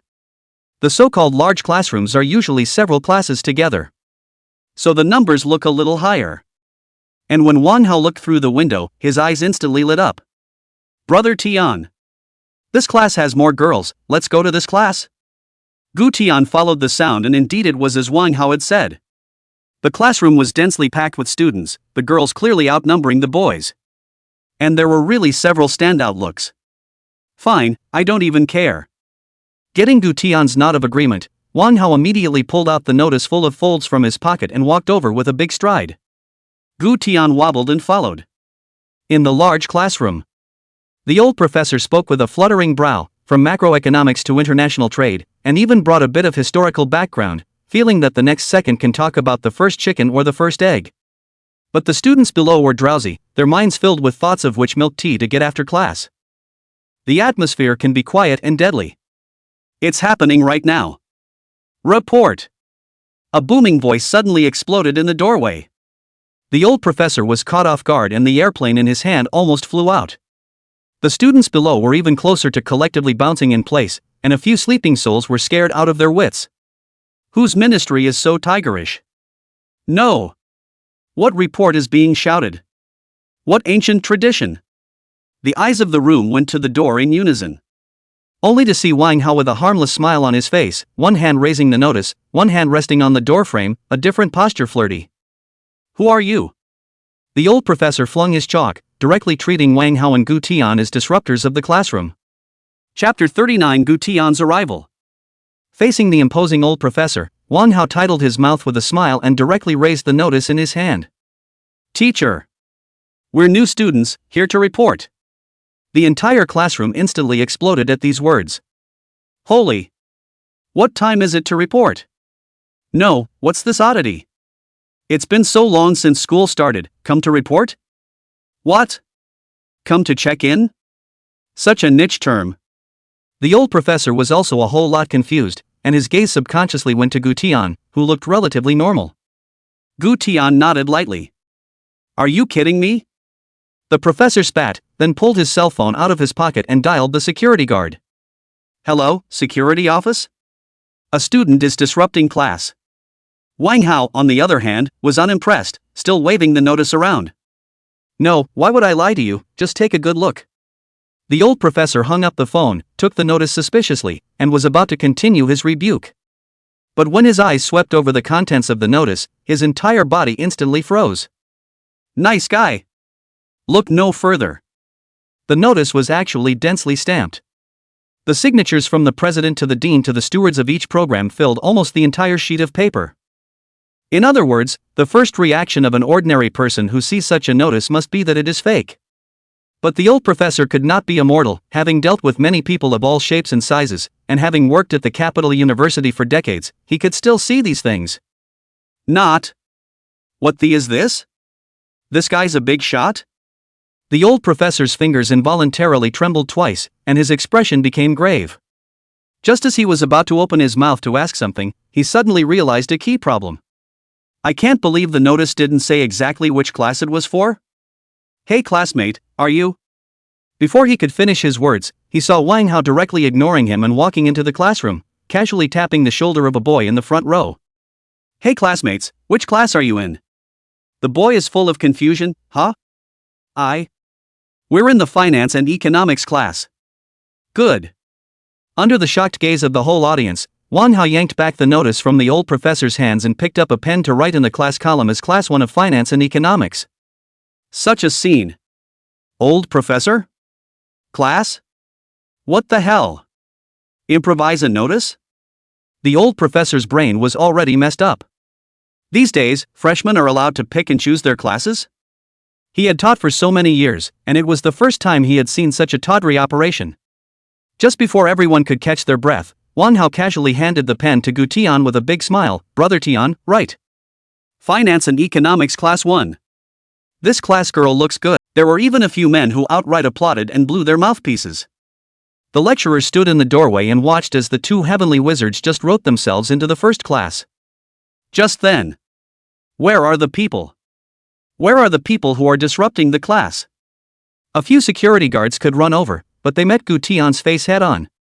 At the sight of the unmistakably familiar face, Tenryu was so frightened that he almost took off in a spiral. Isn't this the same guy who today? The kid who jumped out of the helicopter? And the one that knocked that say family off their feet? They are security guards, but not. Being able to come to school in a helicopter and knocking the Xie family off their feet and then leaving as if nothing had happened. That was bound to be a great Buddha they couldn't afford to offend. Didn't wait for the old professor to call them out. A few security guards can turn away in unison, pretending not to see it as if they were talking to themselves. Wrong place, I guess. Disrupting class isn't supposed to be in this building. We can go in, right? Wang Hao looked at the old professor with a smirk. Can get in. The old professor took 2 steps back. Can we still not be allowed to enter in this situation? People's notices are so outrageous that they fill in which class they want to be in themselves. The security guards saw them all drop and run in place, and he was able to stop them? That's all. Under the shocked gaze of the crowd, Wang Hao walked in with Gu Tian. Just the moment Gu Tian walked in, the class was instantly agitated. Standing outside the door at first, the students inside didn't get a good look at his face. Now it's all clear. I go. So handsome? That's a little outrageously handsome. Nice one. That's kinda cool, guys. OMG. Why? Why do you want to go to first class? Come to second class. Many of the girls instantly held their breath, staring at Gu Tian with a face full of nymphomania. The old professor stood on the podium, his eyes wide open at the scene. Is this a ING school day or a school pageant? Handsome. Sit here? Handsome.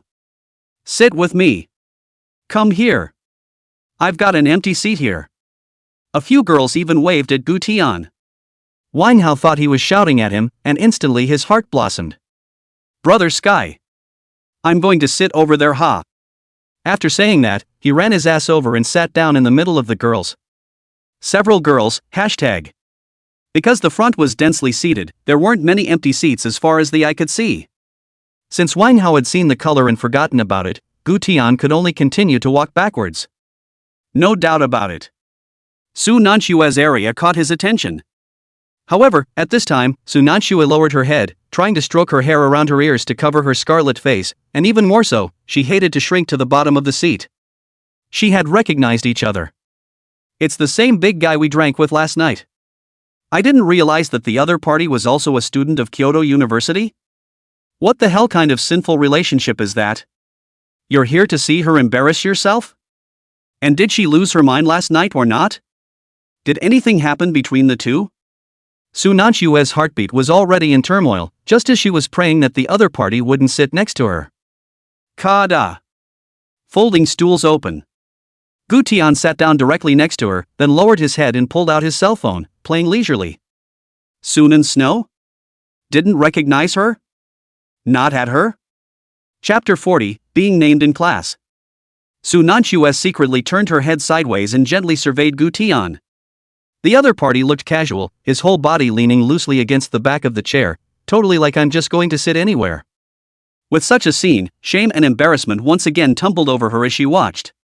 Last night she was there to chaperone. Although she desperately didn't want to admit it, she was still led by Qin Shi to please the man in front of her. And the other party, as he was now, looked exactly like a young lord on a leisurely vacation, not a student who had come to class. Just then, that new guy, the one in the back, answered the question. Could you please explain what the core idea of Ensign modern economics is? How does it influence economic policy? The whole class turned around in unison, their attention all focused on Gu Tian. What? Answer the question? Suddenly being named by the old professor, Gu Tian stood up with a face full of confusion. He didn't even have a textbook to answer a hammer question. What economic core concept? He couldn't understand it at all. The old professor narrowed his eyes, and the corner of his mouth curled into a meaningful smile. Come to my class? I'd like to see if you're here to really study, or to mingle? Gotta show me how much you weigh. By now there were already quite a few boys laughing in low voices, and there were also quite a few girls raising their books in an effort to give Gu Tian a hint as to which pages the answers were on. The professor is so mean, he's purposely trying to embarrass him, isn't he? Ha ha. This dude doesn't even have a book, how can he answer the question? Why does this dude look familiar, is he an internet star? Dudes. Page 93, line 6 of the textbook. Just as Gu Tian was about to give an awkward smile to indicate that he wouldn't. Sha. A spread-out textbook was pushed over in front of him. A pair of slender, white fingers pointed to a few lines in the textbook. Gu Tian froze slightly and subconsciously looked sideways at the girl next to him. The other woman's head was bowed, her eyelashes fluttering, her face slightly flushed, and her good-looking hands still resting on those lines of the textbook. Is that the answer? That's good. You're very helpful. Gu Tian smiled slightly, then spoke calmly along with what she was pointing at. The core philosophy of Keynesian economics, which advocates the use of fiscal and monetary policy to counteract economic cycle fluctuations and avoid the negative impacts of market failures on society. Having said that, Gu Tian already roughly understood the meaning of this, and then the corner of his mouth hooked up. Simply put, the economy is like an emotional investment.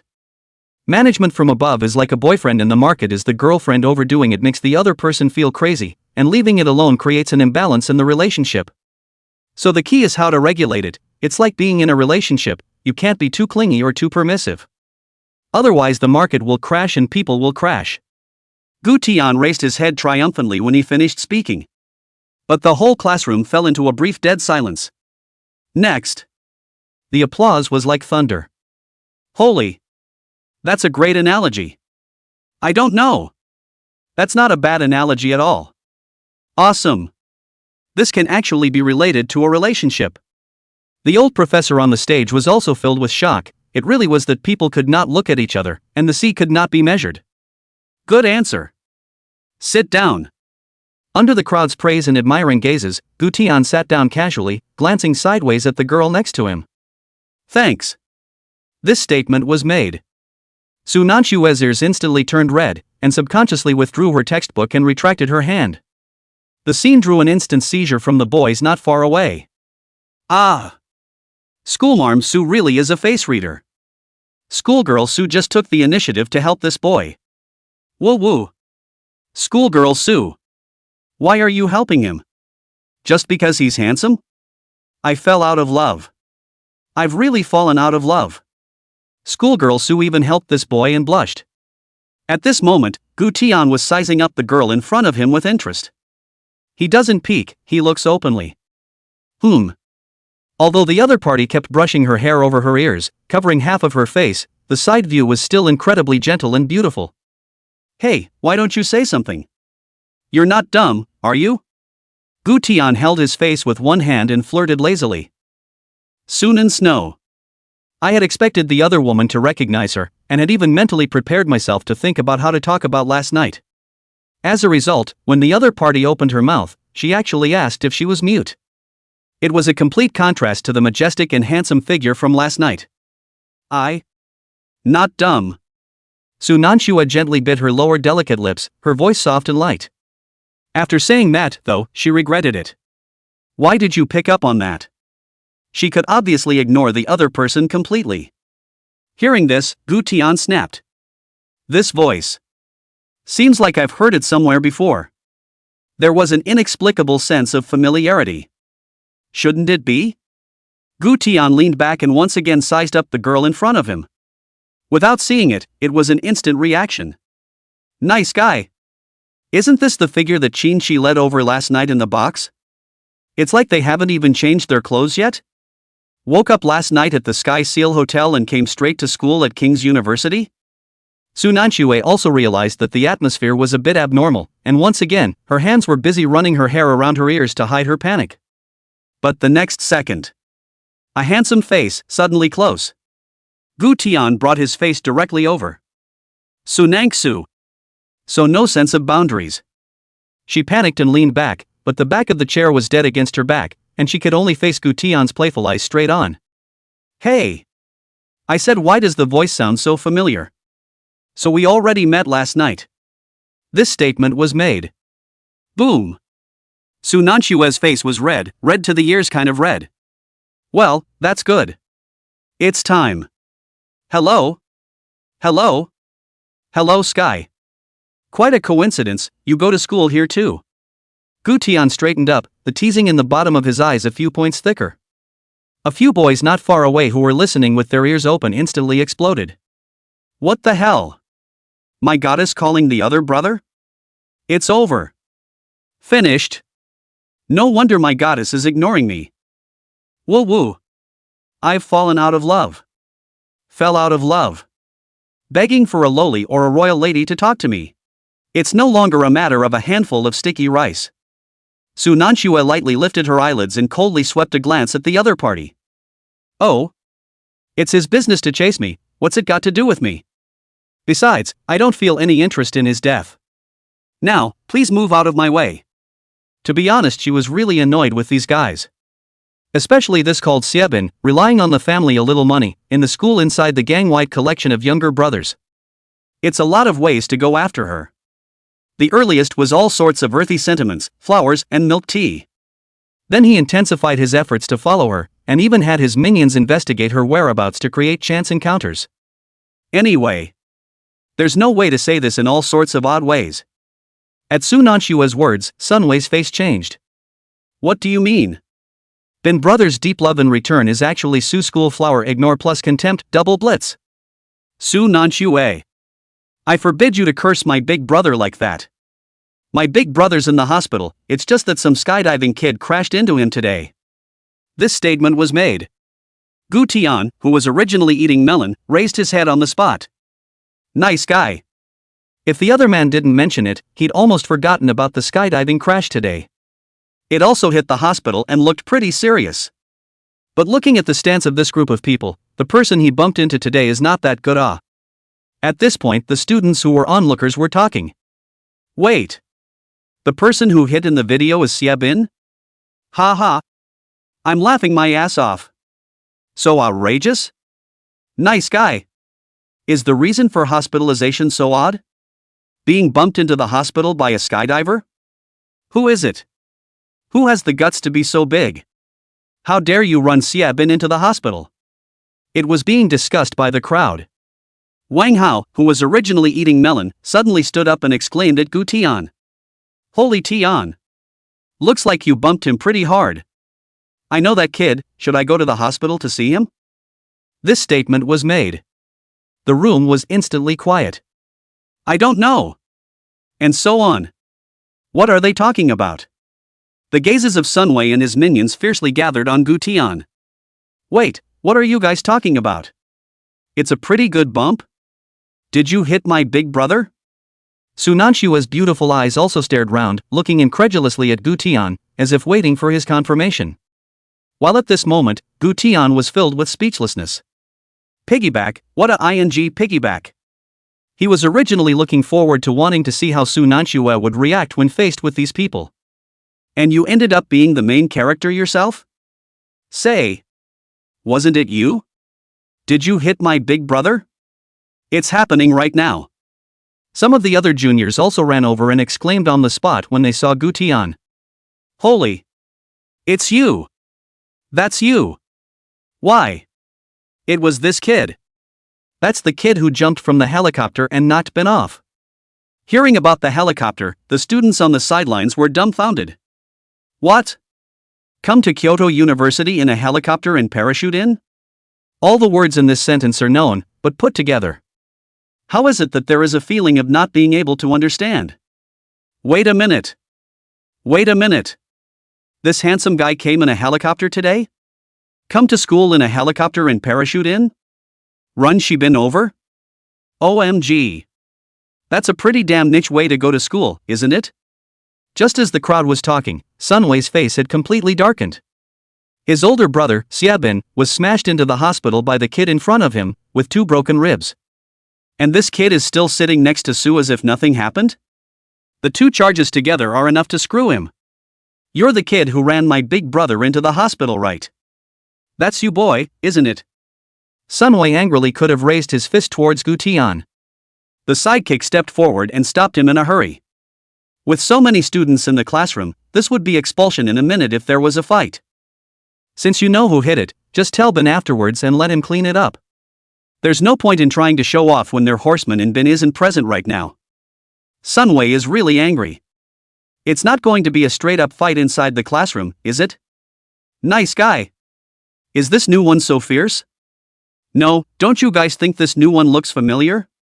Accompanied by the crowd's murmurs, even Su Nanxue looked at Gu Tian with a complicated expression. It really had nothing to do with the image of the big man she had seen last night. And to do something as bizarre as skydiving into someone? However, she didn't have any good feelings towards Xiaobin either, so at this moment, there was inexplicably a little feeling of wanting to laugh. Ro! You kid has guts. I'll remember you. I'll have my bin clean you up. Sunway, who was stopped by his junior brother, was furious and raised his hand to point at Gu Tian fiercely. You wait. But he hadn't even fully extended this finger when he did. In hell. Dare to ing point at my brother's sky? Bang! A residual shadow rushed out violently. Only Wang Hao saw a flying kick come out of nowhere and kick Sunway in the chest. Sunway couldn't dodge and was kicked directly to the desk behind him. Clunk! The whole room was instantly quiet, and the next second it exploded straight away. It's a straight-up fight. This new one is so fierce? Kick it straight up? The atmosphere in the classroom instantly exploded as everyone was stunned. No one expects someone to just do it. Without waiting for the little brother to react, Wang Haoke rushed up and yanked Sunway's collar. Who the hell do you mean? What do you think that bin of yours is? Don't you dare point at my brother Tian again. Believe it or not, I'll let you share a ward with him now. The sudden scene made Sunway's face turn green, and his momentum was instantly lost. Gu Tian, on the other hand, sat with a calm face and quietly watched the scene where Wang Hao put his credit on the line. After all, he had just been calmly eating his melon, only to have Wang Hao's sentence directly involve him. Su Nanxue also froze. Oh? You think I'd be worried? Worried? Oh. To be honest, he didn't even think of that group of people on the other side as human beings. Casually lifting his foot, he could trample a large number of people to death. As for what bin brother the other party was talking about, he hadn't even heard of it. No, what I mean is. Su Nanxue bit her lip and waved her hand repeatedly, afraid that Gu Tian would misunderstand her meaning. It's fine, look over there, it's all my people. Gu Tian lethargically leaned back a bit. Su Nanxue froze and subconsciously followed his line of sight to the right rear row. It's a real shock not to see it. The area over in the right rear row was originally unoccupied. But this class was filled with a lot more inch-haired boys sitting there, all of them big and sharp-eyed. Seeing Su Nanxue looking this way, these inches subconsciously touched their hands to their waists. Such a murderous action scared Su Nanxue into turning her head back in a hurry. Don't worry, no one will touch a hair on my head today. And your thing, I'm in charge, just as payback for when the teacher asked questions in the last class. Gu Tian lazily yawned as if he was talking about a trivial matter. However, when these words were heard in Su Nanshue's ears, they smashed into her heart like a muffled thunder. This is repaying her? Because she helped the other side in the last session and the other side was going to help her set up Xiebin's gang? Honestly. Regarding Xiebin's pestering, she really wanted to resolve it. But she was aware of the Xie family's capabilities in Kyoto, and she herself was living in her aunt's house. According to cousin Qin Chi's temperament, once he knew about this matter, he would inevitably look for trouble with Xiebin, and if he didn't handle it well, he would undoubtedly cause unnecessary trouble for his aunt's family. So this was something she had chosen to keep hidden. But I didn't expect this man in front of me to. Su Nanxue only felt a wave of warmth radiating from her chest, and even the tips of her ears were quietly colored with a faint blush. Thank you. Watching Su Nanxue inhale slightly, her beautiful eyes slightly drooping, the corner of Gu Tian's mouth hooked. What's with the thank yous, you and I still care about that. Is it hard to believe that you've forgotten about last night? As soon as I heard that, Su Nanxue froze for a moment and instantly turned red in the next second. She couldn't really remember what had happened last night, and she didn't have the courage to ask if that had happened or not. Wait for it. What's she thinking? Looking at the difference in Su Nanshue's expression, Gu Tian's brows instantly furrowed. He means the two had a nice chat last night. Drinking so much, you're almost worshipping. So now help the other side to set this thing right and press on without saying thank you. But look at the other side of this. Seems to be a bit overthinking. I didn't forget. Su Nanxue nodded with a red face, then didn't say anything else. It was the first time she had dropped her pretense of indifference in front of others. While Su Nanxue was taking a deep breath and preparing to quiet her mind and prepare to listen to the lesson properly. Suddenly, her afterglow caught a glimpse of Gu Tian next to her, turning his head to look around, and after confirming that no one was paying attention, he actually slowly bent down and put his hand inside his pants. Su Nanxue fiercely stared at her beautiful eyes, her face flushed red, and her mind was wildly racing with all sorts of outrageous images. No! What is he doing? He sat next to me to reward himself? How is he such a man? What kind of strange hobby is this? But Gu Tian didn't notice the shocked look in Su Nanshue's eyes, and continued to put his hand into his waist and pull it out one by one. Oops. It's stuck too dead. I should have known to pull it out ahead of time and put it in my desk. Gu Tian muttered in a small voice, his brows filled with helplessness. Hearing these words, Su Nanshue's expression became even more messy. What? Pull it out and put it in your desk? This. In reality, Gu Tian just wanted to take out the Beretta pistol on his waist and check the safety and the number of bullets. But because the truth holster was secured close to his body, and because he was sitting there, it was hard to pull it out for a while. But where did Su Nanxue know this? Just as she forced herself to avert her eyes for fear of fainting if she looked at it for one more second. Suddenly. Ka! With a backhanded jerk, Gu Tian finally pulled the thing out of his waistband. A Beretta pistol with a glint of silver and sharp metal lines. I'm going. Truth. Su Nanshue's entire body completely froze and subconsciously covered her mouth. Skydiving to school. Classes with a bodyguard? And now backhandedly pulling out the truth? At this moment, Su Nansue finally had a concrete concept of the big shot that cousin Qin Shi was talking about.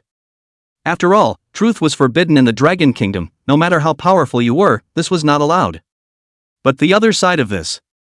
In contrast to Su Nanshue's panic and nervousness, Gu Tian was calm, and with a click, he began to disassemble the magazines as well as the number of bullets. The whole thing is smooth and steady as an old dog. At this point. Do you have any wipes?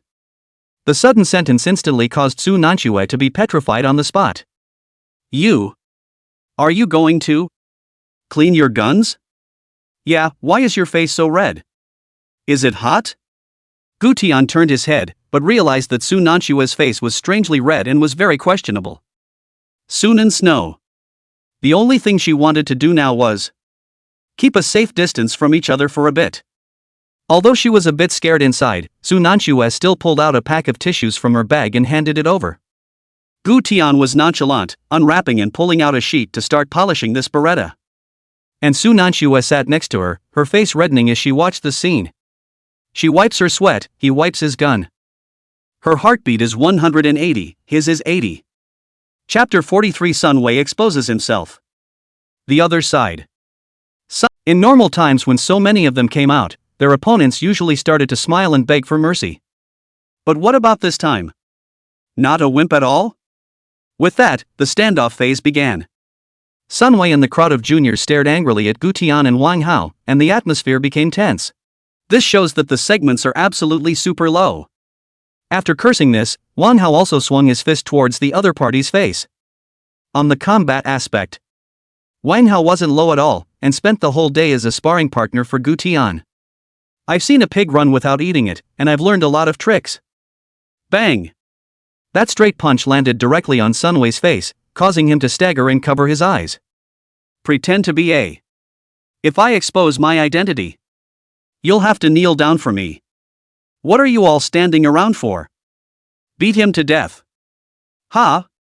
Okay, why?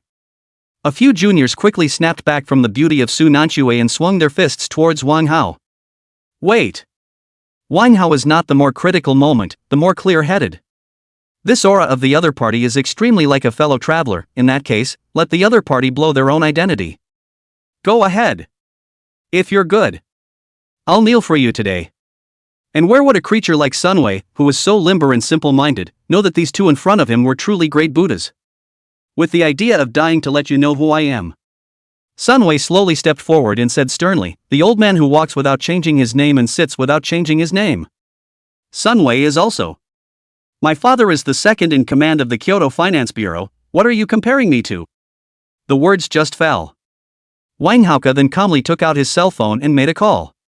Contact the second in command of the Kyoto Finance Bureau and tell him that his son is pretending to be a bully at school, terrorizing the female students and leading many of them into the whole triad.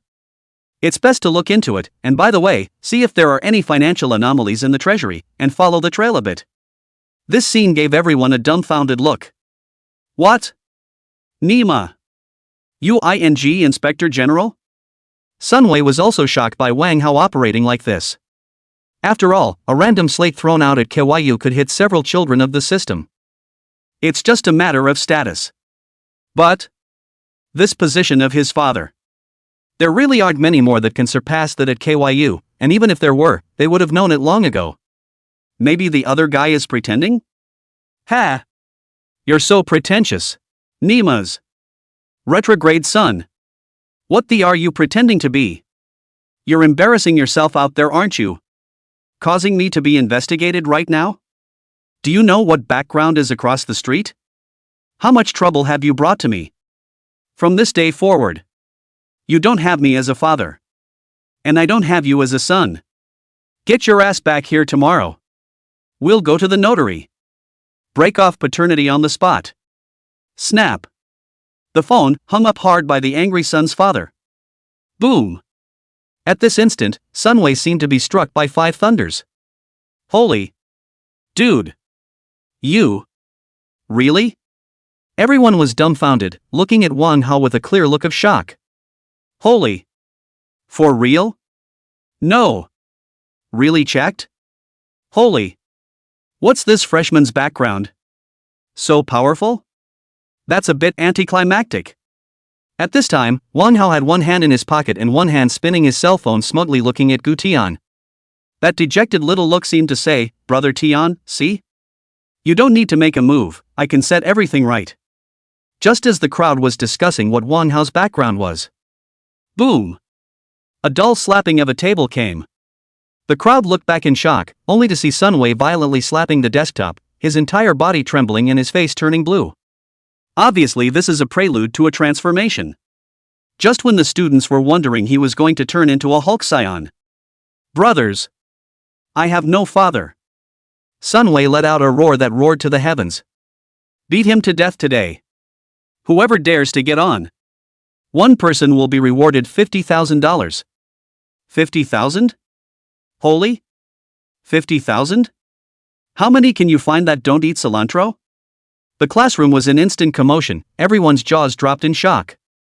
These days, some people are poor and some are cross.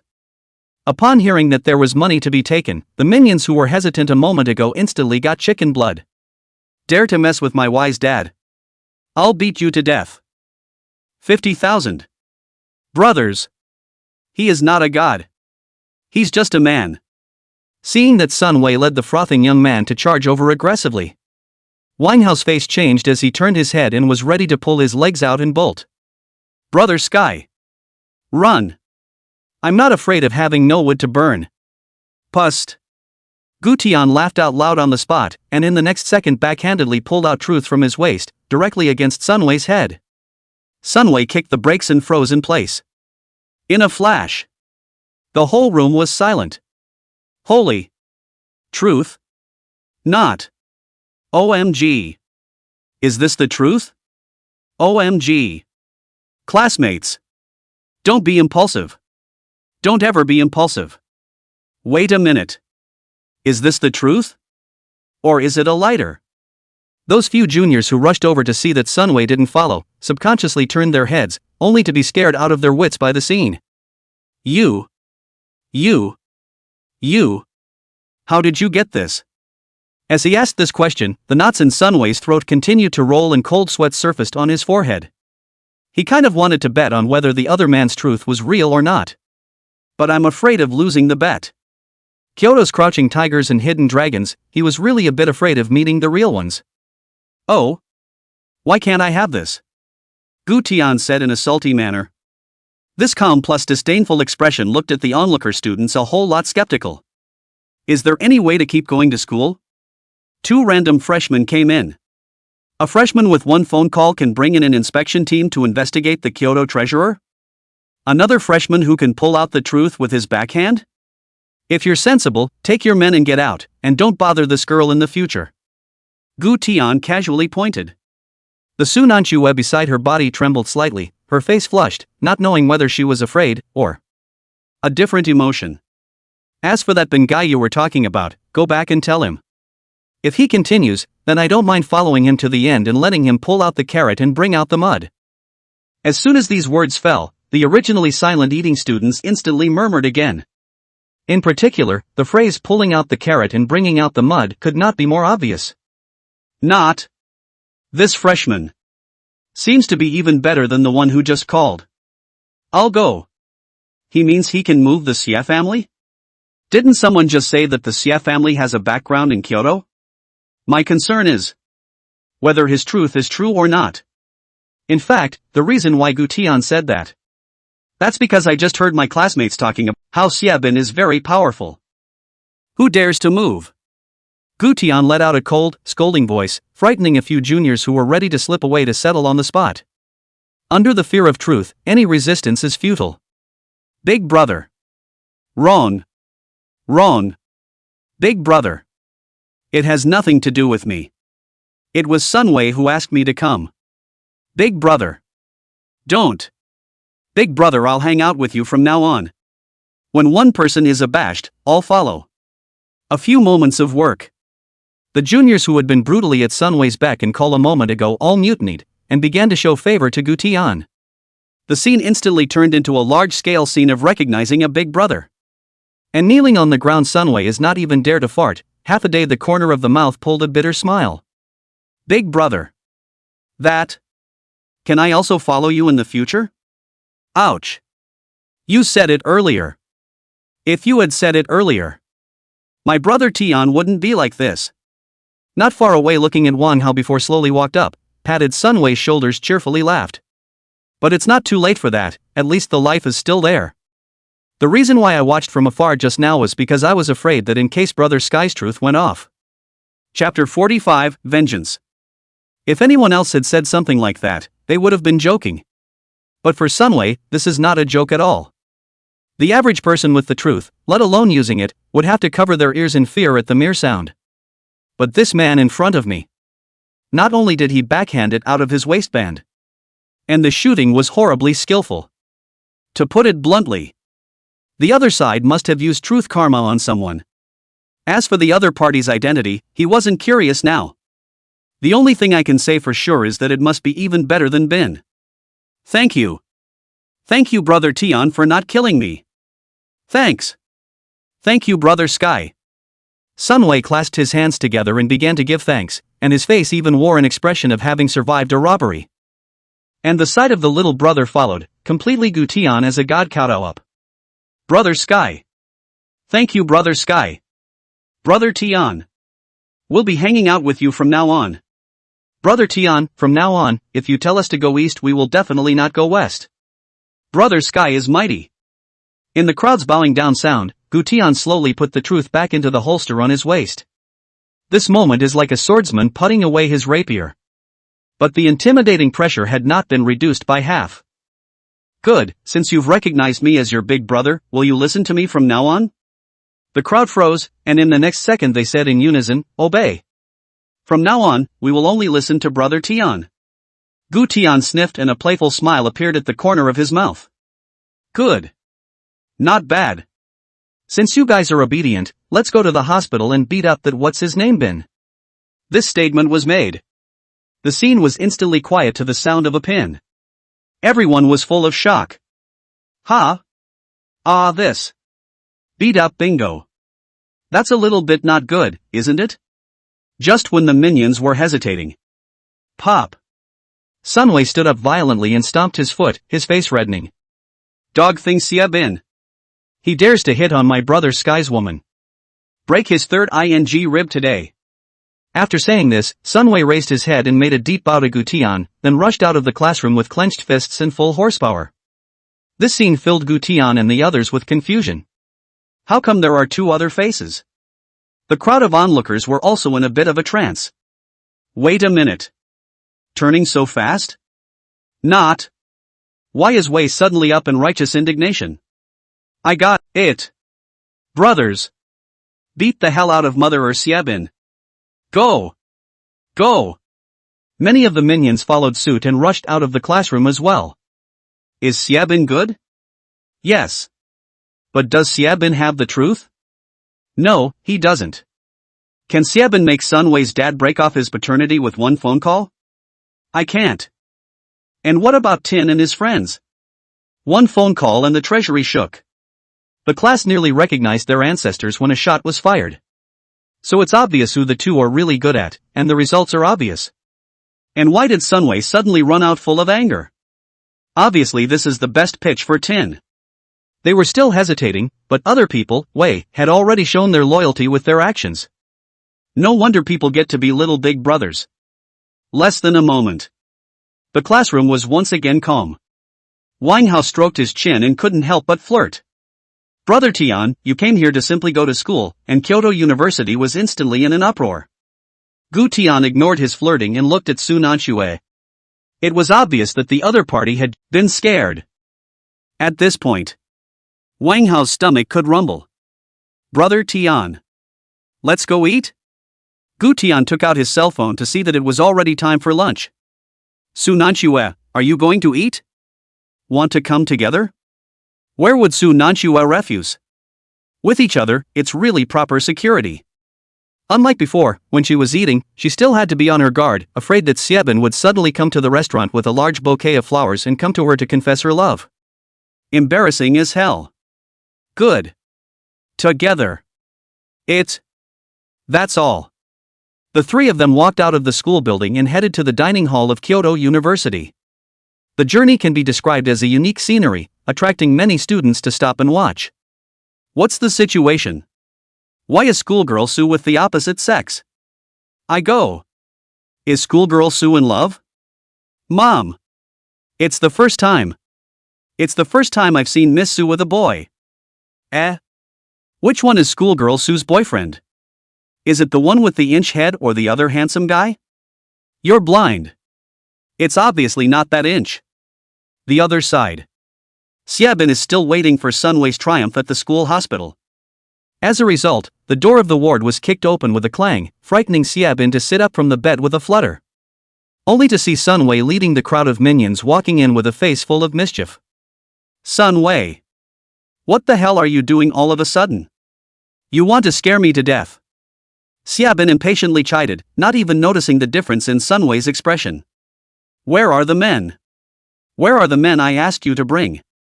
You boys aren't going to fail to get things done for me, are you? just as Shibin was trying to stretch his neck to look back. In hell. Call Y. Sunway went up and whistled in ear to Xiebin's face. Snap. The slap directly dazed Shibin. Even the little brother behind Sunway sucked in a breath of cold air. Nima. Y is awesome. It's ing really standing up. Truth be told, hanging out behind Xiebin was really like a dog at the other's beck and call. They've all wanted to recognize another big brother for a long time. Nay, the head of Kyoto is very low profile and will not show up. The dining hall of the financial institute is elegantly decorated with high floors though. But there can't be too many people. But just at the mealtime, the hall is crowded, the bustle is to the scene of the spring festival, even the corners are crowded. That's the exclusive seat for student leaders. To facilitate dining for classroom leaders. Inside each cafeteria are areas that distinguish between student dining and faculty staff dining. The most important thing is that those school leaders are very grumpy. If they came over and found the seat occupied by a student, they would go up and give them a good scolding. If you are heavy, you will go up and kick you in the face, and bring out some kind of teacher in Confucianism to criticize you until you are speechless. Gu Tian froze for a moment, leader? Sunangsu nodded, her voice a little lower. Well, yes, it's best if we don't go over there. Ha, interesting, in that case, do I have to prepare my exclusive seat as well? After saying that, Gu Tian directly walked over with a big step. Su Nanxue hesitated for 2 seconds, and finally took small steps to catch up. Fruity. The scene had already caused a number of students to cast a glance. No way, they actually sat there? Are you crazy? That's the principal and dean's exclusive seat. It's over. The dean is sure to give them a thrashing later. Good guy. Is schoolgirl Su so brave? These two students seem to be the same two that were in the finance and economics classroom, right? Right in the midst of the murmurs, Gu Tian had already walked to his seat and sat down with his casual chair in a dignified manner. The table is decorated with principal's exclusive, dean's exclusive, etc. signs. Gu Tian smoothly peeled to the ground, placed on the table is really an eyesore. Snap. Not to mention the students around them, even the Amma who was grocery shopping in the window was craning her neck to look this way. Wang Hao gave a thumbs up with a face of admiration. Brother Tian, your aura is so powerful, I want to kneel. Although Su Nanxue also sat down, but obviously much more formal than the two, a moment to look at the entrance to the restaurant, a moment to look around, the heart is constantly praying. Don't let any school leaders come today. Gu Tian still has his sidearm on his waist. Seriously, she was really afraid in case any of the leaders heckled Gu Tian. As a result, Gu Tian took a backhanded shot just like he did in the big classroom. That. She didn't dare think any further. Let's go and see what to eat. Wang Hao slowly stood up and walked towards the window where the food was served. Gu Tian followed closely behind. Well, let's see how the dining hall meals are at KYU. Less than a moment's work. The three of them then returned to their seats with their dinner plates. Compared to the hungry Wang Hao who wolfed down his food, Su Nanxue and Gu Tian were obviously more elegant and chewed slowly. Hey Hao Zi, how much money do you think the financial allocation gives to Jing University every year? Such a large dining hall, even a seat for dinner is in short supply? I think it's time for you to have your father take a good look at where all that money is being spent. When Wang Hao heard this, he was instantly energized, and these words had undoubtedly spoken to his heart. Brother Tian. If you want to check it out, I'll just tell my father, and it won't take more than a day for the financial ledgers of the capital university to be called in for you. Su Nanxue's entire body was a bit confused as she listened to them gently discussing this. Even a little bit of regret. If she had listened more to her cousin Qin Shi at that time about what was going on in the Kyoto circle, then she definitely would have known a little bit more about this big shot called Gu Tian. Not as bewildered as they are now, shocked hundreds of times a day by each other's routines. It was while the three were enjoying their lunch.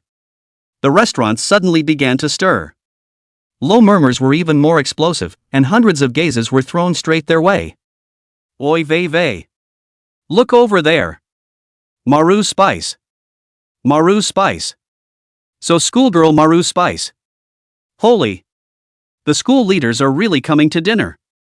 Eh aha. It's hit the fan. Run. Run ah. Why don't they run? At the door of the restaurant, a group of people came in hot and bothered, and at first glance, they looked like the hungry kind too. The leader is a middle-aged man with a bloated physique, followed by a few college division-level cadres, all dressed in suits and with bad looks. Wherever they passed, students bowed their heads, shut their voices, and grubbed their meals in silence, fearing that they would be named and educated in the next second. With such a scene, Dean Zhang was instantly displeased, and instantly his face sank as he threw out his sleeves. Not even a hello? Don't you even say hello to Dean Chang? Humph. This group of students. Not active and good. Good. Good. These students are getting more and more lawless, aren't they? How dare you sit on my head for a meal? No sooner had he flung up his sleeve and stepped forward with a flourish. The subordinates behind him could have rushed forward. You guys? What department are you guys from?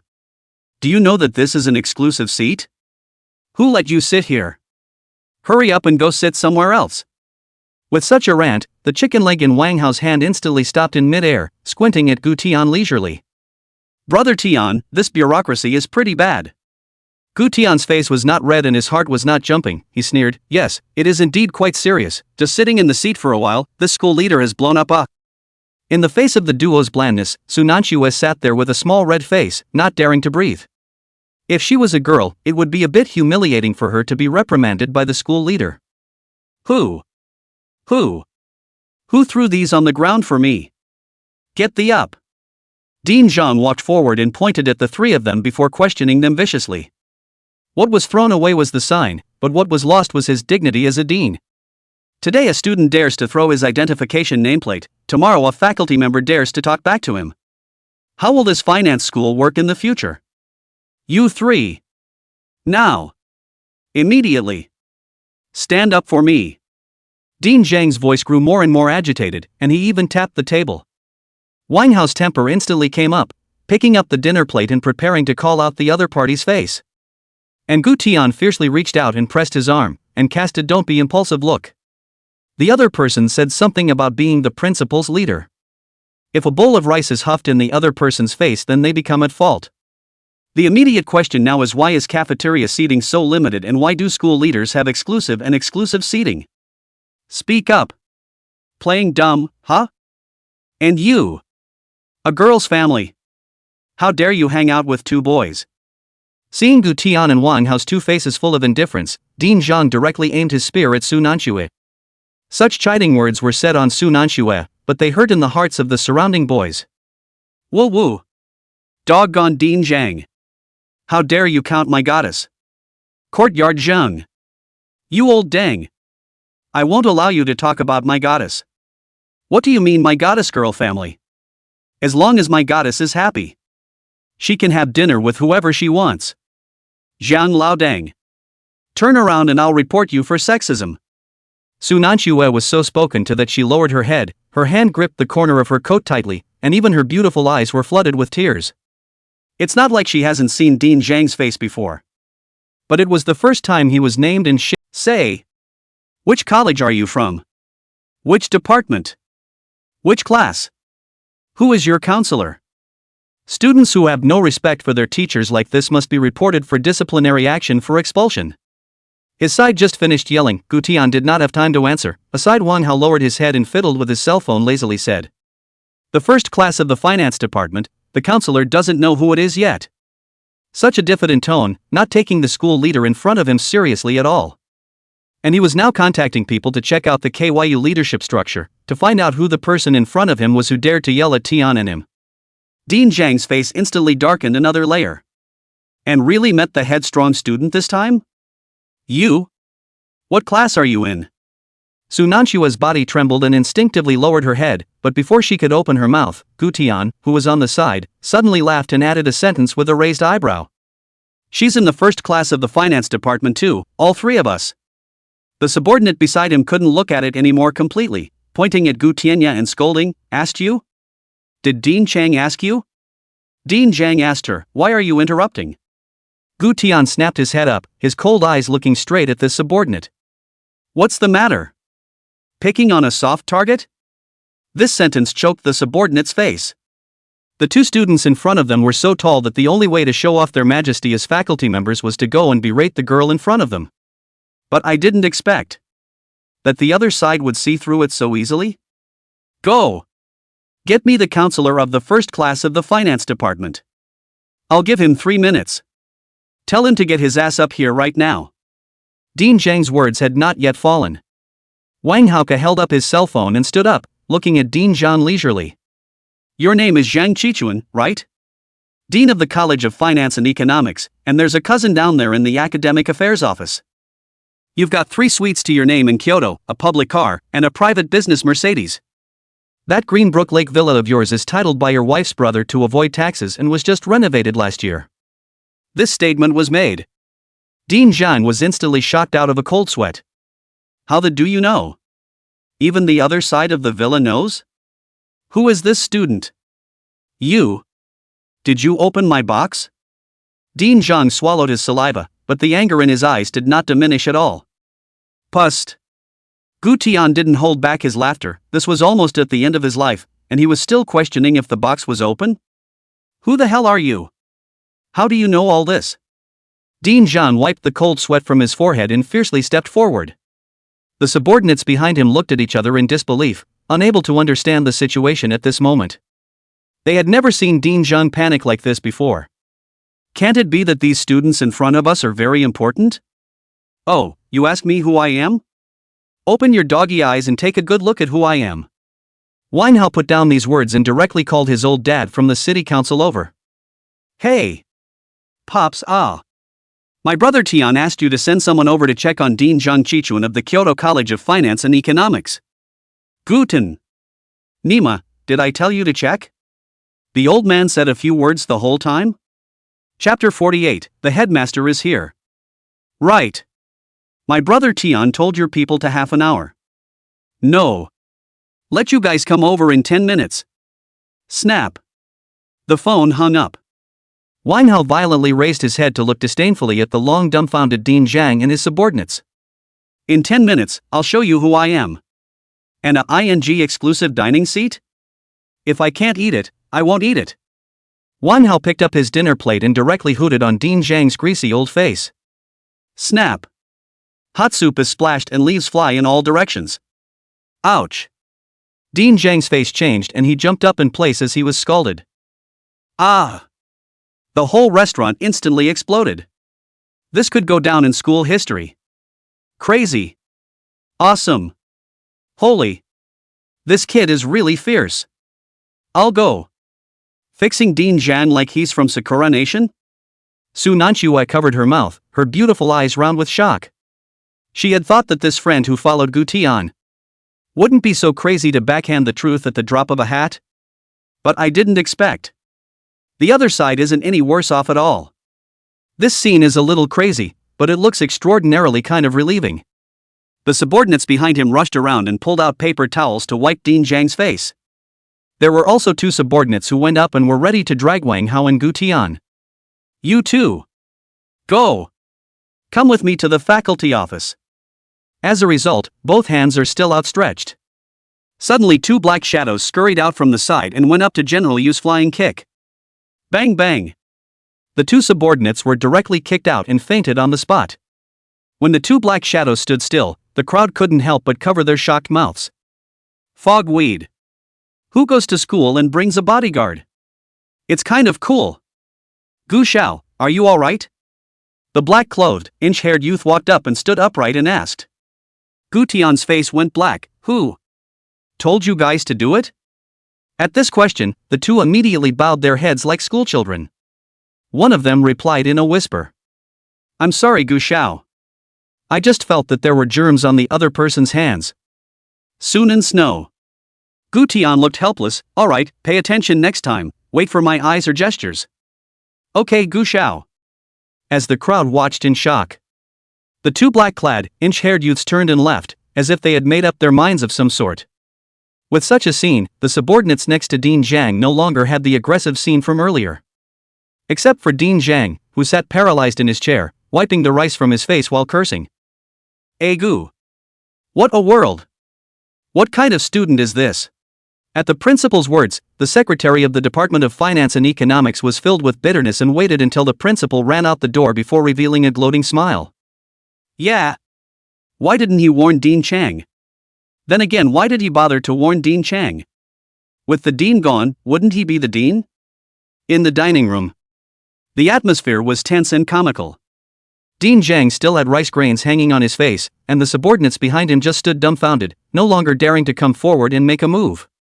Everyone see it clearly, haha. It was the two of them who moved first.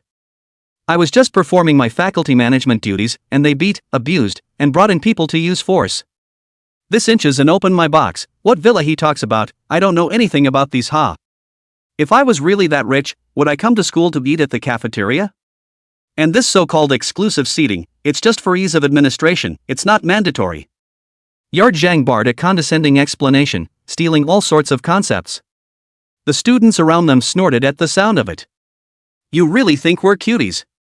What? Didn't you just say we're all starving ghosts, a disgrace, and that the court is sending relief? Soon, the school leaders all came to the cafeteria. One by one, several usually high and mighty men walked briskly over. In particular, the principal at the very front didn't even have time to straighten his suit before striding around eagerly looking for Gu Tian and the others. Dean Zhang took a look from a long distance, good guy, and instantly his eyes glistened. He was planning to go to the principal to sell himself short, but he didn't expect the principal to come over of his own accord. Headmaster. You've come just in time. These two students are so unorganized and undisciplined that they... Snap. Before Dean Zhang could say anything, the principal directly threw a big beeping pocket in his face. You shut up. With such a scene, the onlookers were all dumbfounded. What's the situation? The principal came up and beat up the dean? I'm going. Is the light this dude fought for really shining on us? Dean Zhang was almost spun in place 3 times by the slap, covering half of his face. No, principal. It's him. Snap. The principal waved his hand and slapped 3 more times, and the crowd was all dumbfounded. Dean Zhang was struck dumb, tears falling from his eyes. The principal, however, completely ignored him and led the leaders to Gu Tian and Wang Hao with quick steps. Especially that face instantly changed from somber to respectful and humble. Ouch. Gu Xiao. Mr. Wang. I've heard a lot about you guys. Why are you here in person to eat at the restaurant? If you want to eat, I can just have the restaurant seat you at a separate table. Geez, you say this got to be. It's really rude. The principal sat directly next to Gu Tian, close enough to make the crowd skeptical with a whole capital letter. They didn't hear the principal's address to Gu Tian and Wang Hao, and just watched such an exaggerated scene from afar. I'm going. What is this identity? Mom. When did you see our principal so humble? Not. What's the situation? This is our principal? What are these two people? They're really big Buddhas. Chapter 49 Restaurant Meeting. No doubt about it. Dean Zhang and a few subordinates were also shocked into a cold sweat by this scene. Wait a minute. Wait a minute. Wait. What the hell are these two students? OMG. Shouldn't have really kicked a steel plate? In the face of the principal's currying favor, Gu Tian didn't say anything and just gave him a faint look. Principal, this Dean Zhang is quite interesting, and he's trying to drag us to the faculty office? The smile on the principal's face froze momentarily, and he jerked back 3 seconds later. Zhang Qichuan. You come here.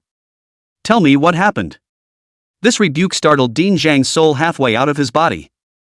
He is the dean of the College of Finance and Economics and is really high up in the hierarchy of positions.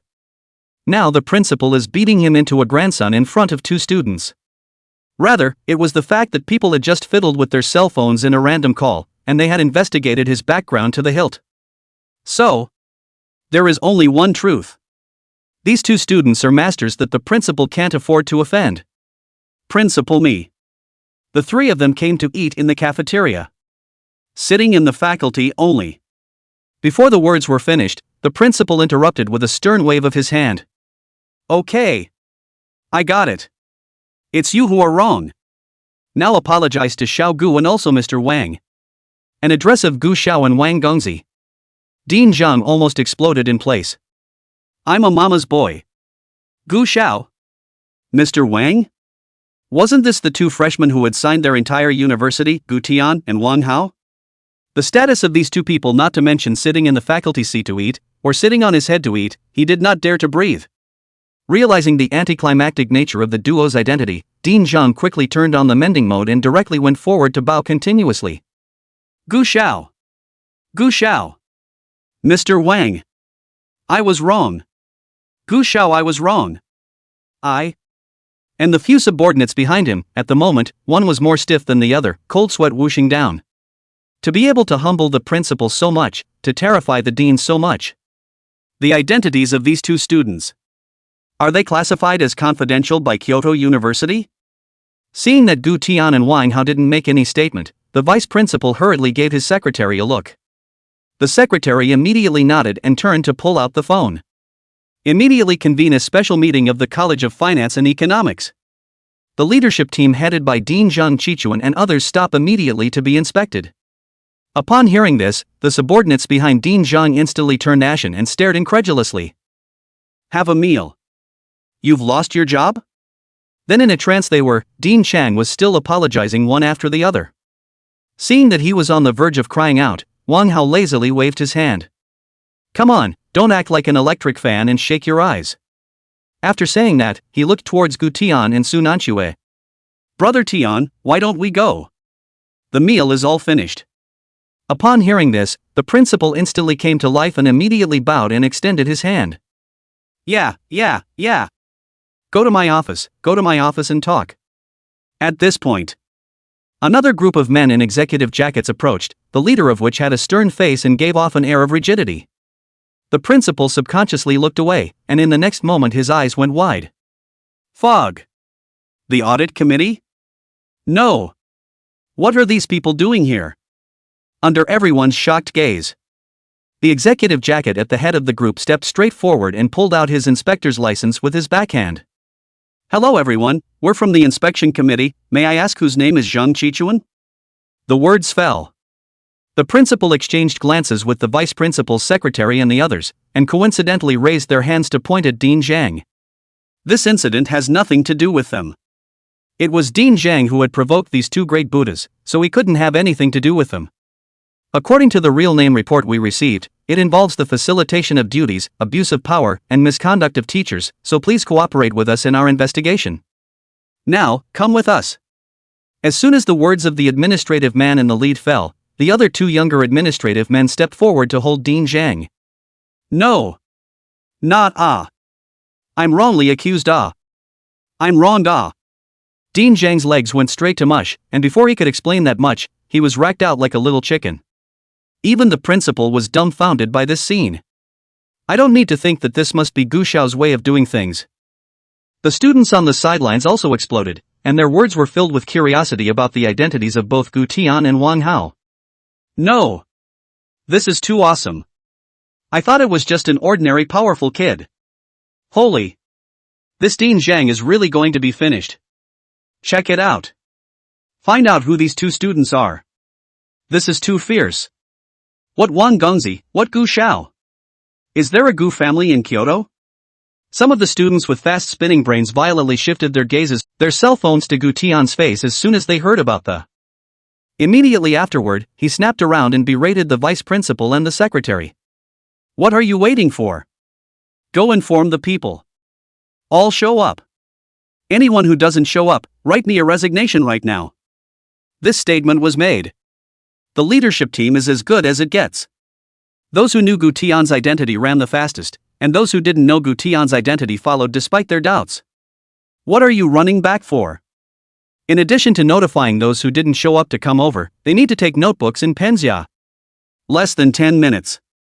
Restaurant executives and key school administrators arrived in full force. Under the dumbfounded gaze of the other students, the principal, deputy principal, director of education, director of logistics and head of the catering section, with high positions took their seats, while those with low positions could only stand on the sidelines. Even the kitchen chef stood trembling in his white coat in the corner, not knowing where to put his hands. It was the first time he had attended a meeting at such a high level, with so many leaders present. But this sitting in the main seat. How is a student Chapter 50, take a note, I'll make the following deployments. Gu Tian sat in the center. Wang Hao sat beside him, crossing his legs with a smile on his face.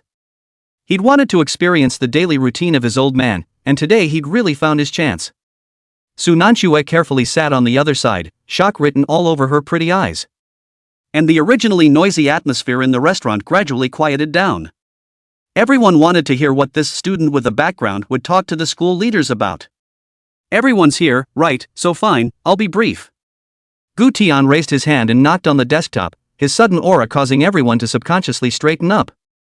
On the way here, the vice principal had already revealed the identities of Gu Tian and Wang Hao.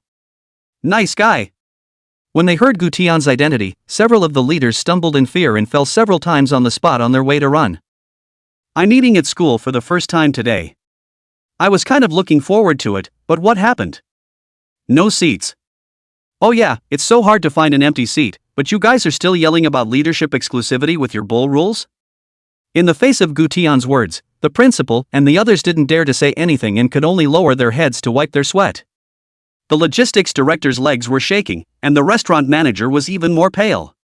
If his restaurant had health problems, he would normally be penalized at most. But now this. Guess we'll have to just eat peanuts? You're the manager, right, so tell me, is it a dereliction of duty on your part that there are no seats in the restaurant? Gu Tian pressed the positions on these people's chest plates and started naming them. The restaurant manager jolted to his feet and bowed what could be described as 90 degrees, so close to dropping his head on the table. It was my dereliction of duty. I'll rectify it immediately.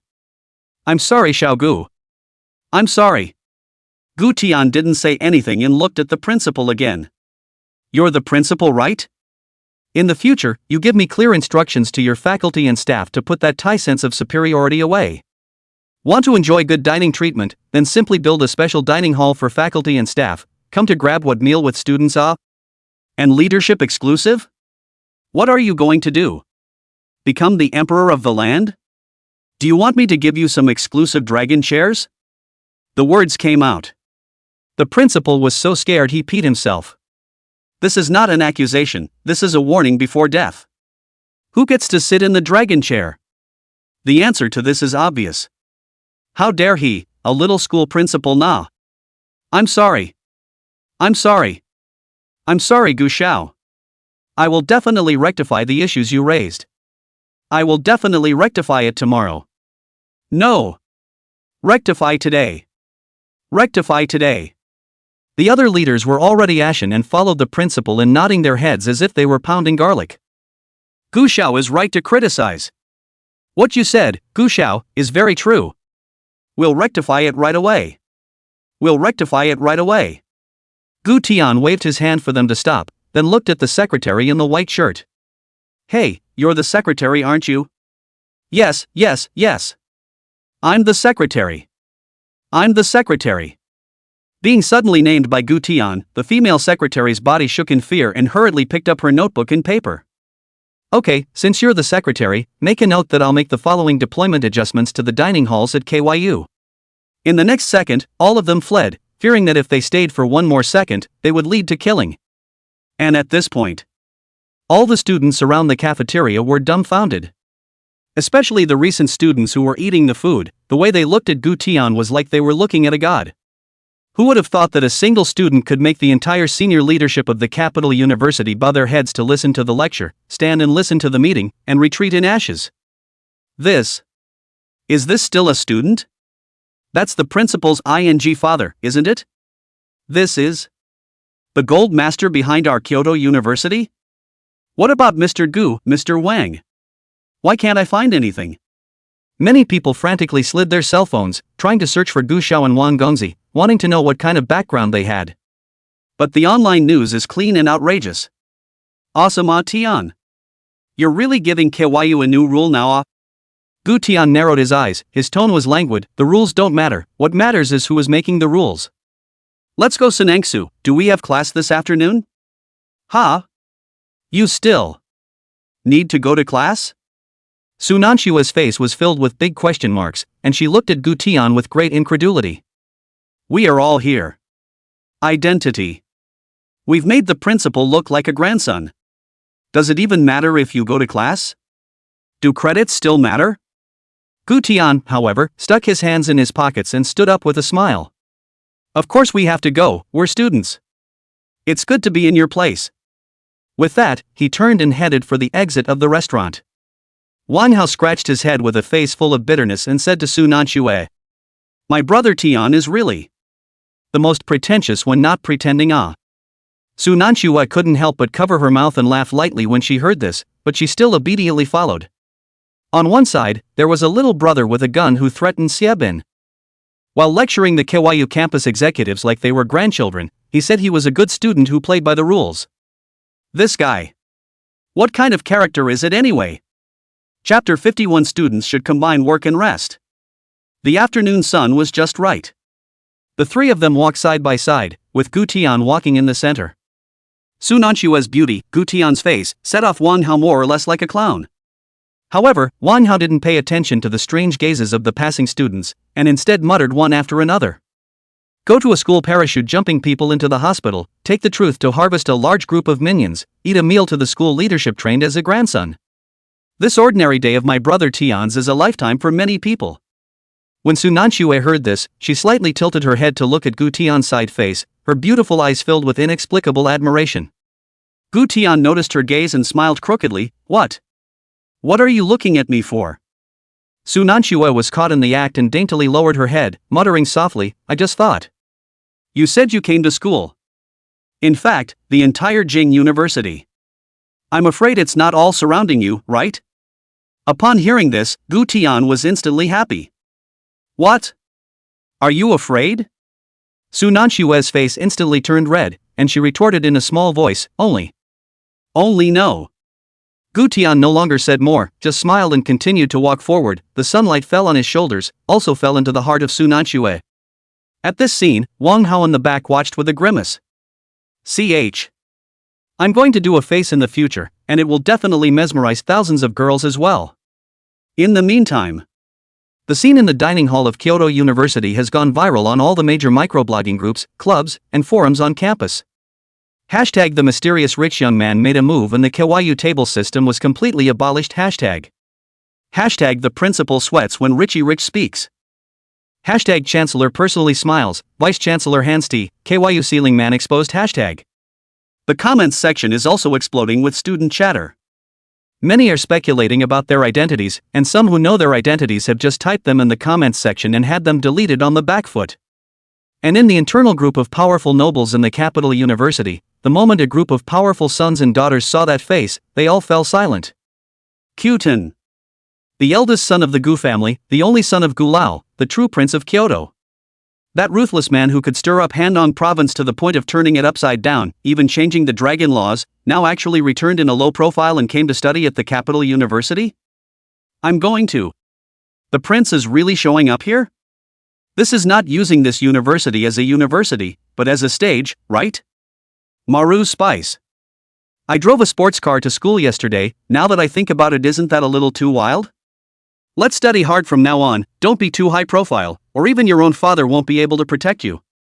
I don't want to go to King's University. I'd rather go to U of A.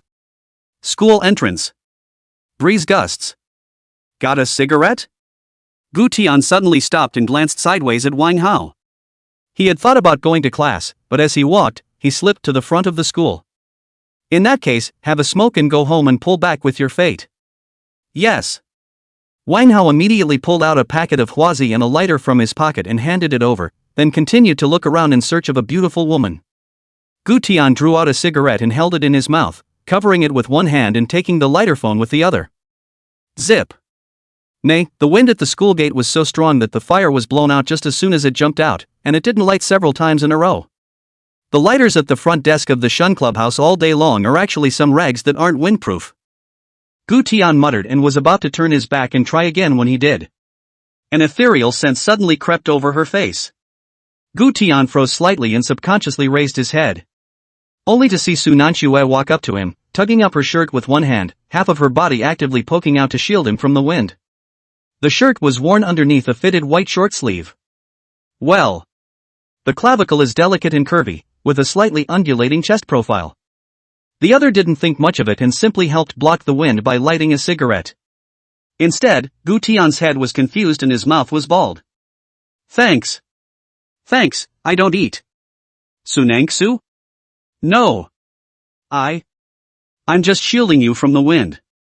Sunanchue turned back violently, swished red to the roots of her ears, and hastily lifted back her shirt. Ha ha ha, just kidding. Gu Tian awkwardly rounded off his wrong words. This scene was not seen by Wang Hao though. But there were quite a few boys who saw it, and their expressions that were a whole lot of indescribable envy and jealousy. Ooh. My goddess actually.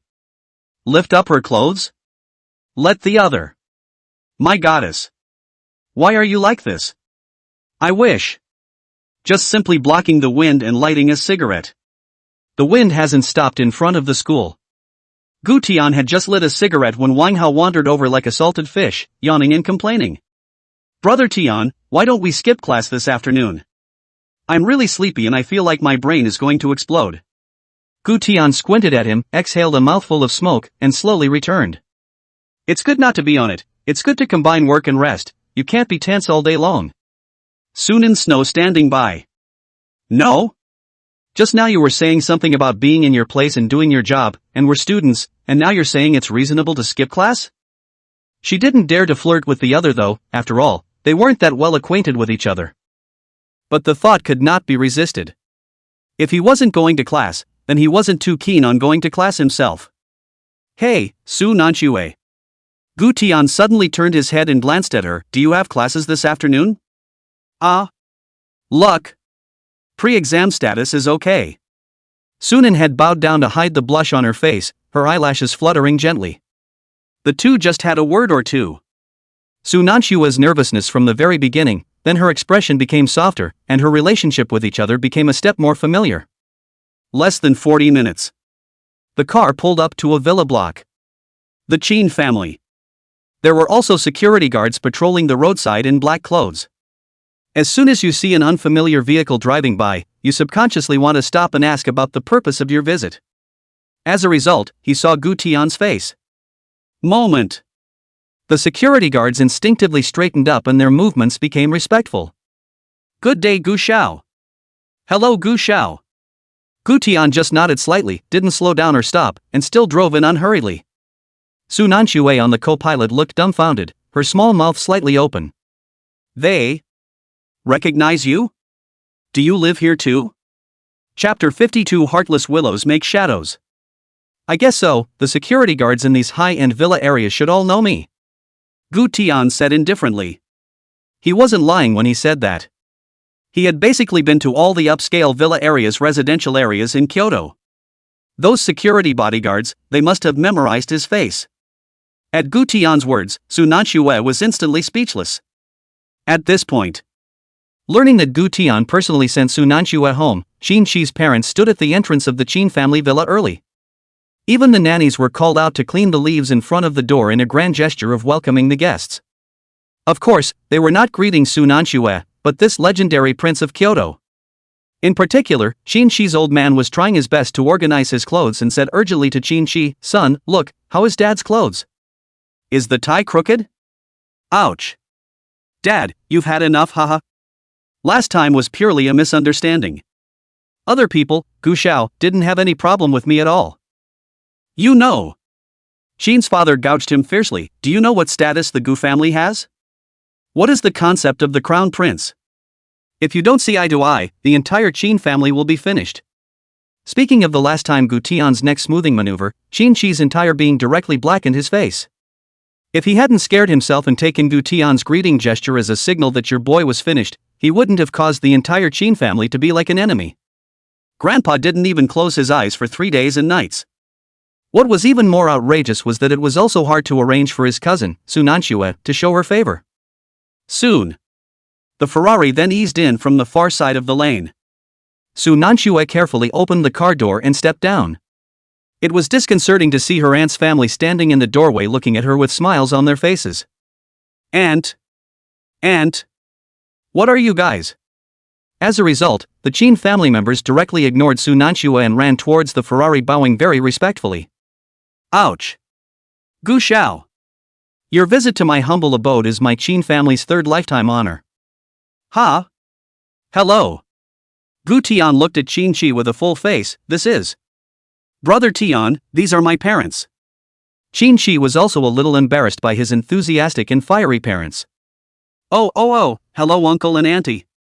Gu Tian smiled faintly. AI. I don't dare to be a good person. Gu Shao, quickly take a seat in the house, please. With a smile piled on her face, Mother Qin reached out and kept inviting Gu to get out of the car and go sit inside the house. Su Nanxue, who was standing on the side, stared at this scene with dumbfounded eyes. In her eyes, her aunt was always dignified and strong outside, but at the moment, she seemed like a warm maid, and even her tone relaxed several degrees. Aunt's husband outside is even more say one, the mayor of Kyoto have to respect him 3 times of the man, but at this moment slightly bowed, accompanied by more than a smile. Who the hell is this? Who's a guest in whose house? Su Nanshue's brain buzzed, and for a while she was really a bit confused. Gu Tian's identity was, I'm afraid, even more terrifying than she had imagined. In the face of the family's warm invitation, Gu Tian could only wave his hand repeatedly. He wanted nothing to do with the other man. It may seem like a simple cup of tea, but who knows, there is something heavenly behind that cup of tea to please you. It's better to do more than less. Next time, auntie, I have some things to do, I have to go back. Gu Tian politely refused with a smile on the corner of his mouth, while at the same time looking smoothly at Su Nanxue on the side. I'll be off then, haha, I'll be in touch later. Ha? Oh, good. Before Su Nanxue could say anything, Gu Tian had already kicked the gas and raised the dust. The only ones left at the doorway were the 3 Qin family members, plus Su Nanxue, who watched the taillights of the sports car go away. Aya, Gu Shao, this. At least have a sip of tea before you go. Mother Qin shook her head with a regretful expression, but her words turned to Father Qin. Old Qin, you say Gu Shao this sends Sha Shui back, this trip, which family, which household did not see? Qin's father's face glowed when he heard this. I saw it. I'm sure I've seen it. No department or ministry is better than Gu Shao coming in person. Facing his happy parents, Qin Shi couldn't help but grin as he was considered to have finally done the right thing. Earlier, he had thought that it would be a shameful thing to let Su Nanxue go to accompany the drinks and to show favor to Gu Tian. Now it seems as if things aren't headed there and everything is normal. Xiao Shui.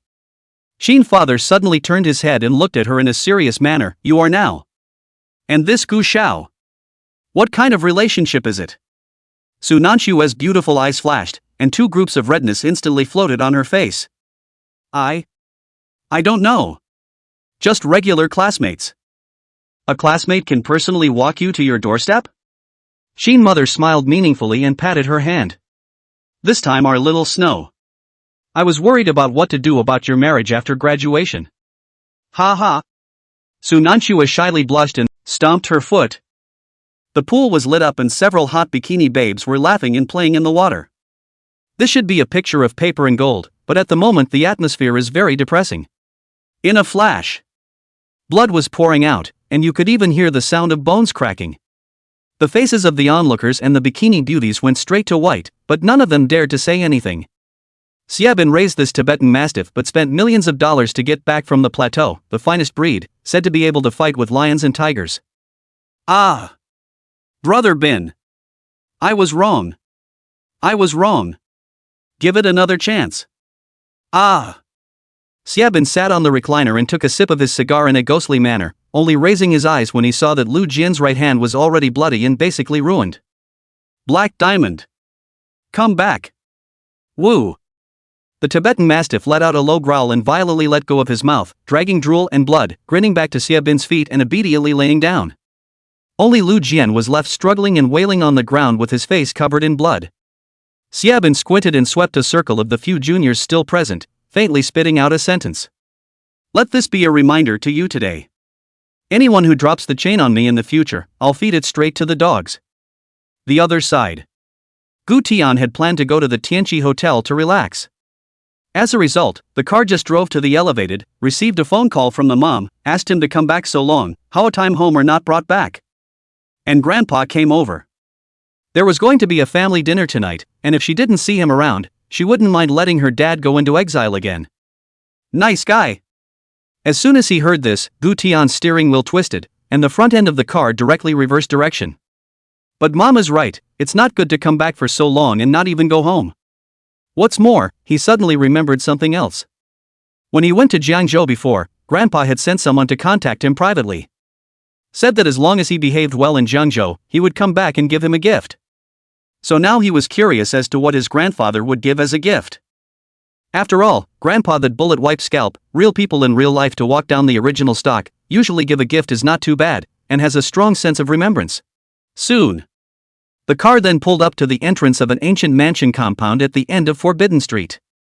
The entire mansion adopts the ancient style with modern design, the guards are tightly guarded, and a number of black-clothed bodyguards wearing earpieces around them patrol back and forth. When they saw Gu Tian step out of the car, they all raised their hands in salute in unison. The guard, Shishuan, had waited at the door early and immediately greeted Gu Tian when he saw his figure. Gu Xiao. You're back. All waiting for you? Your grandfather brought you a present. That's called a cow. Speaking of gifts, Hisun's eyes glittered with indescribable excitement. That said, Shishuan was a guard at Pop's side, and was considered someone who had seen the world. So excited about a gift? Is it hard? Gu Tian's curiosity was instantly piqued. What exactly is it? Gu Tian said with interest. You come with me, you'll know soon enough. Heishuan smiled and led the way. The Gu family's ancestral home is very large. Push open the mahogany door into the eyes of the typical Soviet-style garden pattern. Everywhere pay attention to symmetry, borrowed scenery, subtlety, and layers of progression. Passing through the courtyard of the Hearing Rain Garden is the Kisangzai, and further inside is the real living area, the Nourishing Heart residence. Surrounded by high walls and tight security, it was only open to the direct bloodline of the Gu family. What kind of gift? So mysterious. Gu Tian is a little impatient. Obviously there is a villa not to live, but have to live in the ancestral home. It's still 3 courtyards and several winding paths to get back to a home. He was really uninterested in the flowing water and the wigwam in the courtyard. Don't be in a hurry, Gu Xiao. Heishan turned around and smiled mysteriously. Honestly. Even Elder Gu was taken aback by this gift he had prepared. I don't know if we're still talking about the gift. At the end of the courtyard, an ancient mansion stood quietly. In front of the gate of the mansion, Elder Gu was wearing a dark blue Chinese mountain suit and leaning on an ebony walking stick, and despite his advanced age, he was in high spirits between his eyebrows. Well, how's the gift I got for Tiny? This gift is called the Return of the King. Gu Feng and Xian Hui looked at each other, their eyes filled with shock and helplessness. Whose grandfather gives his grandchildren gifts that aren't gold, silver, jewelry, or RV antiques? Instead, it's a tiger.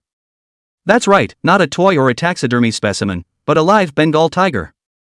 In the large cage in front of them, an adult Bengal tiger with a golden body and clear black stripes is lazily lying on a grass mat, surveying the scene outside the cage with an unfamiliar face. Gu Feng's eyes twitched at the corners of his eyes, holding his forehead as he sighed straight at his old codger father. No, Dad, how can a grandpa give a tiger to his grandson? Why don't you get some other pets, like a cat or a dog? Hey! Can't it be that you yourself had a playful moment and got a tiger in the name of Xiaotian? Upon hearing Gu Feng's words, Elder Gu's face instantly flushed. Nonsense, am I that kind of person? Besides, this tiger is no ordinary tiger. Everything it wore as a child was from Gu Tian's childhood, even the milk bottle was from Gu Tian's childhood. Upon hearing this, the crowd cried and laughed. Xian Hui was even more helpless as she hid her face. Dad, you really don't follow the rules. Xiaotian is not a child anymore, he's not interested in cats and dogs or anything else, but you're so good that you've directly brought in a king of the forest. Elder Gu laughed and stood up with his hands behind his back, amused. It's only good that he's not a child. So give him a whole tiger worthy of his status. After saying that, he glared at Gu Feng and continued, in the future, if anyone dares to send my grandson out to suffer again, he will directly release the tiger to bite him. Chapter 54, Giving a Tiger as a Gift. This statement was made. Gu Feng directly held his forehead and fell into silence for 3 seconds. To say who in the Gu family favors Xiaotian the most. When Elder Gu said first, no one dared to say second. Wife Qian Hui on Xiaotian's favor, that is spoiled, restrained, exquisite, belongs to the style of you get into trouble I cover the bottom, but next time don't do this. But Elder Gu is different, saying one thing and favoring the other blatantly, belonging to the line of the grandson who says whoever he wants. After all, from the line of fire down from the pile of dead people, once angry, then the other party is a ghost hole. He remembers it well. A few years ago, Xiaotian had a conflict with someone in a bar in Kyoto and received a slap on the wrist, not a big deal. Elder Gu directly called an officer of the Forbidden Guard Brigade directly under the cabinet. "Hello? My grandson is being bullied by punks, can I borrow a few of the armors?" The opposite side was too scared to breathe. The old man.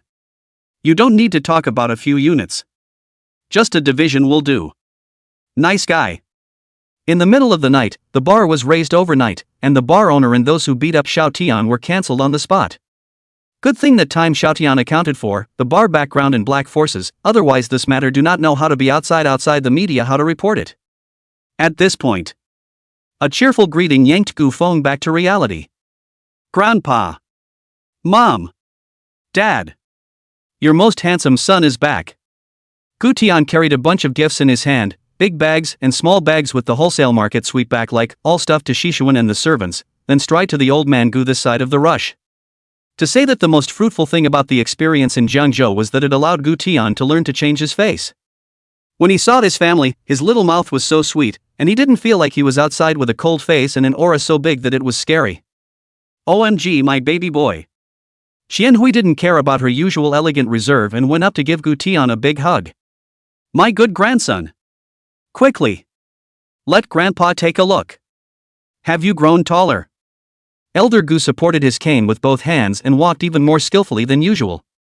Gu Tian was not ambiguous, and immediately greeted the support, his mouth more slippery than a motorcycle off the reins. "Well, Grandpa. You're in such a state, such a spirit. I'd say you've just turned 18. The old man was happy to hear that. Instead of noticing the large cage not far away, Gu Tian smiled and started giving gifts to the crowd. "Mom.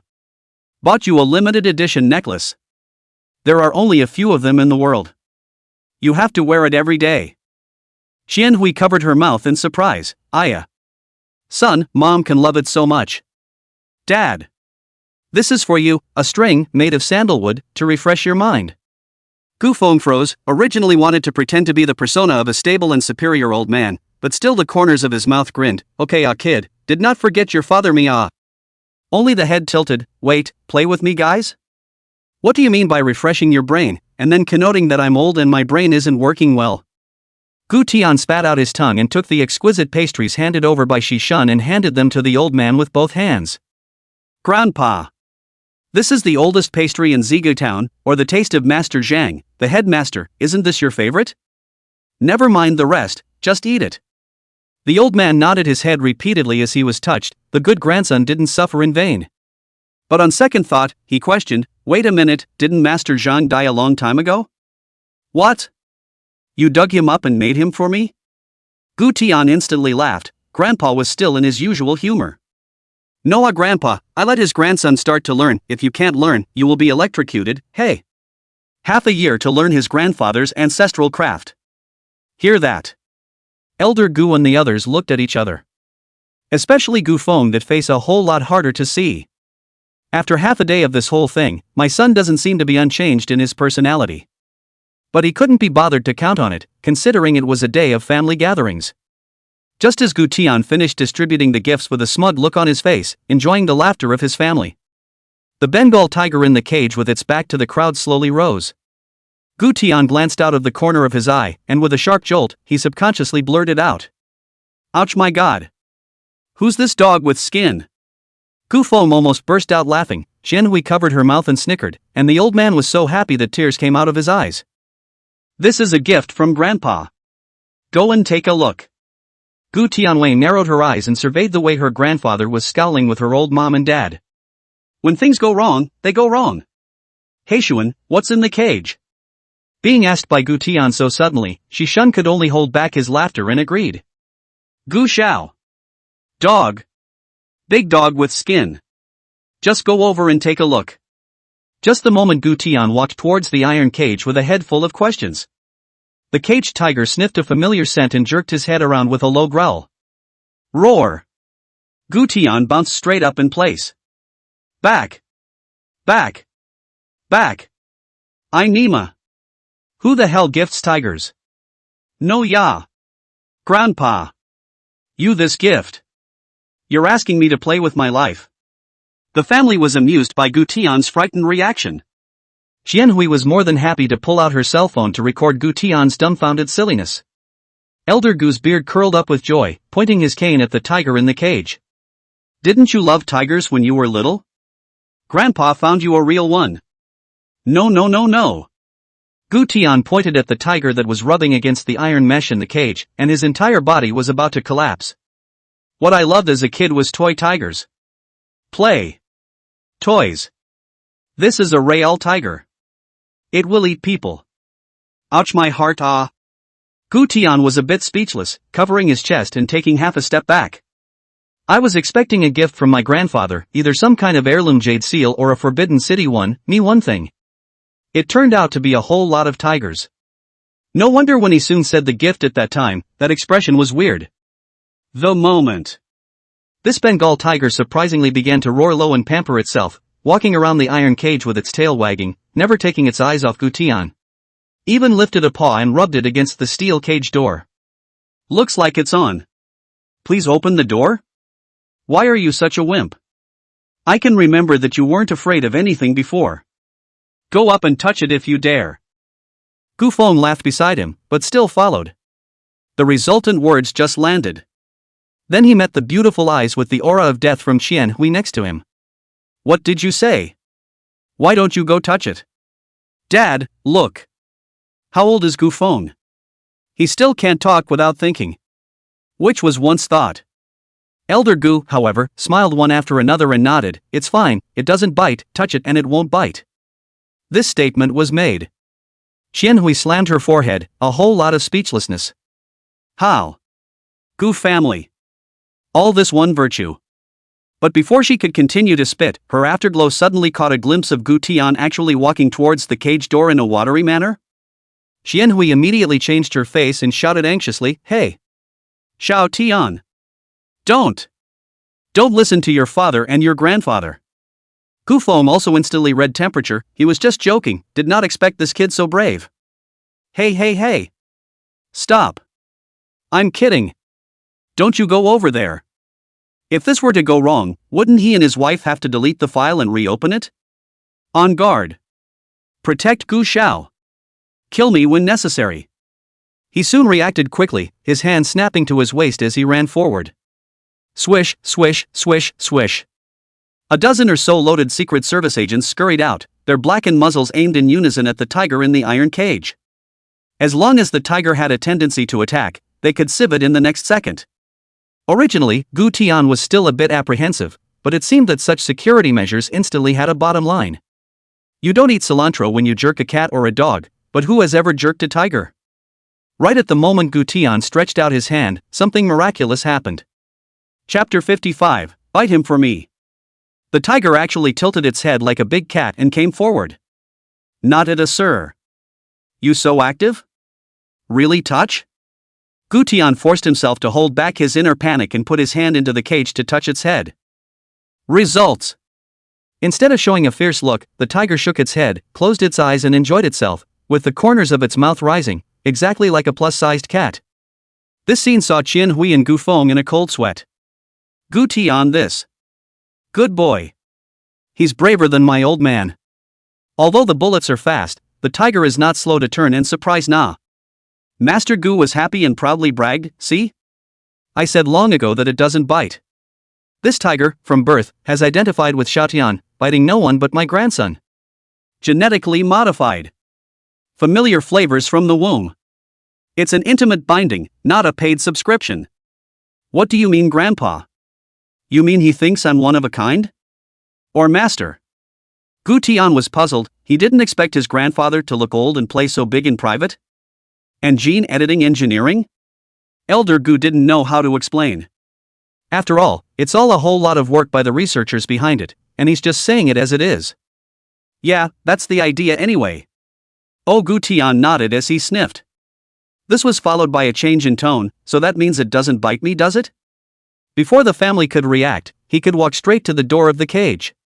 This scene scared Gu Feng and Qianhui into a cold sweat, and they subconsciously stepped back. It's a day for family gatherings, not a day to eat a banquet. Xiao Tian. You don't mess around, ha. Mom will double your allowance again. Gu Feng, who was usually high and mighty, was not calm at this time. Kid. Don't believe your grandpa looks to me like a precursor to Alzheimer's. Pity. It was too late. The corners of Gu Tian's mouth rose slightly, his eyes filled with the firmness of "I believe in my master," and his fingertips gently pressed. Ka-da. The latch of the iron door gave a crisp click. The fence rose slowly. The Bengal tiger in the cage with a horrifying aura got up violently and slowly walked out. Seeing this horrifying scene in front of me, Heishuan and the other Secret Service agents' eyes were glazed over. Nima. Prince, you're really on it. Observe the tiger's movements. As soon as it makes an attack, move immediately. Don't move. The prince is so fierce. What a tiger out of its cage. Then the crowd was nervous and shocked. Gu Tian, however, stood still, looking at the big cat that was slowly approaching with an excited expression. TSK. It doesn't look that scary. Isn't it just a bigger-looking cat? Gu Feng. Money-wise. He soon. Gulp.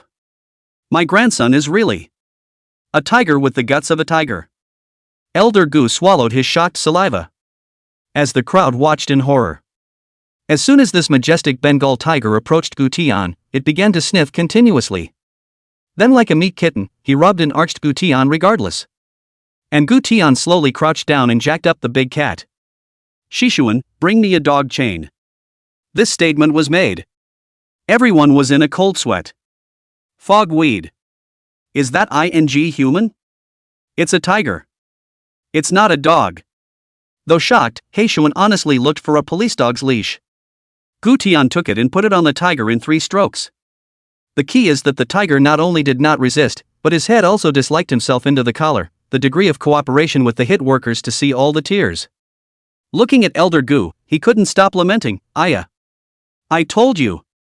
Our Xiaotian is a god in the sky. He's able to subdue the beasts. What's that Dongyue emperor? The mount isn't just a white-fronted tiger. Our Xiaotian is definitely the reincarnation of Emperor Dongyue who descended to earth. These words caused Gu Feng to hear a whole black face. What a Dongyue emperor! Now the tiger did not show any aggressive behavior, apparently fear in the face of the truth, or chanting that it had been fed in advance. People are the king of beasts, not little cuties. You can definitely tell the difference between a full meal and a full meal. Dad. When you are bored, enjoy the flowers, birds, fish, do not always read those foreign persimmon fairy novels, okay? This is also how the whole out of Dongyue da diet. After saying that, he hurriedly waved his hand for Gu Tian to come over. Kid, stop playing that scary and get in the house, dinner's ready. However, Gu Tian, did not hurry to turn back, but instead, the corner of his mouth slightly hooked, revealing a cheerful smile. Heishuan's heart stuttered. Not good. Gu Xiao smiled, life and death are hard to predict. Fruity. Gu Tian tugged on the tiger's chain, pointing at Gu Feng not far away and signaling, see that man in front? Go. Bite him for me. Nima. Gu Xiao. That's your dad. You don't have to. That position will be your turn sooner or later. Next. The big tiger that was originally lying lazily on the ground actually really stood up and stared at Gu Feng with a ferocious light, with an air of giving his big brother something to do. Gu Tian was instantly agitated. Attaboy. Bruce. Gu Feng was once again scared to the point of red warmth in place, and stepped back one by one. Hey. You really listen You this really want to come over and bite me I knew your little scientific research. Those who offend him are not sunk in the river and are sent directly into the mouth of Gu Million to be digested. The poop that comes out of the poop can also be recycled, the main one is environmentally friendly. In the meantime, on the other side of the ocean, inside a top-quality sea view villa on the west coast of a certain country, early morning sunlight pours through the floor-to-ceiling windows onto the soft and cozy princess king-size bed. A girl with 3-dimensional delicate features and a cool and noble appearance rubbed her hair and slowly sat up. Several blonde maids stood respectfully. Some carry water, some carry breakfast, some hold today's latest fashion magazines and stock market dailies in their hands. Ms. Mia, the temperature is a little warmer today, and Chanel HQ just sent over the latest styles for the season, would you like to wear them out?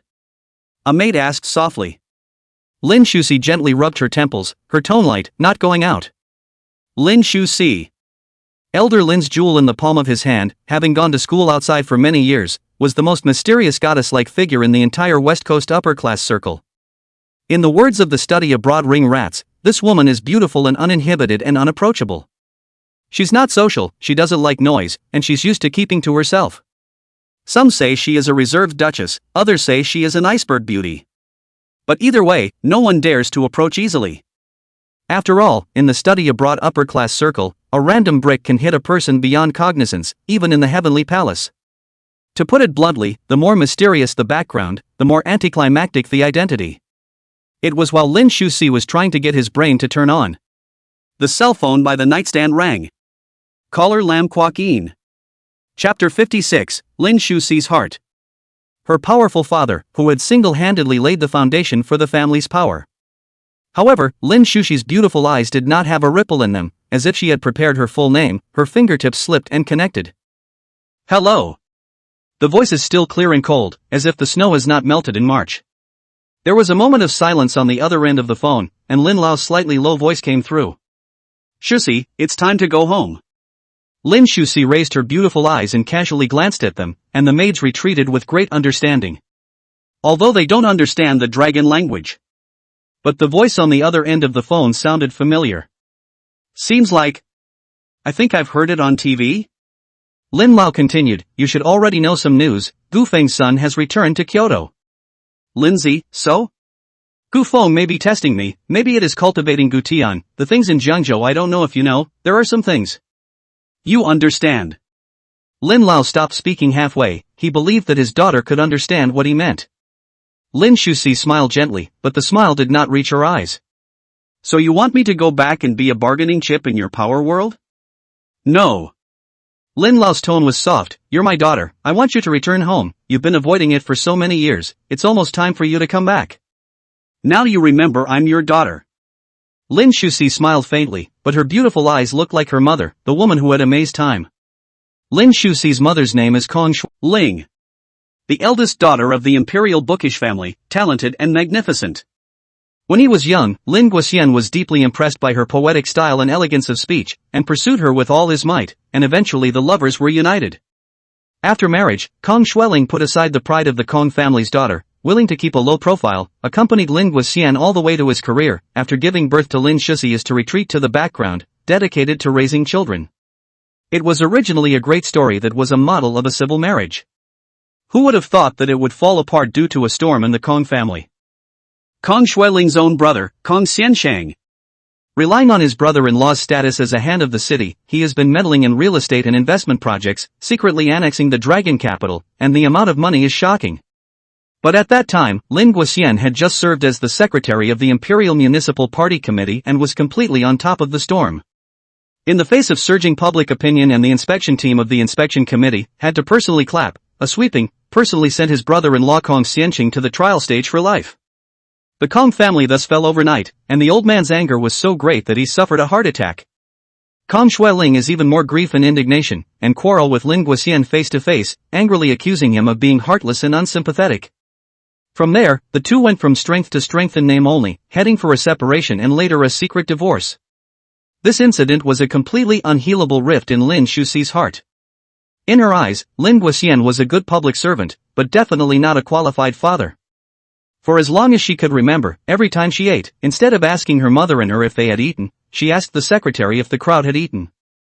Even now he initiated the call, his tone low and soft. She also still couldn't easily unload the emotions that had been building up for so long. You came back, not necessarily for the... It's clearly a threat, but it's also like a promise. It was clearly a test, but it stepped precisely on the softest corner of her heart. It's like a rebellious daughter stepping into her father's carefully designed orbit. But, offhand, she really faltered. Lin Shusi stood in front of the floor-to-ceiling mirror, her beautiful eyes looking towards the distant skyline for a long time before she slowly turned around.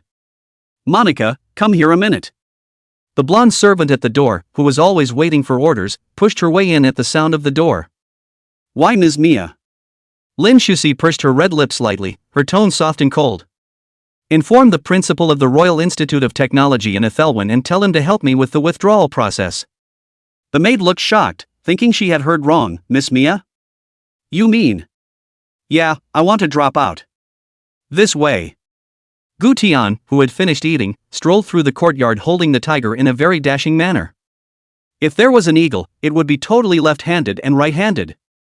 This scene made all of the guards in Secret Service as well as the bodyguards sweat profusely as they watched. How does the prince walk a Bengal gold tapering as a corgi? Heishuan, in particular, held his hand tightly to the truth at his waist for fear of any accidents. Hishun, do you think it will ride in the car? It won't get carsick, right? Walking to the entrance of the courtyard, Gu Tian sized up the big guy and glanced at Babs in the doorway. This. Heishuan was a bit speechless for a moment. This is the prince's stance. Are you really going to take him for a walk? This would definitely cause a panic among the citizens of Kyoto if it were on the main street. If the tiger was hungry, it would be like eating at a buffet. Theoretically, it shouldn't. But are you really going to take him out, Mr. Gu? Of course, other people walk dogs, why can't I walk tigers? Gu Tian raised his eyebrows and laughed. Still waiting for Heishuan to react. Gu Tianka then opened the trunk and lowered the rear seats all the way down. The tiger, as if he had a heart-to-heart, jumped right up and yawned and plopped down. All right. Let's go. Gu Tian kicked the gas. Babs disappeared directly into the crowd, leaving Heishuan and the soldiers standing guard full of faces in the wind. Company Commander. How many levels of security incidents are there when the prince takes a tiger out on the street? Heishuan was a bit speechless, he just felt that he was walking on thin ice on the path of the military. I'm afraid that it would be difficult to go to the other side of the river. Half an hour later. The car then drove towards the Forbidden Garden. This place was originally a royal garden and was later converted into an open park. Coupled with its location in the heart of Kyoto, and with a bit of royal blood, it has become the first choice of many noble women, rich women, and internet bloggers for dog walking and photo shooting. Especially after dinner every day, this place became almost a beauty pageant for the poodles of the dog class. For Gu Tian, this place was perfect for walking a tiger. Not bad. Quite empty. Gu Tian parked the car smoothly and took off his sunglasses to survey the surroundings. Just as he opened the door to get out of the car. Woof! Woohoo! A dog suddenly barked at his feet.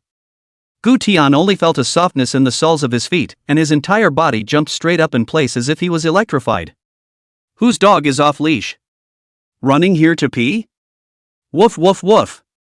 All he saw was a brown teddy barking at him, with a series of urine stains on the side of the tire. Apparently he just stepped on Teddy's paw when he got out of the car. Woof woof woof! Teddy was fierce, showing his teeth and barking furiously at Gu Tian, and he kept coming forward. No! What are you barking for? It's not like I stepped on you on purpose? Who's a good dog to come all the way out here to pee on my tires? Go go go! Gu Tian waved his hand in an attempt to drive Teddy away. Hear that? Gu Tian almost lost his breath. This Nima, and at that moment, Heishuan also led the guards to drive over. As a result, he had just parked his car not far away when he saw Gu Tian surrounded by a pack of barking dogs and aggressive noble women. In a flash. No! What the hell? Leading a dog around the prince? You want a war? What's going on here? There was a sharp popping sound from the guards in the car. Not daring to open my eyes, hoping I was hallucinating. Company Commander, these dog-on-leash buildings are out of the wind, aren't they? Heishuan walked off the car, holding the truth of the waist. Well, not allowed to say, let's go to see how a thing. There were a lot of onlookers, and they didn't dare to do anything rash. Not to mention not receiving any signals from the prince. A couple of men surrounded it with a heavy sense of stealing, but standing there was soldiering. Gu Tian also spotted Heishuan and the others, and the two sides just exchanged glances. No doubt about it. Gu Tian's eyes are simple, you don't need to go on, there will be a Gu Million MVP settlement screen in a while. Alright. How much money do you want? I'll pay you back. Gu Tian smoothly pulled out his cell phone from his pocket. Of course he's not paying for the cost of stepping on that foot, he's paying for the cremation and cemetery costs of the followers and the dog. Just these barking dogs? Gu Million definitely has a mouthful of little Teddy. This action instantly ignited the anger of the surrounding noble women. Anyone who can walk a dog here isn't too bad at getting $80,000. What are you pretending? We're not short of money. Apologize. You must apologize to this dog. You think you can fool around by a few? You apologize to my son of a dog. Gu Tian. I've never heard of a teddy selling for $30 million. I was just about to open my mouth to dislike them when I realized that a few noble women were furtively exchanging some kind of tactics. Next. Ka de de de de de de. Several large, fiery dogs charged straight off the leash, running towards Gu Tian. Holy! Straight to the opening of the group? Gu Tian hadn't expected his opponent to be so unmartial, and was ready to surround Babs in a king of Qin around the pillar flashback. But the next second. Swish! Several dogs had just rushed to the car, when suddenly all of them made an emergency stop, each head down and sniffing furiously, their expressions changing from cocky to wrong. Not right. Suddenly. The lead Doberman looked as if he had realized that the world's least to be messed with creature was hiding in the trunk, and instantly scurried off in a frenzy with a wail. Other dogs are like trigger rats. Ratmia kicked the steel plate, Zr wow chaotic scurry to the green belt. Several noble women were all confused, their high heels shocked off their straps. Hey hey hey! My dog! Come back! Hey hey! How did you run away? What's going on? They had let go on purpose, thinking they would stage a bit of a bite to teach the youngster a lesson. How come the dogs all fell apart? Gu Tian, on the other hand, stood still, hooking the corners of his mouth with a playful face. Dogs have a well-developed sense of smell.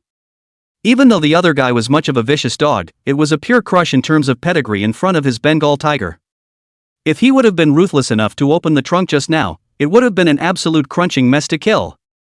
Ha ha ha! Such a big dog so wimpy? Laugh me to death. How come they're all scared off by this youth? Is a Doberman so wimpy? Why do these dogs run away as soon as they get near the car? What's in the car? The onlookers and eaters also laughed, which made a few noble women's faces lose face.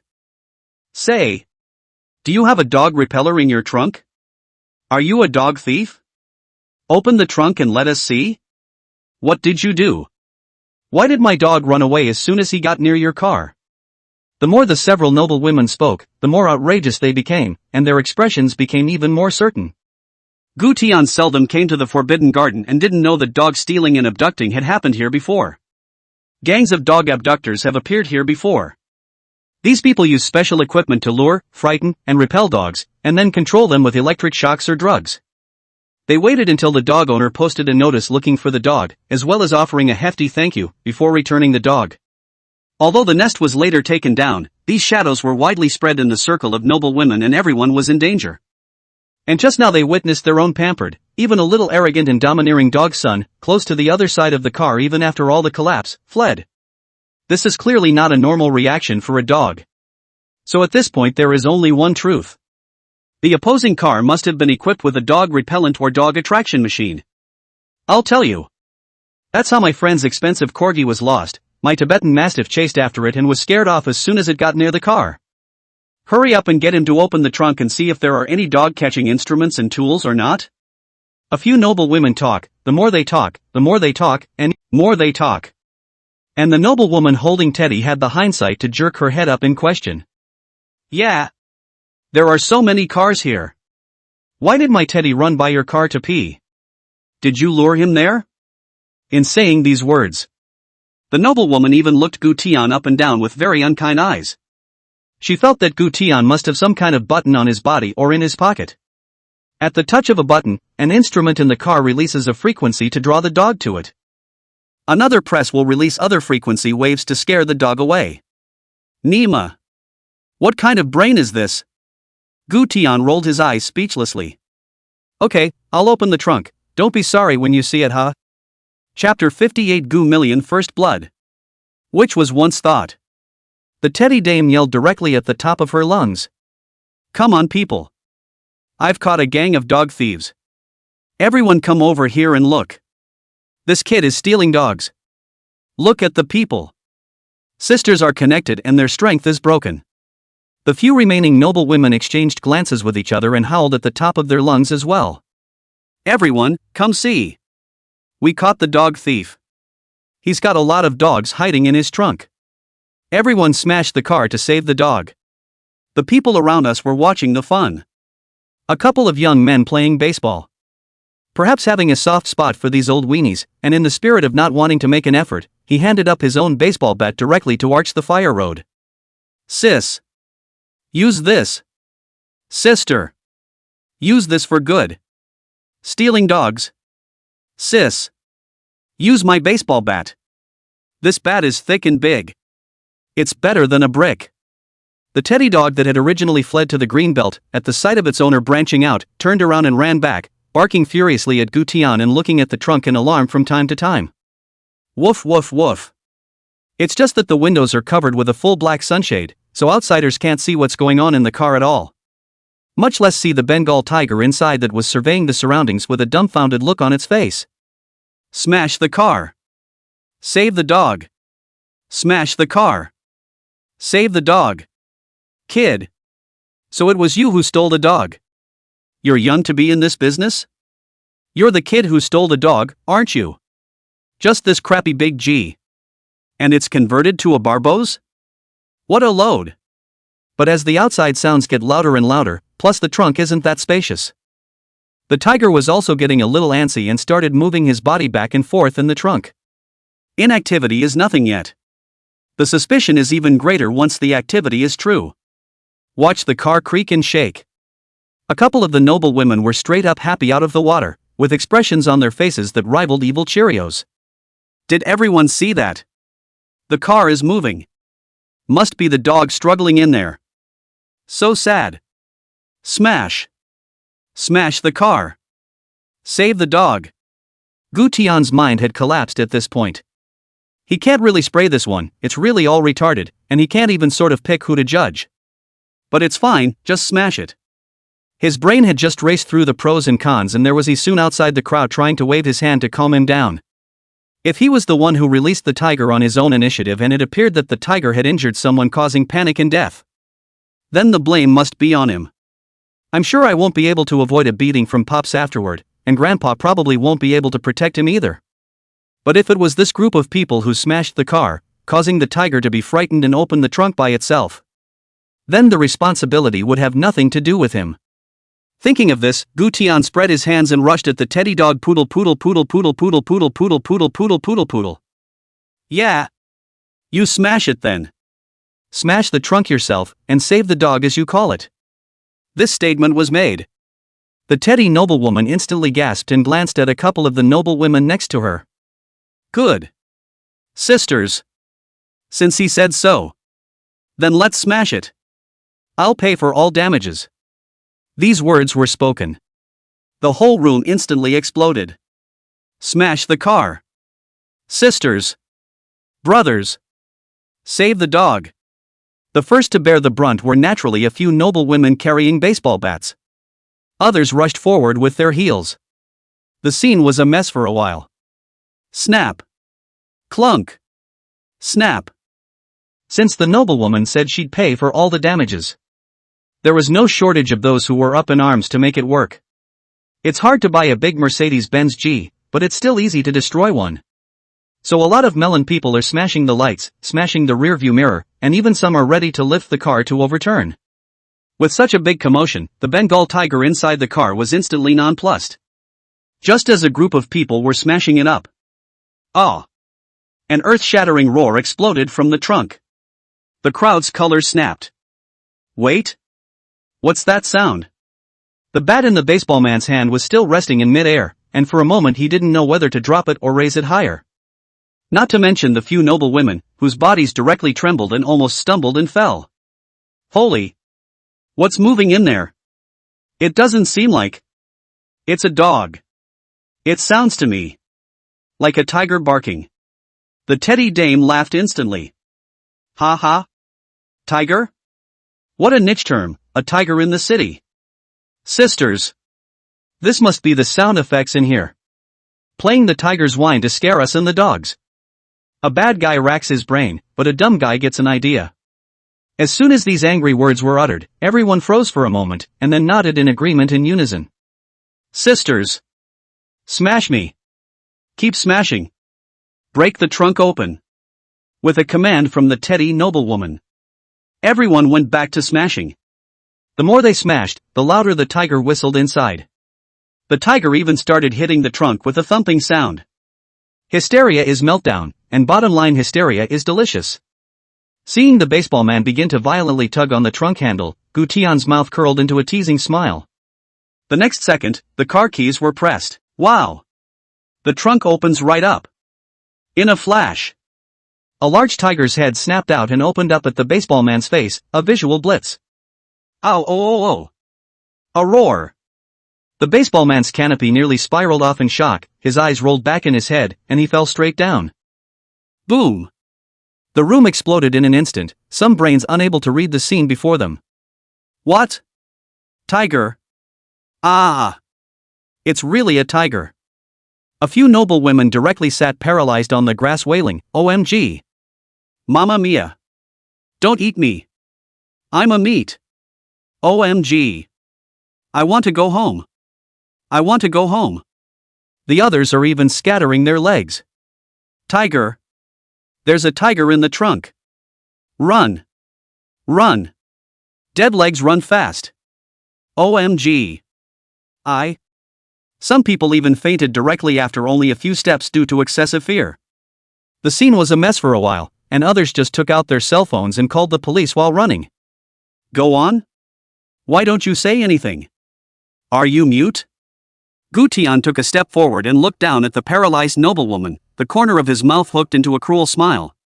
Come here, Gu Millionaire, show them if you're a dog. Gu Tian waved his hand. A tiger's shadow jumped out of the trunk in the air. Gu Million like a king on the stage, for hooves landed, grass clippings flying. Don't. Handsome. I was wrong.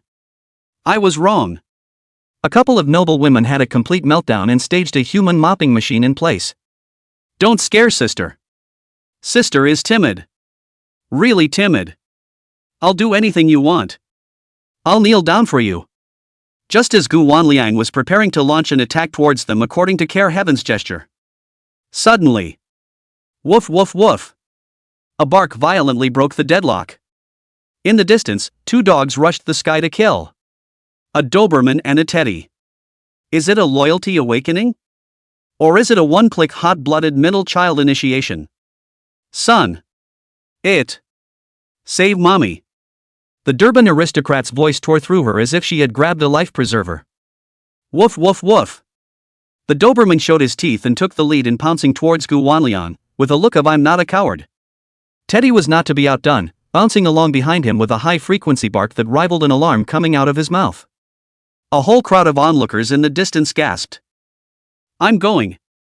The god of war among dogs. Holy. Tai Righton has risen? But the next second.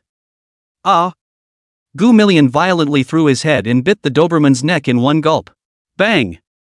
A claw sent the Durban aristocrat flying over 3 meters away, the whole thing falling to the grass like a strip of paper snapping from an electric fan, her arms curling. Go back to the car. Gu Tian bellowed again, and Gu Million, who was lying on the ground licking the blood from his paws, jumped back to the trunk in a grayish manner. Handsome. I'm sorry. I'm sorry. Let go of me. Don't let it down. You've got over $3 million in this big G. I'll pay you $4 million. The Teddy dame had broken down long ago when she witnessed the shocking. The son of a dog is gone and you can get another one. But she only has one life. Instead of ignoring the noblewoman, Gu Tian rummaged through his cell phone and disliked the invoice in it in a moment. Help! Uncle Dan! Help! This man is a pensioner tiger. And arrest him. This madman. He went so far as to pension off the tiger. You guys arrest him. Which was once thought. The scene she was expecting didn't happen. Several police officers drove up, got out of their cars and trotted straight to Gu Tian. Comrade, you. Are you all right? Did the vicious dog hurt you? Seeing the respectful and nervous eyes of the other party, Gu Tian knew that Bluetooth had been paired successfully and said with a faint smile. It's okay, hard work guys. No, man. The Teddy noblewoman, a whole lot confused, pointed to the corpse of her dog's son on the ground and agitated. No, yeah. Constable. It was him. It's him walking the tiger. He walked the tiger. He's the one who bit the. The leader of the group walked up to Gu Tian and said in embarrassment, "I'm sorry, Prince, for letting you be frightened in my precinct." Gu Tian gently waved his hand, with little emotion on his face. "It's fine, the damage to the car is $35 million, remember to remind her of that, huh?" I. Must be reminded. The leader of the group nodded repeatedly, his brain quickening to a rhythm. "If she doesn't pay, I'll give her a set right away." Great memory recovery technique. Gu Tian smiled as he listened and nodded gently. "Well, not bad, enough brains." After saying that, he casually swept the other party's badge and patted the other party's shoulder. The precinct captain. Pretty good job, I'll talk to your bureau and bring it up." This statement was made. Really? Really? That police officer was dumbfounded on the spot, almost jumping up in place when he reacted. "Thank you, Gu Xiao." "Thank you, Xiao Gu."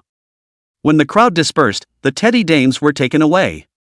Only then did he see He Shun walk over with a few guards and plainclothesmen carrying shrouded body bags. It's time to say no.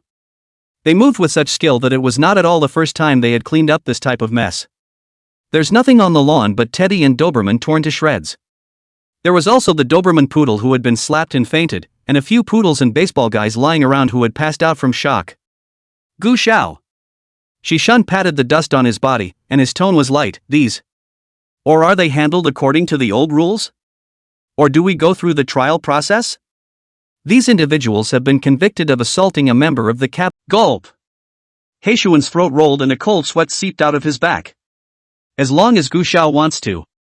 The moment these people smashed the car just now, they were already warm bodies. But Gu Xiao didn't. But this will. Another desperate death? Okay. Understood, Xiao Gu. Early the next morning. The sun rises as usual. The tiger slipping incident in the park was explained as a circus tiger escaping, and it didn't even make it to the hot seat. Several silvers were missing overnight though. But Kyoto, the owner of this city, Gu Tian, was not affected in any way, still yawning and lazily getting up from his bed. Looking at the message from an auction house that sent a remittance of $35 million, he then sighed. Sometimes having money can be a pain in the ass. Just after sighing, Wang Haoke called. "Brother Tian, do you know? Just that group of people in the classroom really beat up Xiebin, and it wasn't a bad beating, and this kid Xiebin directly asked people from the Kyoto General Police Department to help him arrest people. I've heard that this kid is still looking for you now, and let it slip out that he's going to kill you handily. The newest and most important of all, the newest and most important of all, the newest and most important of all. Free gifts, balls, give the author some motivation to write, okay? Next the protagonist Gu Xiao is going to crunch messy kills and strongly crush the Xie family. Chapter 60 The Crazy Batch of Xiebin. Howsy, you're nagging. And who is Xiebin? Why do you always like to pull this nonsense early in the morning? Gu Tian was impatient. One of the things that annoyed him the most was being yacked in his ear with a open mic when he had just woken up and his brain hadn't even finished. It's the one they call out to bin in the classroom. The one you parachute kick down in front of your school is Xiebin, and then in the big classroom, the one who said he liked Su Nanxue, that one is also Xiebin, the one who harassed Su Nanxue and made her go to the hospital, those people are Xiebin's little brothers. And then didn't you have Shibin's little brother go to the hospital and beat up Shibin? These people really beat up Xiebin. Gu Tian responded in a seemingly unintelligible manner. He never wasted brain capacity for people who didn't have to. After all, it was the future development of all mankind that had to be in his head. So what, who is this Xiebin? Faced with Gu Tian's habit of being a nobleman and forgetting things, Wang Hao could only give Gu Tian the science. To put it simply, Xie Juanhao was the head of the Xie family, a native rich young man from Kyoto. And what about Shibin? Is Xie Yong early years outside the illegitimate child? Mother Huang Suizui is a third-line model, looks good, but no background, no roots. Xie Yong simply did not give her any name. Later, after being discovered by Xie Yong's rightful wife, Huang Suizui then led the box, if not Xie Yong protection, Xiebin also together to find his mom. Later, Xie Yong winded up, I guess the guilt went to his head, and took Xiebin back. Turns out as soon as he got back, the kid started letting himself get dirt high. People aren't very smart, and their views are outrageously skewed. not a child who grew up with his own mother and father at his fingertips. Once riches and wealth fall from the sky, the mindset is more or less the same. Plus Xiaobin has the extreme mentality in his bones that I want to make up for what I didn't get before. So much so that the whole thing is more or less a crazy batch of silly batch. The worst part is that Xiaoyong still has a feeling of compensatory favoritism towards him. Gu Tian listened and yawned lazily. I hear you, just motherless orphans, right? The words came out. Wang Hao. He had asked a lot of people to investigate this information. It resulted in a comment from Tian that the other guy didn't have a. It's Shibin. Vomit. No more watching, let's go to class. This is a high-profile support venue provided by KYU to encourage student entrepreneurship. Xiaobin, with the background and funds directly to take a layer named Xia Brother Media, beautifully named live startup. It's actually a place of entertainment and recreation for a circle of powerful sons and daughters. Nothing to do but take a bunch of pretty girls to events to shoot segments and teach them how to behave in the process. Xiaobin walked into the building, and the minions behind him followed closely behind. Tell me, how did Sunwei and the others handle it? Brother Xia, don't worry. Junior brother Zhang Tao said with an evil smile on his face, Sunwei has already been crippled by us, and is still hanging on for dear life in ICU. Also, I've sent someone close to his nanny to slip a box of gold bars into his house, and the inspection team should be on their way to his house. As for the minions who followed him, they should have grown corpse spots by now. These juniors are Xiaobin's true lineage. Played with Shibin in the early days. Xiaobin didn't forget about them even after he was picked up by his real father and returned to Kyoto. To put it bluntly, Shibin helped them and their families make the class leap. They were naturally incredibly loyal to Xiaobin. Regarding Zhang Tao's report, Xiaobin nodded in satisfaction. He just wanted Sunwei to experience the feeling that life was worse than death. Crippled and sent to hospital, discharged and then crippled and sent to hospital again. And did Sunwei find out about that Tians that Sunwei was talking about? Xiaobin had just spat out these harsh words. The elevator doors can open. Dang! A muffled sound.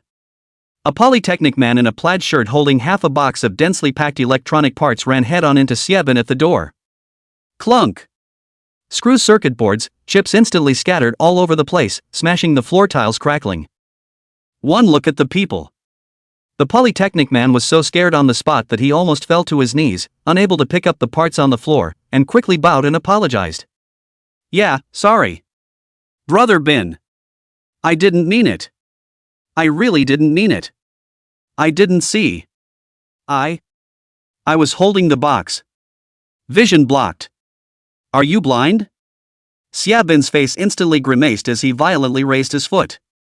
Get out. Bang. Polytechnic man plopped to the ground with a kick. Zhang Tao answered with a few minions. Bang.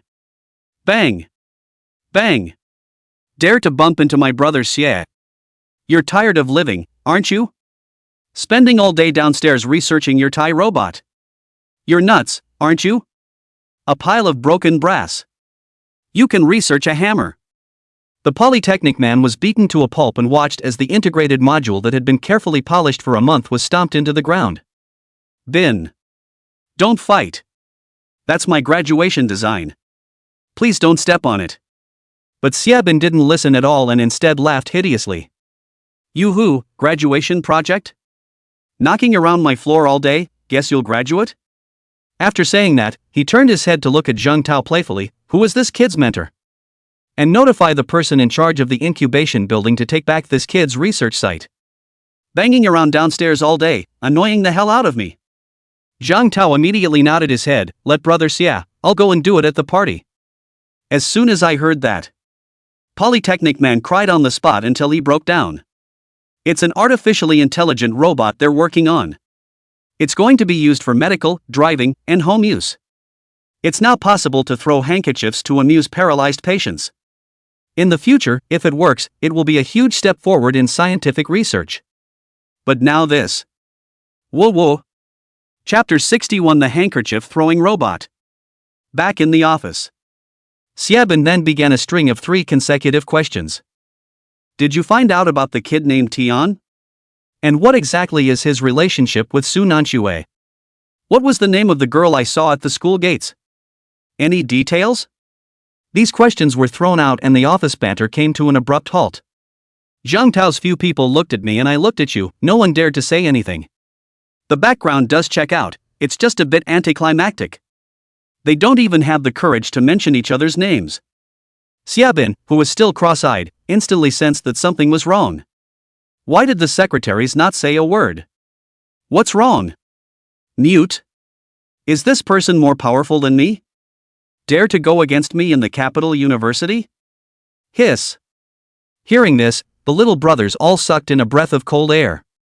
It's more than better than you, you're not even on the same level as them. Why was your brother Sequanho sent to the North Pole at that time? Wasn't the reason a drunken remark that he was the king of Kyoto after Gu Tian left? After a 5-second long facepalm. Finally, Zhang Tao took a hard step forward. Brother Xie. This brother Tian is not an ordinary person. I think you'd better keep a low profile from now on. Oh?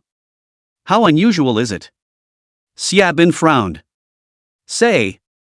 Zhang Tao swallowed a mouthful of saliva and spoke word by word. He is Gu Lao's son. Called Gu Tian.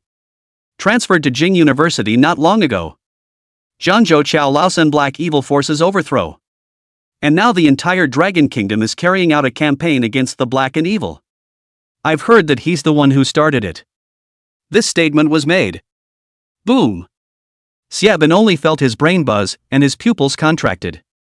What? You? Whose son are you saying he is? Gu Lao's. Zhang Tao wiped the cold sweat from his forehead and shivered as he repeated. The other juniors behind him had long since broken out in a cold sweat and swallowed their saliva repeatedly. Immediately after, Zhang Tao talked again about what happened in the restaurant of the capital university when Xiaobin was not at school. Gu Tian was just not satisfied with the restaurant of King's University, which directly attracted the senior management of King's University to remodel overnight.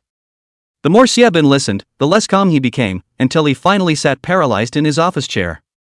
This feels as if it has a wimpy feeling of not being able to slap the other guy in the face. Brother Bin. Why don't we forget about this?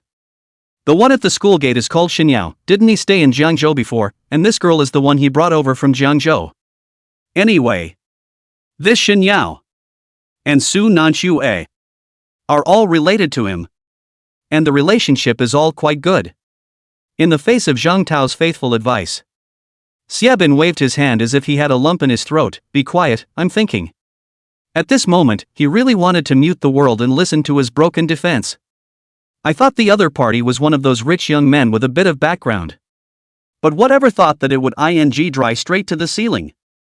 Most importantly, he'd heard a lot about the other side from his old man. Including the other guy getting into too much trouble and being sent to Jiangzhou for rehabilitation. As well as Pops joining forces with a number of legislators to jointly advise Elder Lam. Wait a minute. Yeah. He was sent to Kangju for rehabilitation for causing too much trouble. I'm sure you won't dare to cause any more trouble now that you're back. If he causes any more trouble, the big deal is that he can ask his father to join with the other legislators and advise Elder Lin to banish him one more time, and that will be the end of it. The more Xiaobin thought about it, the more pleased he became, going straight from a wilted state to a burst of self-confidence. You think you're going to be the crown prince just because you came back? Ha! You dare to mess around again. I'll make you retrace the Jiangzhou route. What, Brother Tian? You count a bag? At that moment, another minion approached with a couple of attendance records. Shay, look at this. Xiaobin took a look at it uncertainly, and the next second the meter went up. KYU is not your average university. Even for a man of his stature, there were some classes he didn't dare miss. And Gu Tian this. Missed class almost every day. If these ordinary students knew about Gu Tian's identity and his performance at the capital university, wouldn't that stir up public anger? Plus, the other party parachuted into him in a helicopter and even had Sunway and the others come to the hospital to beat him up. These things he casually add oil and vinegar, find some outside reporters to report, enough to the other side to drink a pot. But he can't do this kind of thing in the open, it's a bit suspicious to do it in the open. And he's best at being shady. All that's left to do now is to be honorable and overpower the other side in school. Thinking of this, Xiaobin directly pulled out his cell phone and called. Hey! Young Xia, what brings you to our student union? A very chipper voice came from the other end of the line. Xiaobin raised his eyebrows and smiled. Young Zhang, how long have you been the student president? Ha? The opposite party froze and casually responded, it's only been a year or so, why? A year is good, it's quite a long time, why don't you let me have a seat? Anyone who has been to college knows that. The student council is no ordinary club in college. Especially in a top institution like the Capital University, the gold content of the student union was comparable to a reverse. Don't look at it as just a student self-managed organization, but it holds a lot of power. What with the allocation of various types of scholarship ratings, 3 good students, excellent cadres, and other titles. There are even entrances to relationships such as internship matching and exclusive internal promotion. What's the saying? To get ahead in college, you either have to get great grades or get into student government. And among them was the student president, who was at the pinnacle of all this chain of power. Played right, this is a student's name in minutes, comparable to a small principal, directly affecting the flow of resources in a college and even the whole school. You can't play around with it, and you can feel the temperature of what it means to be in a position of power by being in that position. All sorts of student contacts are holding you up, all sorts of students are begging you, and even a lot of teenage students are bending over backwards just for a scholarship spot. And now, Xiaobin wants this position. Nothing else. It's just trying to bully Gu Tian openly and honestly. So Nanxue wasn't dating him at that time? Good. Deduct your damn credits so you never graduate. GGGGGG. This way. Gu Tian said with his mouth that he didn't take it seriously. But hanging up the phone can make he soon send someone to investigate. In less than a minute, all of Xiaobin's information was sent over. So, he and Wang Hao directly killed to the incubation laboratory building. Nothing else. Just like to see how this motherless son of a beat him handily. With the elevator doors opening, the two of them walked out, only to be greeted with a capital dumbfuck. Just see a lot of humanoid robots piled up in the hallway and a lot of parts. As well as a number of other sad-faced techies sitting paralyzed on the floor, typing and theorizing to the other end. Why? Why are you making us move out? Where are we out of line? Woo woo. Howsy, this is the 5th floor. You pressed the wrong ing button. Gu Tianfang reacted and was about to return to the elevator when he did. Instead, Wang Hao was attracted to a row of handkerchief-flinging robots in the corridor. Brother Tian, come and see. High tech. Looking at Wang Hao's face full of ruffians, a few Polytechnic men instantly panicked and rushed forward to explain. Sorry. Don't smash them, we'll move them right away, turn around, and tell Bin we'll be leaving soon. Bin? Smash them? Gu Tian was curious and walked over. Chapter 62 Throw it at Xiaobin. Can I talk to you? In the face of the Polytechnic man Li Yushu tearful accusations against Xiaobin, Wang Hao gritted his teeth in anger. Xiaobin the dog. Can't eat 4 dishes in a lifetime. Although he, Wang Hao, was dangling, he was also able to distinguish between light and heavy. Li Yushu engaged in this set of artificial intelligence robot project, should be the Kyoto City Science and Technology Commission with the focus of Kyoto University to promote the incubation of support projects. If the project is successfully completed, not only will it be on the preliminary evaluation of the Science and Technology Prize, but it will be a complete billboard for Kyoto to recruit scientific and technological talents. And now, a good researcher was blasted and hammered, with all his parts shattered and his data pad stomped. If the data is not backed up, the year's results are directly wasted. And this kind of Xiaobin, threatening to kick the other person out just because he thinks they're noisy and bumped into him? And then he thinks he's invincible. In his eyes, it was just plain stupid and toxic. And Gu Tian's mind wasn't here, looking at the humanoid robot in front of him who was flinging his handkerchief out in all kinds of patterns and falling into thought. It took a long time before he slowly turned his head to look at Li Yushu. That? Can this robot of yours only throw handkerchiefs? Can it throw other things? Being asked this question, Li Yushu was a bit confused. To say that there are more things you can throw besides a handkerchief. Anything from paper airplanes to small sandbags to small balls can be thrown. Well, can throw other ones too. Just a little remodeling. Which was once thought. Gu Tian blurted out, that. can throw a grenade.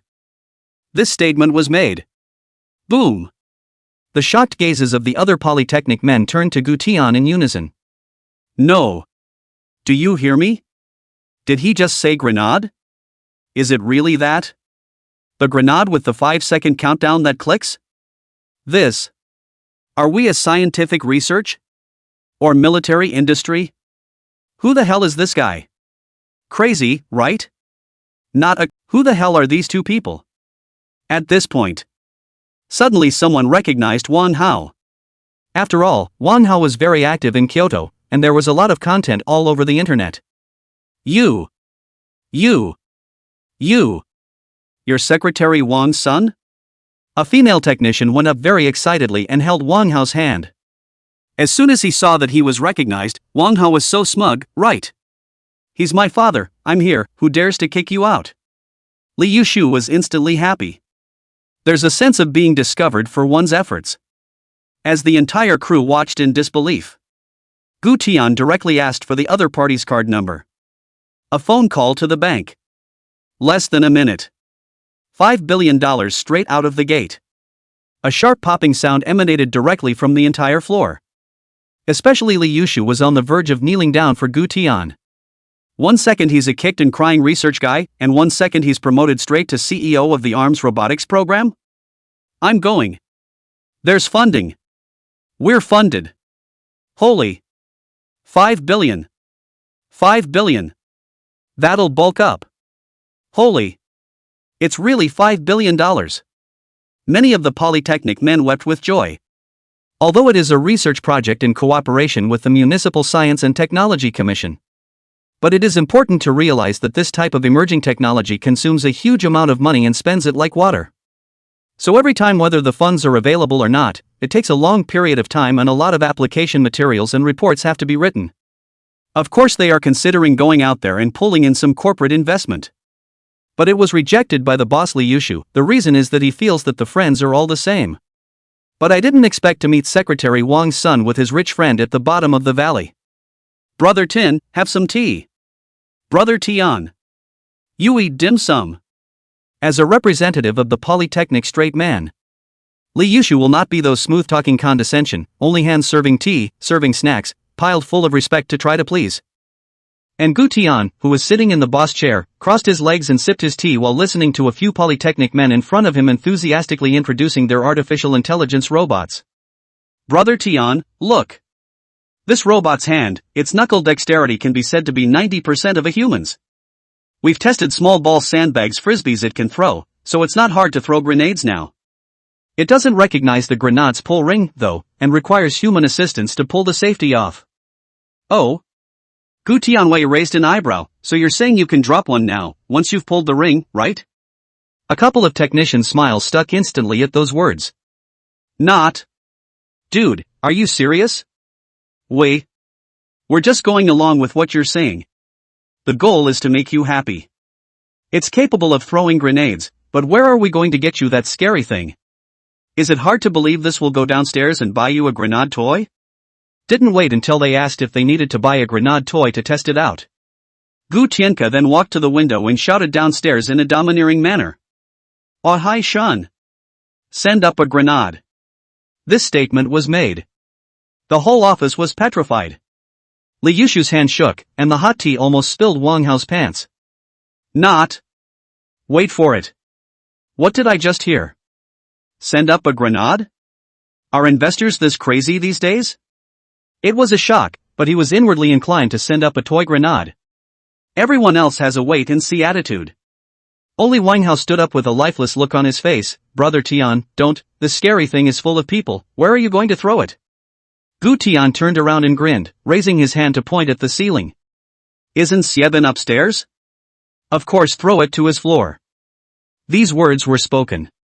The air froze for 3 seconds. Then. Kao A Tian. I declare you the wildest man in K. Wang Hao directly jumped up in excitement. Crowd. Chapter 63, Playing for Real. Less than a moment.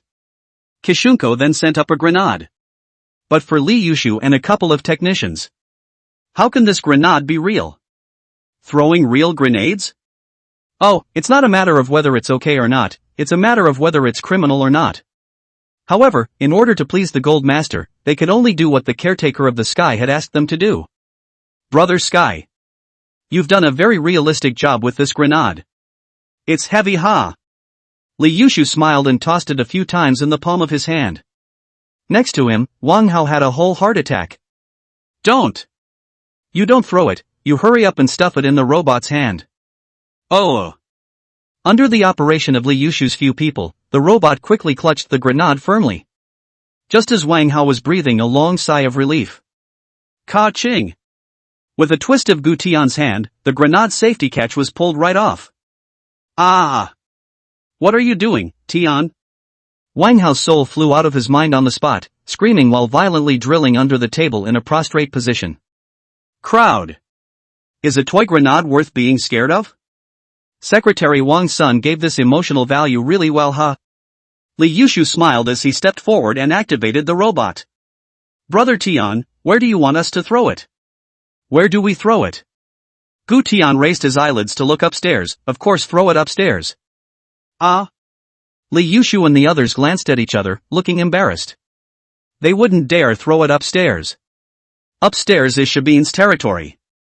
Itself shooed them away, and now it's time to go over and show up again. Wouldn't it make sense if they were rushing down to beat them up? Maybe even Secretary Wang's son will be beaten up. Ahem. Wang Hao tried to calm his panic and coughed. What's the point of being a wimp? Wherever my brother says you should throw it, you. Looking at Wang Hao's firm and dangerous eyes, the tech guy didn't dare to be slack. It's just a toy grenade anyway. Compared to $5 billion, taking a beating is really nothing. Fine, throw it upstairs. The tech guy immediately lowered his head and operated on the tablet. Less than a moment. The robot can just walk out of the office with a stiff step. The other tech guys in the hall instantly laughed at the sight. Of course, in their consciousness, the grenades couldn't be real. Let's just say that Secretary Wang and his rich young friends love the whole job. I'm going. Ha ha. What a way to throw thunder. Throw grenades, so funny. Throw a thunderbolt once, $5 billion. We need robots that can carry machine guns if Richie wants them to. At this point, Xiabin was jerking his Tibetan Mastiff Black Diamond while lecturing his minions and playing chicken. The cockamamie he's playing is simple. Undoubtedly it's that Gu Tian's identity is awesome, but a paper tiger. He was previously exiled to Jiangzhou, or his dad joined hands with a number of legislators to straighten things out. Also bragging that if it wasn't for those 3 votes, it would be his dad sitting in that seat right now. The minions were undoubtedly hot to hear and called Brother Xie awesome. Xie is the king of Kyoto. Little Gu Tian, if you meet, absolutely minutes to take. What old man Gu's son? Bull. Brother Xie is the son of Elder Xie. It's happening right now. The black diamond that was originally lying at Xiabin's feet suddenly raised its head, and even more so, its ears were perked up with a ferocious look. Only the sound of clattering footsteps came from the hallway. At the sound of that, Xiabin was furious. The guys downstairs aren't done yet? Still knocking around? Zhang Tao sat up from the sofa in response and walked to the hallway floor to check it out. Next. I'll go. Brother Shay. The robot downstairs is running up. Check it out. Men are teenagers until they die. The handkerchief-throwing robot is nothing. This robot that can run upstairs is certainly intriguing. Under the curious gaze of the crowd, only a robot walked in from the hallway with stiff steps, heading straight towards the ground towards a few people. Woof woof woof woof. Black Diamond stood up and barked furiously at the robot. Yell, what? This robot also knows that I'm powerful and ran up here specifically to follow me around? Watching this scene, Xiabin was very pleased. A few of the juniors immediately flattered him. Right. Brother Xia is right. Does Xia have a dominant color? Ah. The robots downstairs heard you summoning them. Ha ha. Definitely want to come over and join Brother Xia. Just as a few people were flirting and joking, Zhang Tao realized that something was wrong. The robot was clearly clutching something in the shape of a black cantaloupe in its hand. This is... What is it? Holy... Shay. It's clutching a grenade. This statement was made. The minions pranced off. After saying that, he turned violently and rushed over to the large refrigerator on the load-bearing wall. What really? A few of the minions hadn't reacted yet. Only a loud boom was heard. Zhang Tao and a junior brother were directly blown away. The office was thrown into chaos as shards of glass flew everywhere. Gu Tian downstairs heard the explosion and the corner of his mouth hooked into a playful smile. Looks like it worked out pretty well. At this time, Li Yushu and other technicians had long since entered an out-of-body state. Not brother. That explosion just now. You can't tell me. It's a real grenade, ah? The technicians in the hall were even more dumbfounded, and their eyes looked at the office where Gu Tian was in horror. Apparently. This rich young friend of Secretary Wang. It's definitely not as simple as being rich. Ryoko. Li Yushu's legs went soft and directly fell to his knees as he stammered out a question. Brother Sky. Brother Sky. Just now wouldn't really blow up, right? Gu Tian lightly sipped his tea and faintly mumbled. The $5 billion he invested, that wasn't for nothing.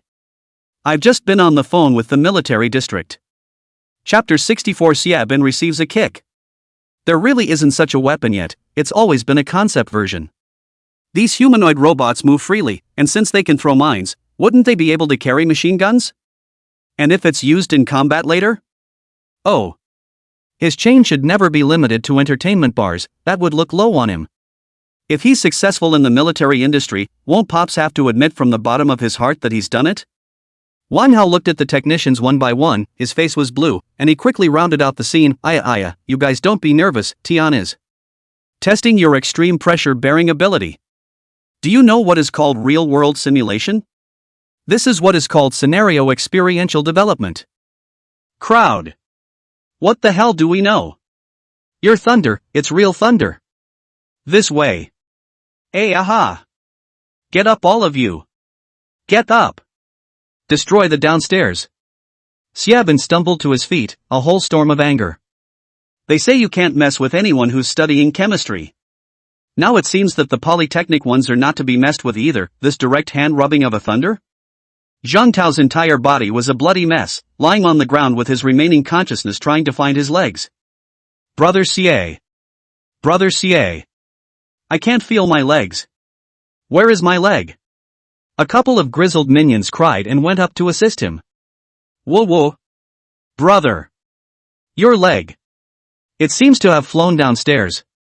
As soon as I heard that, Zhang Tao gagged on the spot. Where did Xiaobin care so much? I just don't like your noise downstairs, so you're rubbing thunder? You're damn better than Marjorie? I'm not going to beat the out of you today and send you to ICU to get well and then come back for an indefinite period of time. You are not aware of how the word bin came about. Along with Xiaobin's anger. The little brother in the office couldn't care less about cleaning up the mess, carrying a baseball bat could follow Xiaobin and rush down. Faced with a sudden scene, the tech guys in the lobby fled in terror. Where is your boss? Where is your boss? Get your ass out here. Wasn't it you guys just now? Wasn't that you guys? Xiaobin picked up his baseball bat and directly smashed the row of computers in front of him to pieces. Just as the minions behind him were about to rush forward, Gu Tian and Wang Hao walked out from behind the terrified tech guy. Oh? I'm the boss, what can I do for you? Seeing this familiar face, Xiaobin's that expression a whole lot. Truth be told, they, who were still furious just a moment ago, clearly felt the air around them become thicker as the other party suddenly stepped forward. That sense of intimidating pressure from someone who had been in power for a long time, not even Xiaobin had it. Brother Tian, that anthropomorphic-looking one is Xiaobin. Wang Hao signaled Gu Tian in a low voice. Gu Tian looked along. Nice guy. No wonder Su Nanxue was disgusted with this person. It's not the feeling of being ugly that makes you look ugly, it's the fact that 2 handfuls of sticky rice flour won't solve the problem. Being swept away by Gu Tian's stern gaze, Xiaobin didn't dare to take a breath. Instead, the black adamantine Tibetan mastiff squeezed out of the crowd and barked furiously at Gu Tian twice. Woof woof woof. Seeing this, Xiaobin hurriedly bent down and grabbed the dog's leash, holding it firmly in his hand. If this goes up and bites the other guy, it's not going to be a good thing. You're Xiaobin, aren't you? Keep your dog on a leash, don't bite my staff. Gu Tian glanced at the other party and spoke casually. The corner of Xiaobin's mouth jerked, and he braced himself. It was you. Your robot went up and threw a grenade, right? There was no way for him to pick his words apart now, so he can only try to take things at face value. Which had thought that Gu Tian pressed no nonsense with him and directly admit it all. Not only did I throw the grenade just now, but I kicked you in front of the school, and your little brother beat you up. I did all of that. But I have heard that you want to kill me handily? This statement was made. Hiss. The minions all sucked in a breath of cold air. No. Salt isn't even salt anymore? A direct admission? Didn't Xiaobin say he was more powerful than either of his opponents? But look at this situation. The other party did not put Xiaobin in the eyes in the slightest awe. Xiaobin didn't expect Gu Tian to be so direct and could only show his true colors, pointing and cursing. Gu Tian. Don't think that just because you're powerful no one dares to touch you. If I hadn't been so damn careless at the time. I'm telling you. You couldn't even touch me. This statement was made. Wang Hao broke out in a cold sweat and subconsciously went to look at Gu Tian's waist. Nima. Is that a faceplant? If Tian got angry and BIU'd it, it would be a big deal. Oi oi. Xiaobin. Everyone is in a circle. No need ha. It's not necessary. You two are in this position, there's really no need to ha, just talk it out. Wang Hao pretended to be a peacemaker and went up to persuade Xiaobin, trying to get him to put his hands down. He remembers it well. The last one that pointed his finger at Tian to stick it in his face and turn it up didn't sink in the river but threw it in a blender. It was beaten into fish feed for the fish in the office afterward. Which was once thought. Xiaobin also stopped acting and violently pushed Wang Hao away, angrily cursing, "Wang Hao, you're pretending to be Nima. Don't think I don't know you two play well together." The words just fell. Gu Tian raised his leg and kicked. Bang! This scene came so quickly that the crowd did not react. The tech guys in the office in particular, who were hiding behind their desks and poking their heads out, were dumbfounded. Holy! Xiaobin got punched? No! Is this brother Tian's identity more powerful than Xiaobin? I go. Too fierce? Xiaobin crumples to the ground with that leg kick. Gu Tian. You're crazy. How dare you touch me? Brothers. What are you waiting for? We're outnumbered. What are you afraid of him for? Let's go. But it's not. The minions next to him were stunned for a moment, exchanging terrified looks with each other, but none of them dared to move. Leaving aside the fact that the other party's identity was counterintuitive. People can even straighten out grenades. If we really fight, I'm afraid we'll have to put our lives on the line. Just as the juniors were still hesitating, Gu Tian took a step forward directly. Swish. It is the same as saying that the 1 year of suffering that Tian has endured is all thanks to Xiaobin's father? Just when Wang Hao felt sure that Gu Tian would violently pull out the truth and take a shot at Xiaobin's brain. But Gu Tian didn't turn around, nor did he speak. Instead, he silently pulled out his cell phone and turned on the recording before pocketing it. I was going to spare the poor motherless child. Now it's good. The whole Xia family has to die. Doesn't Uncle Junior want to be in the cabinet? Xia Yong is quite suitable for that position. Xiaobin thought Gu Tian had been bluffed and couldn't help but laugh openly. Ha ha. How about that? Doesn't it feel shocking? What if you're better? One word from my father will determine whether or not you will leave Kyoto. You beg me now, and I won't tell my father that you kicked me in front of the school, as well as stealing my woman.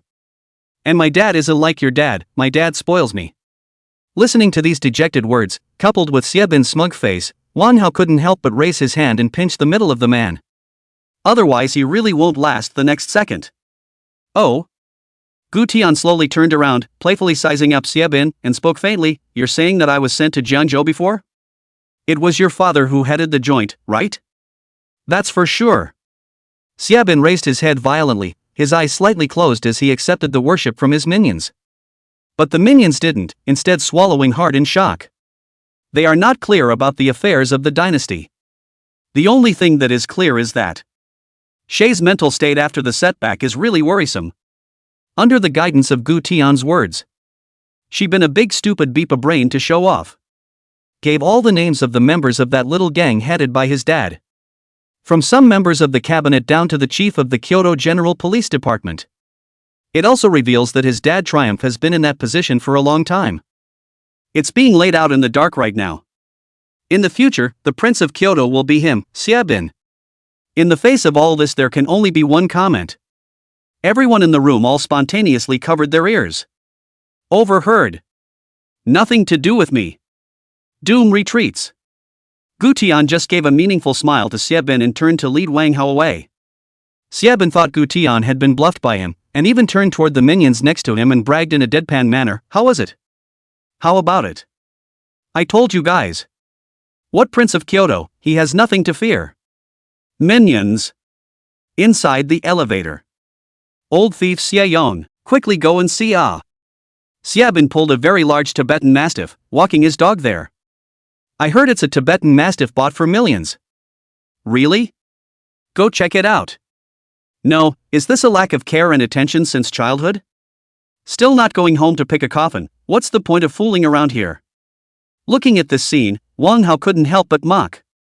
Go over and take a look. Gu Tian laughed, while taking out his cell phone to send another message to Shishuan.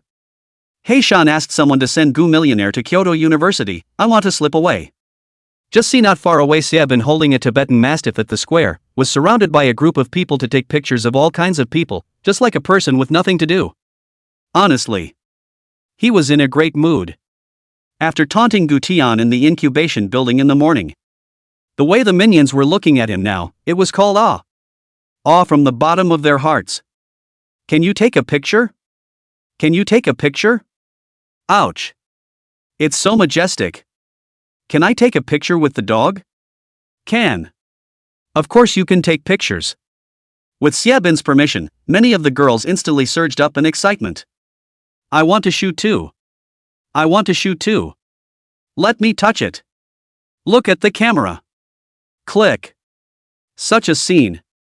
Looking at Xiabin with a smile on his face, he just loved the feeling of being surrounded by people. A thrill of being a man of 10,000.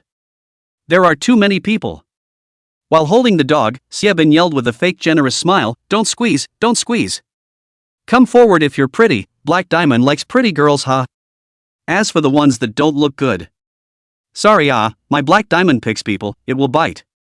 It's time to say no. The Tibetan Mastiff was as if he could understand. Immediately after the words fell, it bared its teeth at the average-looking sister and begged for a sticker at the good-looking one. The onlooker girls were instantly distracted.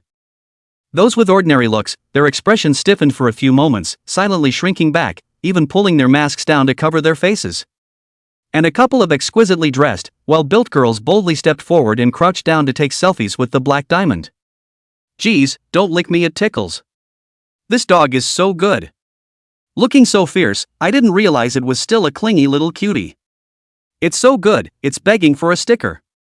Xiabin condescending face full of complacency, eyes with squatting on the ground a few girls collar quietly downstream, instantly happy mouth straight grin. Ouch. Purple. This blue one. Gu Tian and Wang Hao, who were in the back, looked at Xiabin's lewd and dead appearance in the crowd and laughed so hard that they almost jerked over. At this point, not far away came the sound of a V12 engine, startling Black Diamond into jerking up from the ground. The crowd also followed the sound. Only to see a Barbos speeding this way. Gu Tian raised his eyebrows and smiled, here it comes, my pet is here. A pet? Wang Hao was full of doubts, when did you keep a pet, brother Tian? What kind of pet did you keep? Chapter 66, Shishuan releases the tiger. Brother Bin is mighty. Bin is so handsome. Surrounded by a burst of boasting, Xiabin cannot wait to hook his mouth into a triangle pants on the spot to have a catmaster walk. But the sound of the bursting engine broke right through his intoxicated scene. The girl's eyes bristled and strayed. I'm going. Babs? Is this really Babs? It's so cool, isn't it? Not whose car is this? More handsome than Xiabin's Bugatti, right? That's a very dominant look. Unlike Shibin, Gu Tian is long past the age of playing with cars. I'm tired of Bugatti's limited edition luxury cars. It's also a daily driver for the Barbos, and when the mood strikes, I'll pamper the other limited edition sports cars in the garage. No. How much is my Bugatti? How much is this car?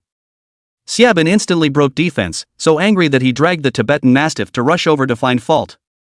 What kind of driving? Is it okay to drive on the square? Can't you see all these people? Do you know you almost hit someone? Before he could finish his sentence, Bab stopped directly in front of him with a crisp brake. Next, the car door opened and a man in a guard's uniform jumped out. Xiaobin was on his feet. What's going on? Wait a minute? The surrounding students also froze, thinking it was a guard from Shabin's house. I'll go. Xiaobin is awesome. Nice guy. All with guards. Mom, yeah. Does his family even give him guards now? Wait. What is Xiaobin's background? But before they finished marveling, they only saw that the guard didn't even look at Xiaobin, directly bypassing him and striding through the crowd. Then, under everyone's shocked gaze, he walked straight to Gu Tian, snapped to attention, and saluted. Reporting to Gu Xiao. Gu Million has been delivered. This booming voice was accompanied by the extremely iconic clothes and standing position.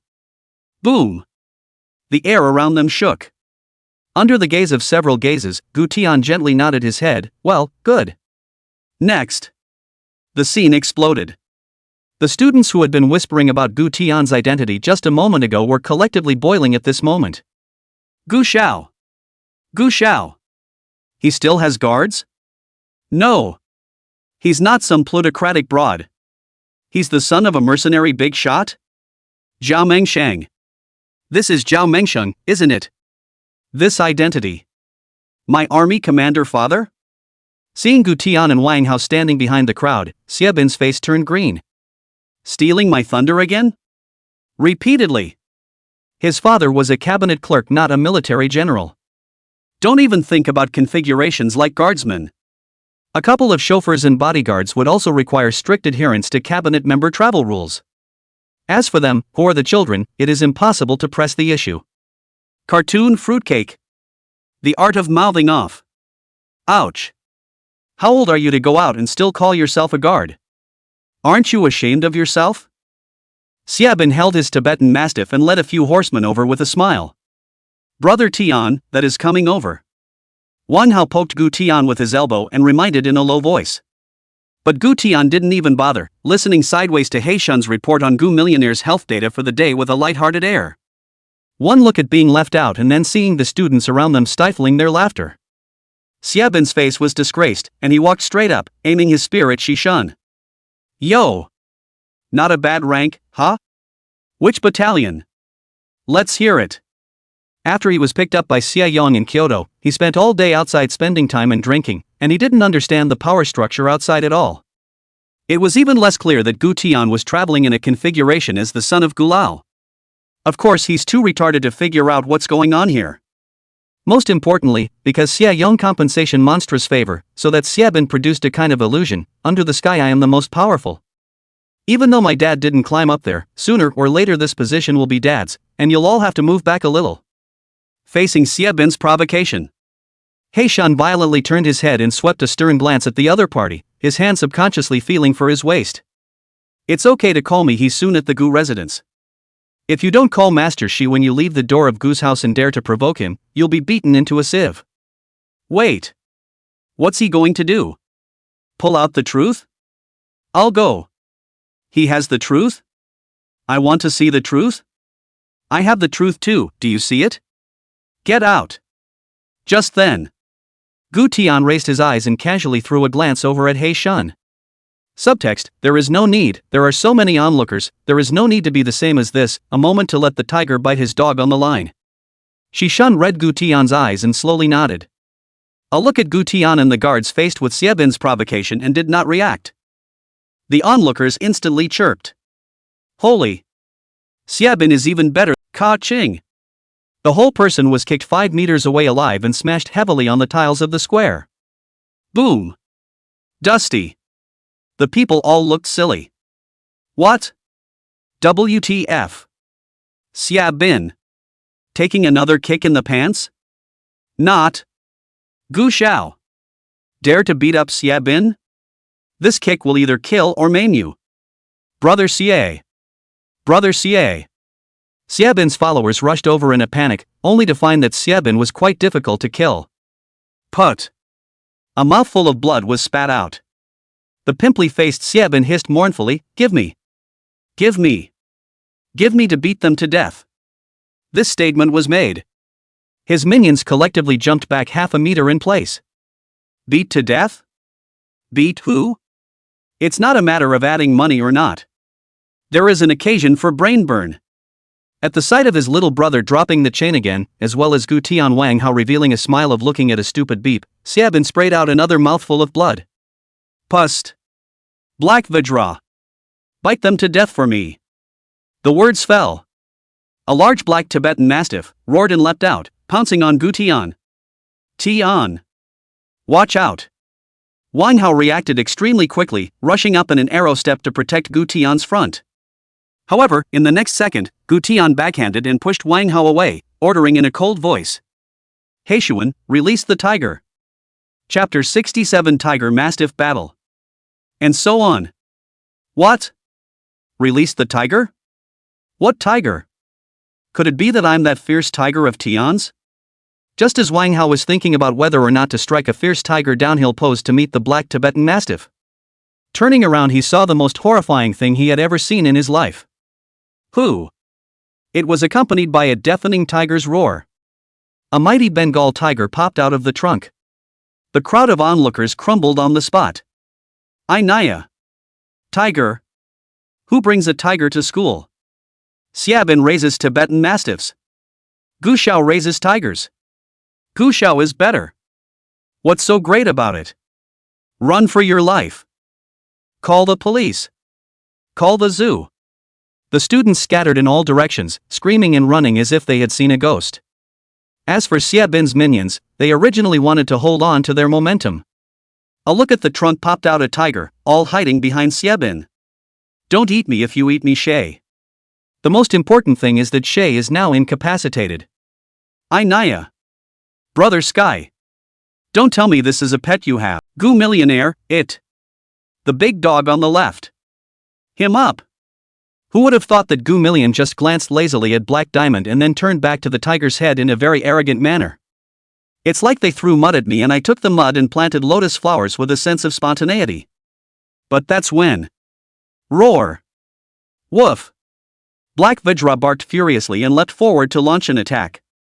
Gu Million did not expect that the dog really dared to make a move. Subconsciously, a sideways, large body on the ground rolled to avoid it. Hiss. The onlooker students hiding over in the flower beds sucked in a breath of cold air. I'll go. It dares to a tiger? No. This Tibetan mastiff is crazy, isn't he? No. This tiger has more lungs and fog than Miyagi. Such a scene.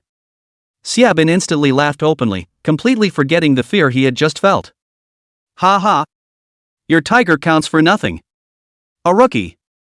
My Tibetan mastiff can scare you both. Pulled from what circus? Ha ha. Get up. Gu Tian didn't respond to Bin's mockery, but instead pointed at the yawning Gu Million, who was lying on the ground, and scolded.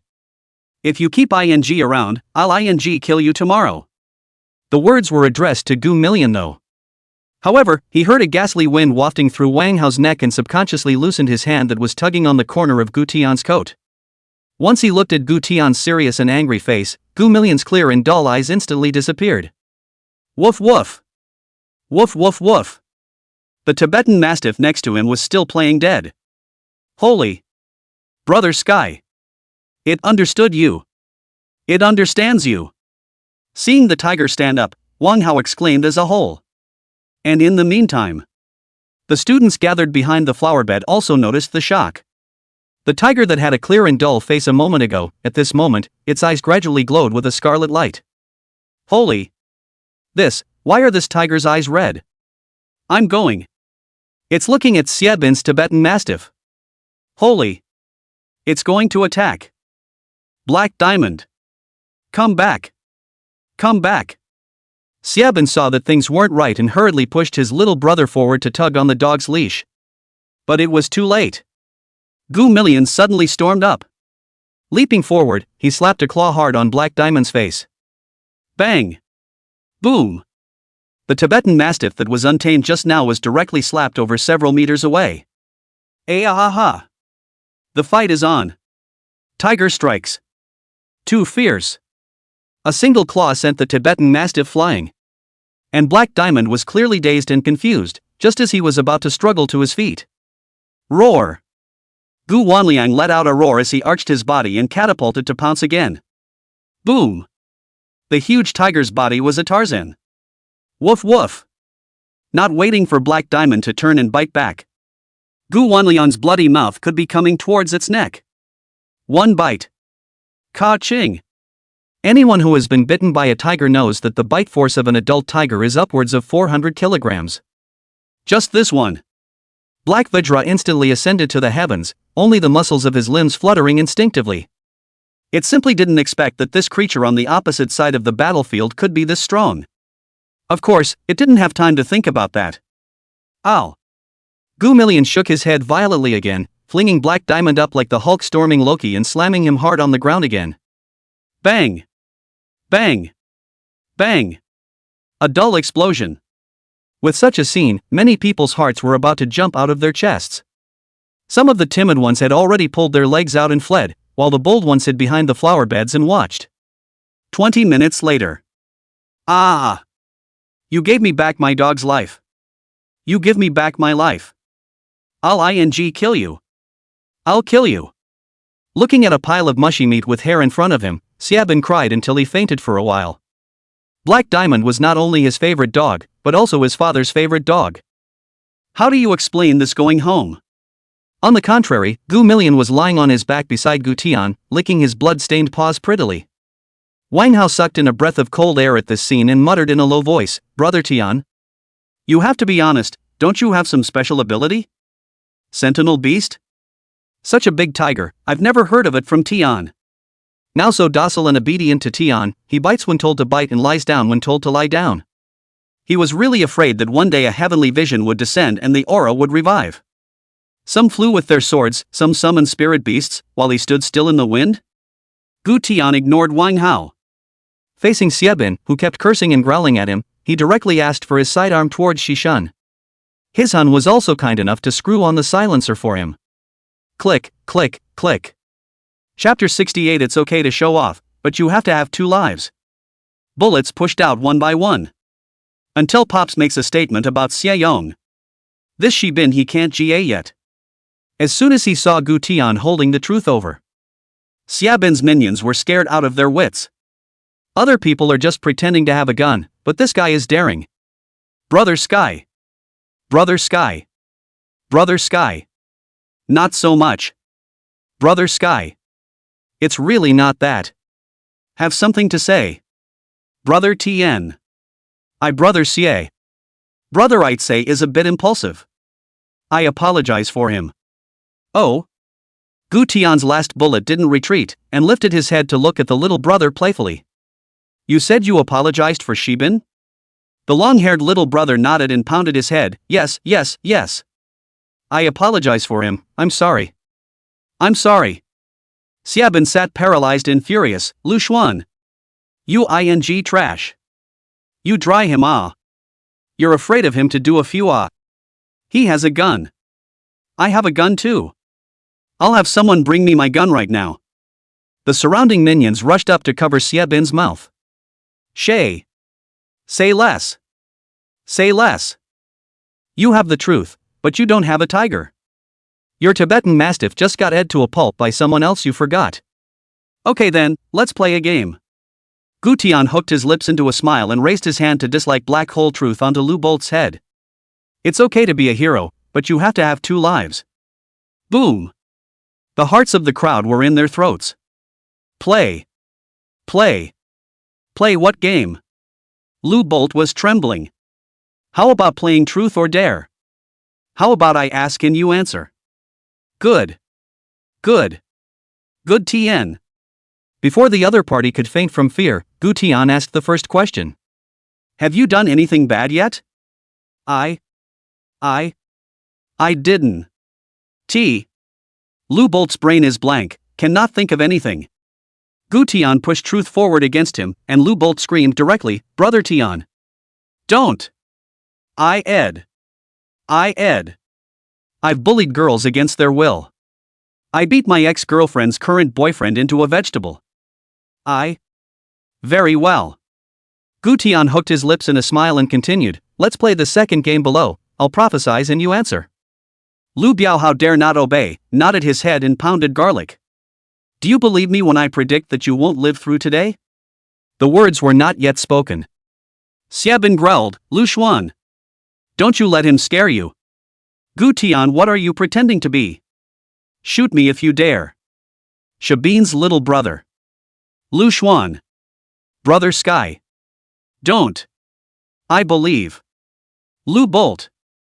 You're so wimpy? I'll kill you.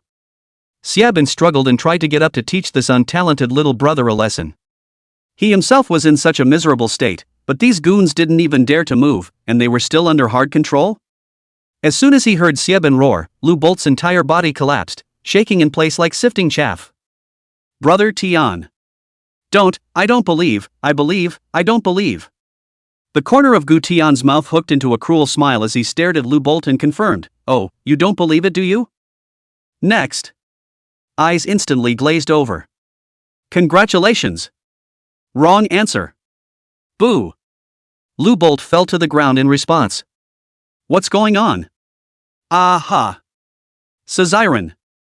The little brother who was originally standing in front of Xiaobin directly jumped in place and popped up behind Xiaobin. As for Xiaobin himself, he was so scared by this scene that he almost peed his pants. True. Lu Biao. Dead. Didn't wait for him to slow down. Gu Tianke walked to him and bent down, lifting his hand the blackened muzzle of the gun against his head.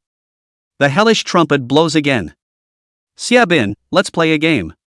Boom. Xiaobin's canopy nearly spiraled off. Gu Tian. You. My Tibetan Mastiff has just been bitten to death by your tiger. You are now. I'm telling you. This is no joke. I've had my ribs kicked in by one of your guys. You. Put this away. I promise I won't tell my dad about this. We can be brothers from now on. Seeing that Gu Tian didn't have any reaction, Xiaobin went completely insane, screaming at the top of his lungs. Gu Tian. How dare you? You dare to touch me? My dad will never let you go. Don't think you're powerful. You can't escape judgment. Your father will be dragged down by you too. The Gu family will be finished too. The hiss had just fallen. Gu Tian directly pulled the trigger. Click. The shots were not fired. It was just an icy, empty thud. However, Xiaobin's entire body jerked violently and fainted as he leaned against the wheel. There was dead silence all around. The crowd looked dumbfounded. Gu Tian then slowly and methodically put away his pistol and swept a glance at the trembling Xiaobin's minions with a smile. You have 3 seconds. Get out of my sight. This statement was made. Xiaobin's juniors rolled and crawled, 7 hands and 8 feet to lift up Xiaobin and Lu Bolt. There were even 2 people holding Tibetan Mastiffs that had long since turned to mush. A whole big escape scene. After these people leave, Wang Hao didn't have time to marvel at how handsome Gu Tiangang was, but instead surrounded Gu Million in astonishment. Brother Sky. This is really a pet you have. Mom. You were so mean just now. How can you be so nice? You touch it, he doesn't bite. Gu Tian leisurely said, smoothly handing the truth to He Shan and deliberately sidestepping it. Luckily, that scene just now was blocked by Xiaobin's little brother and Bab's body. Otherwise it would really cause a panic. Driven by curiosity, Wang Hao bravely stretched out his hand and hastily drew it back after touching it. I go to. This fur is so smooth. See, I told you it doesn't bite. With Gu Tian's continued encouragement, Wang Hao's boldness gradually grew and his hands began to rub the tiger's head. The scene attracted a crowd of people slowly gathering around on that side of the flower bed. I go Too obedient, just now bitten the Tibetan Mastiff to death. This will be so well behaved? I want to touch it, yeah. I want to take a picture of it. Gu Xiao. Can I touch it? Just a little? Gu Xiao. I'm a college student. Can I touch it? I'm studying animal medicine. Watching a number of girls scramble to get to the front of the line. Wang Hao's heart blossomed, and he yelled after Xia Bin's tone just now. Photo ops are allowed. Touching is okay. But Gu Millionaire has a little fetish, it likes to look at black silk. Just to be safe, you guys go back and change into your black silks and come over and take a picture with it and stick it to it. It's guaranteed to be no problem. The words fell. The air froze for a second. Next. Ah! I love this color tiger. So much personality. Yeah. You wait 5 minutes for me. I have a whole drawer full of black silk in my dorm. Holy. I'm wearing light gray today, am I going to be excluded? Less than a moment. The onlookers all dispersed in a flurry of excitement and ran back to the dormitory to change their clothes. At this point, the surrounding compatriots pressed on. They also want to go up to take a picture and touch it. They can't go back and change into black silk, right? The point is they don't have it. Maybe some will. Gu Xiao. Why do men make things difficult for men? I also want to take a group photo, how about it? Gu Xiao. Are you sure boys should change to black silk too? Gu Xiao. This request. I can't do it. Pust. Gu Tian almost couldn't hold back his laughter and quickly waved his hand for them to come over. Come on. Come on. Boys, take all the shots you want. The words fell. Many of the boys trotted over excitedly. Ouch. Thank you, Gu Xiao. You're really my righteous father. I'm going to take a better shot. As a headshot. It's happening right now. A delicate, cool voice came from behind. But with a hint of shyness. Gu Tian. Are you sure? Wearing black silk. It doesn't bite? Gu Tian turned around to look at the sound, and in the next second his pupils shrunk violently. Only to see that Su Nanxue had appeared behind her at an unknown time. Cool schoolgirl plus JK uniform black silkwear, direct contrast pull full. This way, back to the office. Feeling the softness of the sofa below, Xia Bintang could open his eyes. Look at the minions, a whole bunch of confused. Shay. You just weren't. Xiabin ignored it and fished out the cell phone with the shattered screen from his pants pocket and dialed. As soon as the call was answered, he wailed. Hey! Dad! Come and save me! I'm going to be killed. Black Diamond got bitten too. There's a tiger. Send someone over immediately. The head froze, and then could have confirmed in a rage, what? You've been hit? On a what? A circus tiger? Yeah. Tiger. Come here and kill it. Special police officers all come here. Ah. Help me. Chapter 69, Justice for Black Vajra. This way. Looking at Su Nanxue's silky and tight black silk long legs, Gu Tian was surprised. The contrast is genuinely a bit much. It was just a casual joke by Wang Hao, but I didn't expect Su Nanxue to take it seriously. It's okay, no problem, it doesn't bite. Gu Tian reacted and quickly beckoned her over. At that moment the other boys suddenly felt an unusual sweetness in the air and turned their heads in unison. Next. Put. Nosebleed came out. Holy. It's Su Nanxue. Schoolgirl Su. OMG. It's so beautiful. Holy crap. Who's going to hold up against this? Is this still the schoolgirl Su I know? That iceberg goddess who doesn't eat earthly fire? Wan Hao's eyes also looked straight, and they all started to raise their hands to slap their own ears to keep calm. This was Tian's woman, he definitely couldn't have any bad thoughts. This is the most basic conscience of being a brother. Roll. Go. All of them go. Make way for Su Nanxue. Get out of the way. Accompanied by Wang Hao's yell, Su Nanxue blushed to death and walked forward with her hands unconsciously held on the sides of her skirt. It's a good thing Gu Million was so cooperative. When he saw Su Nanchue approaching, he even meekly plopped down on the ground, and the tiger's eyes were clear, allowing her to reach out and gently touch her head. The boys next to him were instantly nonplussed. Ah! OMG! She really touched it. How dare she touch a tiger? So schoolgirl. Are you Nangong Askya? What kind of fantasy link-up is this? There was a lot of screaming and the shudder of cell phones taking pictures. Su Nanchue, however, lowered her eyes and whispered with a slightly red face. Gu Tian. Do I seem to be overdressed today? Gu Tian was momentarily speechless. What kind of question is that? But. You can't wear anything but, you can wear this every day. Oh. With a red face, Su Nanchue nodded, and she didn't know if Gu Tian was telling the truth or joking. And she didn't know how to respond. Because the crowd of onlookers was growing. It was supposed to be about watching tigers. As a result, all of them came over to see Su Nanchue, which made her very shy, and she left reluctantly after taking a few pictures. As soon as Su Nanchue left, the girls who had originally gathered around the periphery immediately pressed on.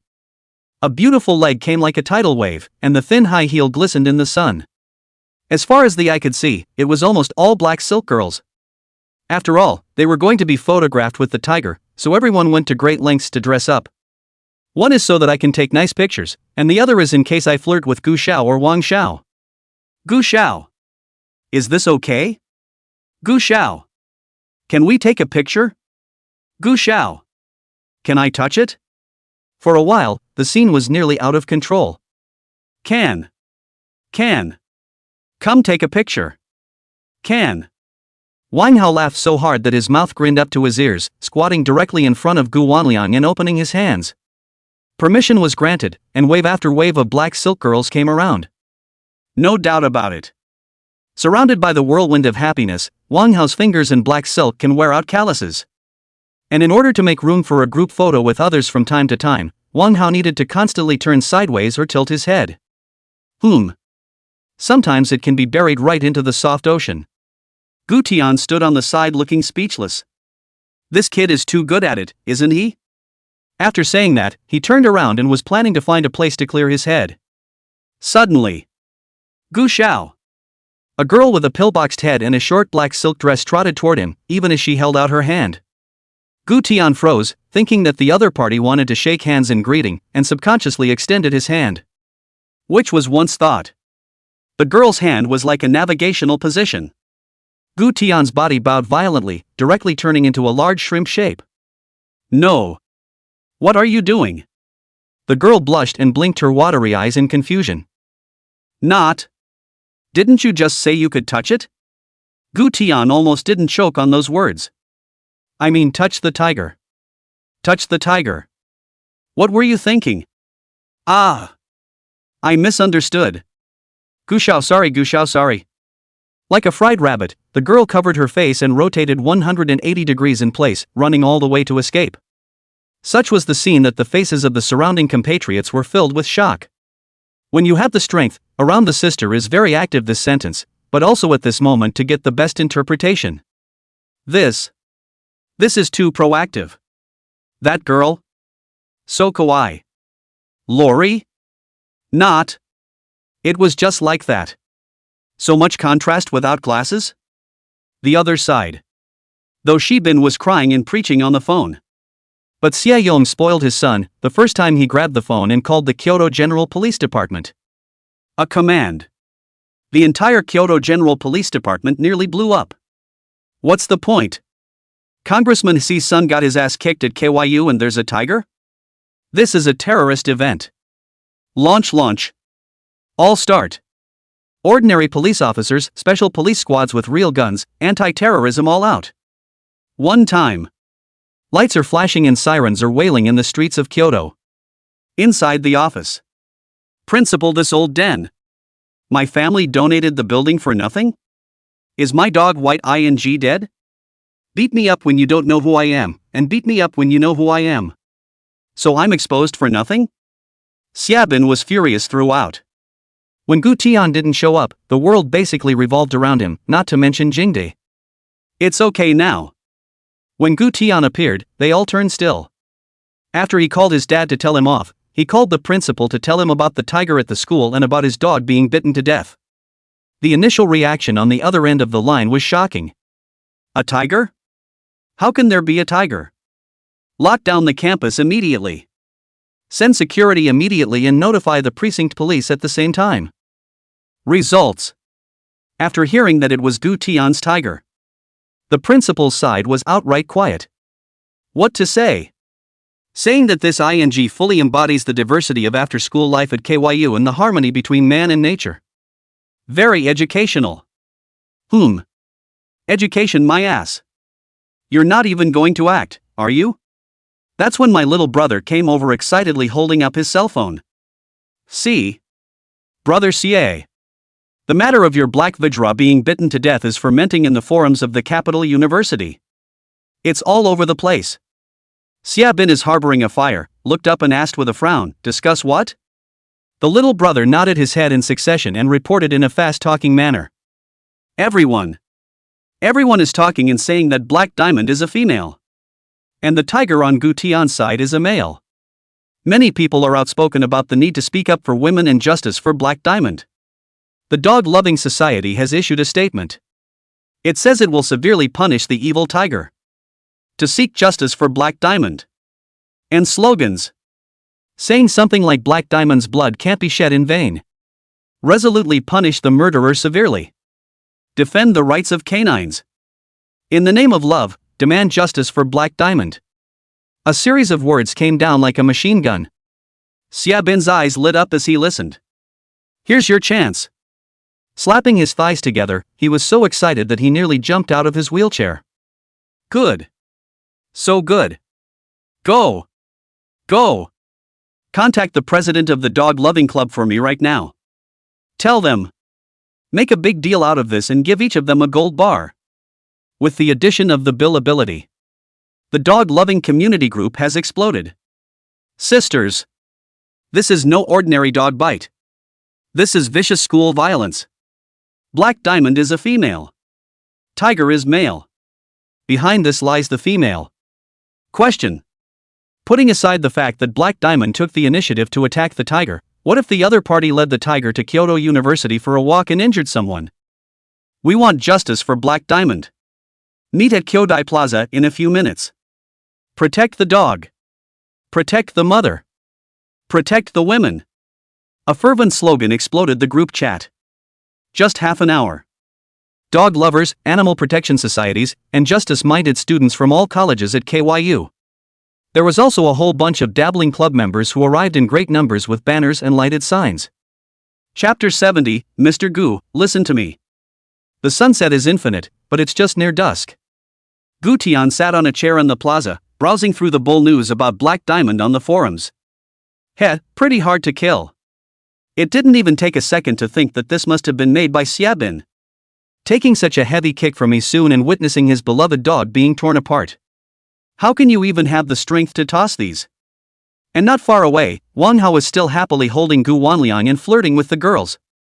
At this point, a vast procession appeared not far from the square, not only pulling banners and holding up lighted signs but also shouting slogans. Punish the evil tiger severely and get justice for your beloved dog. The female mastiff fell under the tiger's claws, and the dignity of women cannot be trampled on. If you don't get rid of the evil tigers, you can't get rid of the dogs. President, I think it's better to forget about it. The identity of that tiger walker seems to be very powerful. He even dares to go against Xia Bin.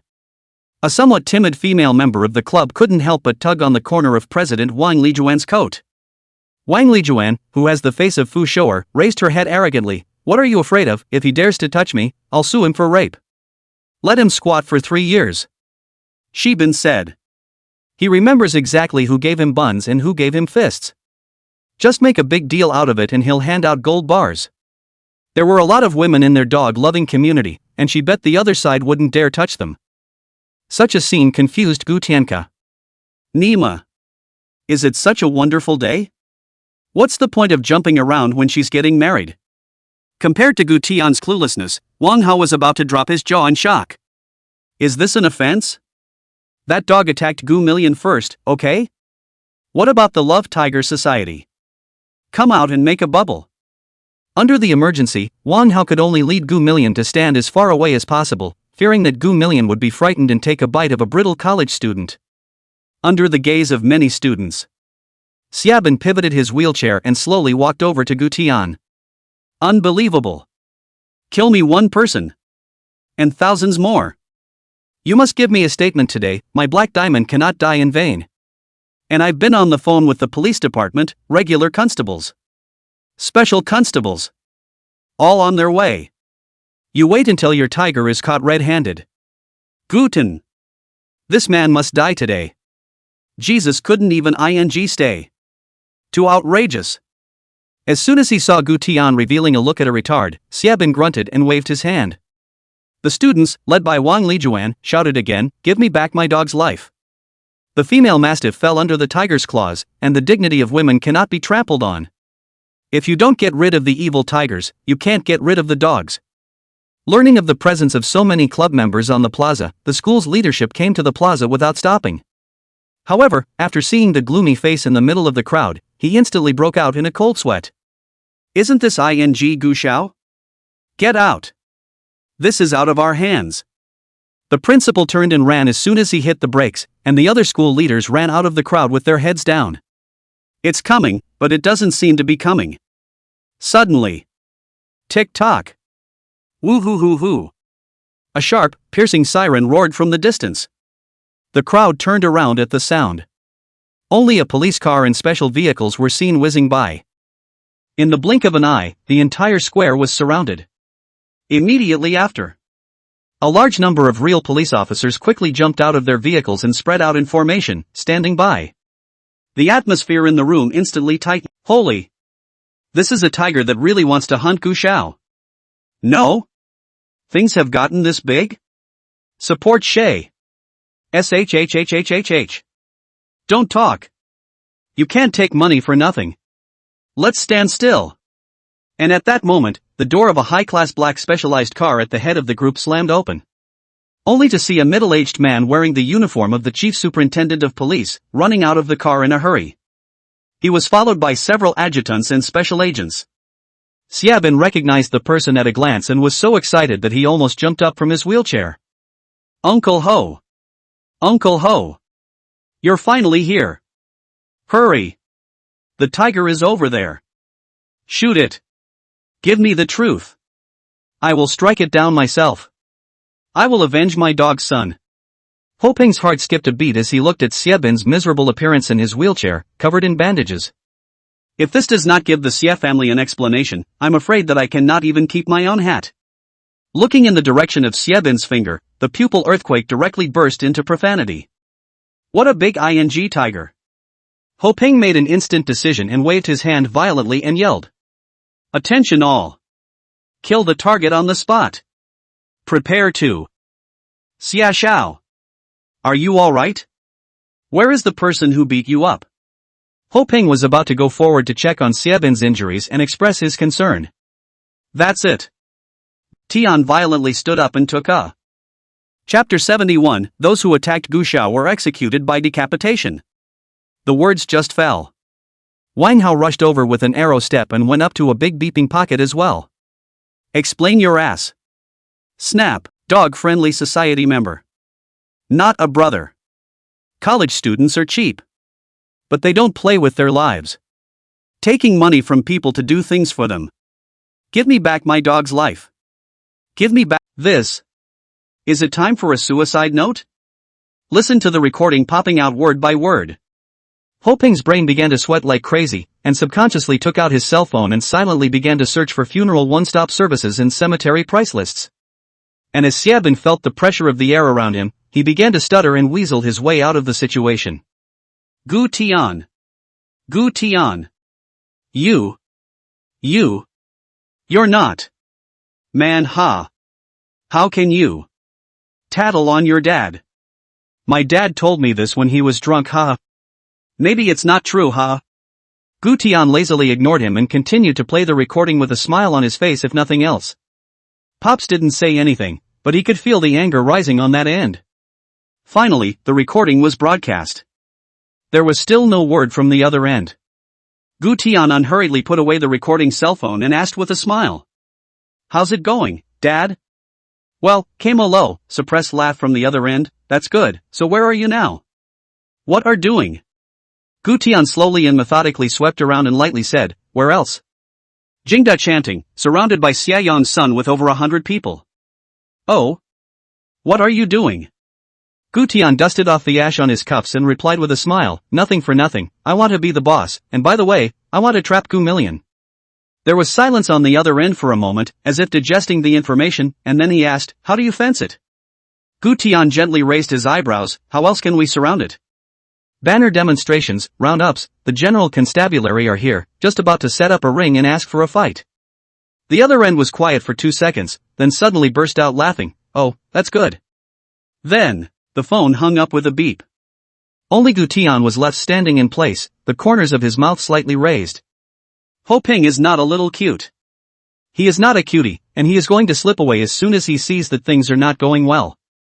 After all, you can still get the whole death sentence if you slip away now. Then work on patenting some kind of electromagnetic magic like cannon in prison, and maybe you'll get your freedom back before you die of old age. Uncle Ho. Why are you guys gone? The tiger is still there. Shoot down quickly. Don't be a wimp. Xiabin was so anxious to see Ho Ping slipping away with his men that he was about to bounce out of his wheelchair. Strike your grandma in the leg. The tiger's ass can't be touched. Hao Ping dug into the car without bringing his head back. President Wang, it's your turn. You can't take the money for nothing. Xiabin's little brother tugged on the corner of Wang Lijuan's coat and reminded him sharply. Now in this situation, even the chief commissioner of police has run away. If they didn't take advantage of the chaos and run with Xiabin, they would probably all have to be accounted for here. Good. Wang Lijuan nodded at Xiabin's little brother with a look of a packet winner and turned around to yell at the community members behind her. Class. We women can't be silent when a female mastiff is in distress.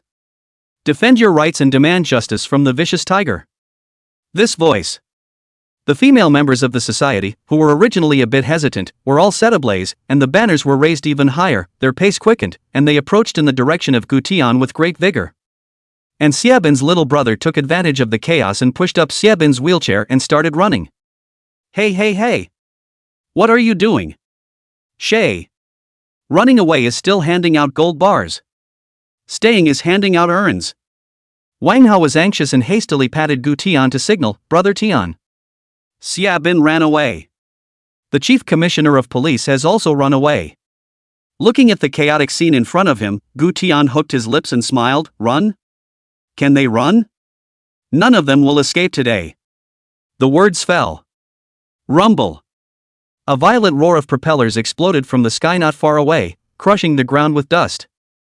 The crowd followed the sound and saw that the sky was black. Several helicopter gunships are flying over in great numbers. Huge searchlights illuminated the ground in snowy whiteness, and the anti-aircraft machine guns on either side rose slowly. Crouch! Brother Tian run ah! Xiabin's father transferred to Wuji. Wang Hao's face swished white when he saw this scene. Gu Tian tilted his head slightly and said with a smirk, is there a possibility? These were transferred by my father? This statement was made. Didn't wait for the crowd's eyes to glaze over. The circling helicopter gunships adjusted their positions in unison, and the megaphones on their fuselages instantly turned on. According to the special dragon laws of the cabinet, anyone who attacks Gu's old children shall be executed by decapitation. Boom! A stone has stirred up 1,000 waves. The whole room was in an uproar. What? Gu old children? Wait a minute. Not waiting for several gazes to look at Gu Tian in unison. Day. A machine gun on either side of the fuselage of an armed forces direct fire. Chapter 72. What kind of beams are you fit to be a load-bearing wall? Moment. Several rounds swept sharply toward the ground. Bang, bang, bang. Fire, smoke and dust. Where have the people seen such a big battle? On the spot was scared out of their wits, ghosts crying and howling in all directions to escape. Aha! Siren. Help! Originally pushed Xiabin desperately running away from the minions, once they saw the battle so vicious handle loose, Xiabin even with a wheelchair violently pushed forward, scampering their own escape to go. Clunk. Exerting too much force, Xiaobin fell face down even with a wheelchair, with shocked straight grunt, struggling half a day did not get up. Who would have thought it? Kyoto plays so true? Platoon so big? Wang Hao hid to the side and hugged the pillar, crying and yelling at Gu Tian. Tian. Stop the whole thing. Stop it. There's going to be bloodshed if we keep fighting. However, the imagined bloodshed did not occur. The smoke cleared and basically no one on the ground was hit except for craters made by bullets. It's just a removal. But the effect of the scare is comparable to a massacre. Stop. Gu Tian lazily tilted his head, smiled and narrowed his eyes as he looked not far away. Why did you stop? The words just fell. Boom boom. Dust billowed in the distance as several more armored cars rushed aggressively. Along the way, police vehicles on the side of the road that hadn't yet been evacuated were knocked right over. The door slammed open as the armored car came to a stop. Clearly dressed in black tactical clothing, face mask tight special forces members quickly jumped out of the car, each with a black hole of truth, swiftly divided into several groups to surround and search. The aura of solemnity was overwhelming. Before a thorough investigation, everyone at the scene, in their eyes, were all suspects threatening the personal safety of the crown prince. Don't move. Hold your head and crouch down. One more step and you'll be shot on sight. Some were so timid that they ran in other directions in fear before they could hear the order. Results. Bang. Bang. Bang. Bang. When guns go off, people die. When someone dies, someone cries. Ah. I'm not running. I'm squatting. I didn't do anything. I didn't mean to. Don't kill me. Don't kill me. It's our president who ordered it. Aha. Less than 10 minutes. Everyone was controlled by the black-clothed soldiers, holding their hands over their heads and not daring to move half a bit. Reporting to Gu Xiao. All the people involved are under control, 56 in total. Please come here, identify the murderer yourself. A black-clothed officer like special soldier walked quickly to Gu Tian and reported. Gu Tian nodded calmly and stepped towards the group of club members. The footsteps were not fast, but like death knocking on the gates of hell. For these people, it's okay for others to look away. But they look away, literally for the rest of their lives. Who would have thought that the person walking the tiger would be the legendary prince of Kyoto, the son of Gu Lao? If I had known in advance, I wouldn't give them the guts, not to mention the 3 of them, or even the 10,000 of them. Pity. There are no ifs and buts in this situation now. Although they kept telling themselves that what was in front of them might be an illusion. But the cold touch of truth against the back of his head was as real as it was piercing. Woo-hoo-hoo-hoo. By now there were already whispers of horror.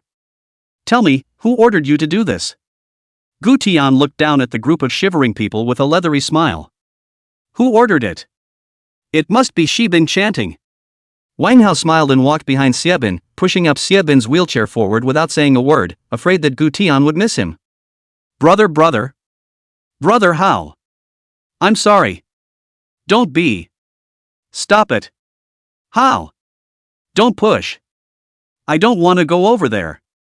After witnessing Gu Tian holding the power to mobilize the wushu direct in his hands, the special forces unconditionally obeyed orders. Only then did Xiaobin realize that he was not even as good as a new recruit in front of Gu Tian. No wonder Xie Juanhao was sent to the North Pole by the Xie family before when he just said the wrong thing. It's President Wang. It was President Wang who told us to come. She said that if we came over, she would give us gold bars. Yes. It's President Wang. Wang Lijuan. Wang Lijuan. Wang Lijuan sent us here. It has nothing to do with us. It's President Wang. Right. President Wang. Wang Lijuan. Where's Wang Lijuan? Which one? Raise your head for me to see? Gu Tian fiddled with the truth in his hand, his eyes sweeping over them like the king of Hell's Point. Amidst the ghostly cries for mercy, Wang Lijuan was escorted out. I'm sorry, Gu Xiao. I'm sorry, Xiao Gu. I didn't know. Let me go. Let me go, Wu. Gu Tian didn't bother to look at her more than once, lowered his head and stuffed peanuts into truth one by one, said with a smirk, letting you go? Aren't you going to hand out gold bars? I'll send you the urn, do you want it? The words fell. Wang Lijuan completely collapsed and desperately struggled, trying to escape from the black-clothed soldiers. Gu Xiao. Don't! Don't! Your father said that we are the pillars, we are the hope. The words just fell. Gu Tian raised his hand and fired a shot. Bang! Pust! The two black-clothed soldiers' hands loosened, and Wang Lijuan fell to the ground as limply as a broken sack. The weeping in the room came to an abrupt halt. Gu Tian nonchalantly took the handkerchief handed over by the black-clothed officer next to him and wiped the blood from his face in disgust. Others may be beams. I think you're better suited for a load-bearing wall. The words were not yet spoken. The two black-clad soldiers understood and lifted Wang Lijuan's cold body like carrying rags and walked in the direction of the mixer not far from the corner of the construction site. Chapter 73, We Won't Live If We Listen to You. Less than a moment's work. The members of the society were all escorted to the car with their heads in their hands. Granted, it was directed by Lydia Wang. But the black-clad officer wondered if there were other forces stirring behind this. Gu Tian didn't explain too much about this. Tian, don't forget, there's still him. Just as Gu Tian was about to hand over the truth to the black-clad soldiers, Wang Hao pushed Xiebin over from behind. Unlike the club students, Xiebin's minions were all bruised and swollen. It should have been resisting arrest or facing the black-clad soldiers when Xiebin pretended again and ended up getting punched in return. Tin. I'm sorry. I'm so wrong. I was so wrong. Feel the icy breath of death creeping closer. Xiebin finally snapped out of his arrogance and hubris, and his entire face was a wail of survival and despair. Oh? Gu Tian raised an eyebrow, leaning down to slowly survey Xiebin's wretched appearance. You know you're scared at this point? Xiebin hurriedly nodded his head as if he were pounding garlic. Right. I know. Brother Tian. You're my big brother from now on. I'll only listen to you. I'll do whatever you tell me to do. That ingratiating, humble-to-the-bone look, where was any semblance of the high and mighty look he had before? Wang Hao grinned straight as he watched, his face filled with complexity. No fear of being laughed at. He was also beaten up by Tin early on. Back in the day he fancied himself a kindergarten bearer until Tin turned up. He got beat up from the door of his kindergarten to his house, and in front of his dad. Afterwards, he went to his dad for comfort, only to be beaten up by him again. Gu Tian sniffed, snorted out a laugh, meaningfully patted Xiebin's shoulder, and whispered, Obey. Then listen and we won't live. He said, taking a lazy step backward. Click. The four black-clothed soldiers synchronized their movements and raised their black holes of truth in unison, pointing directly at Xiebin's forehead, heart, chest, and knees. The murderer Xiebin. For assaulting and threatening cabinet children, stirring up conflict among community members, and unauthorized mobilization of the police department to enforce the law. Several crimes. Live execution. A command. Bang, bang, bang, bang. Before Xiebin had time to open his mouth to defend himself, and before he could even send out a desperate scream, he was shot into a sieve on the spot by a rain of bullets. Blood splatters. The whole place is dead silent. All that was left was a pungent odor of blood in the air. Wang Hao covered his mouth and almost fainted on the spot. What? He didn't expect Gu Tian to be so fierce? This is Xia Yan's son. And it turns out that that's add up? Xiebin's little brother had been scared silly and flopped down on his knees. Living Shay. Their heavenly fearless Shay. That's it. Shooting down on the spot? At this moment, they realized. There is a world beyond the sky and a world beyond the people. Outside of Xiebin there was Gu Tian. And Gu Tian's outside. Seems, there is really no one. Just as blood and despair filled the air. Only to see the two black-clad soldiers dragging and pulling a person over. Puffy and woefully out of shape. Gu Xiao, what about this person? Puffy and woefully out of shape. At a closer look, it was actually the Director General, Ho Ping. But the uniform that represented his identity had long since been stripped from him, leaving him with a dirty lining. The black-clothed officer grimaced and threw him in front of Gu Tian. Gu Xiao, what about this person? Being the chief commissioner of police, he turned out to be the personal security of the Tsai family. As soon as Ho Ping saw Gu Tian narrow his eyes, he hurriedly held his head and knelt on the ground, rolling and crawling. Gu Xiao. I was wrong. Listen to my explanation. I really didn't do it on purpose. It was Xia Yong who forced me. Please give me a chance. Don't kill me. I can make a merit. I can give up all the evidence of the Xia family's crimes. You do realize that Xia Bin is Xia Yong's illegitimate son, right? Do you know where Xia Bin's mom went? It was me. It was Xia Yong who told me to get rid of it. It was Xia Yong who told me to get rid of it. Oh, wow. Is it that good? Just as Gu Tian pulled out his cell phone and was ready to record it and go back to eat melons with his old mom and dad, the sound of an incoming cell phone call came from the cloth bag by the wheelchair handle. Apparently it's Shabin's. The black-clad officer immediately stepped forward and pulled out his cell phone and handed it over. 2 words flashed on the screen, Dad. Xia Yong. Gu Tian hooked the corner of his mouth and casually picked it up. On the other end of the phone came Xia Yong's familiar and smug voice. Hey. Son. Are things settled yet? I've greeted Ho Ping on his side. He will definitely cover you. Whoever dares to touch you will directly exterminate his family for 18 generations. From now on, walk across the street at school, don't hold back. If anyone dares to bully you, don't ask who your father is. Also, remember to tell Ho Ping that I won't be able to spare him any favors when the job is done. By the way, what the hell is going on with Black Diamond? You kid, don't scare me, huh? Perhaps sensing that the phone side had been silent, Xia Yong's voice snapped, alert, hello? Son? Why don't you say anything? Gu Tian sneered, hey, how are you, Senator Xia? The end blew up straight away, who are you? Why do you have my son's cell phone? Where is he? Gu Tian pretended to be confused and said, oh, you're asking about your son?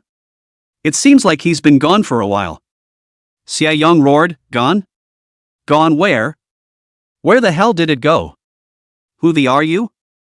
Gu Tian was no longer polite and said grimly, word for word, he's dead. Boom. The phone exploded right on the other end. My son is dead? Who are you? What are you babbling about?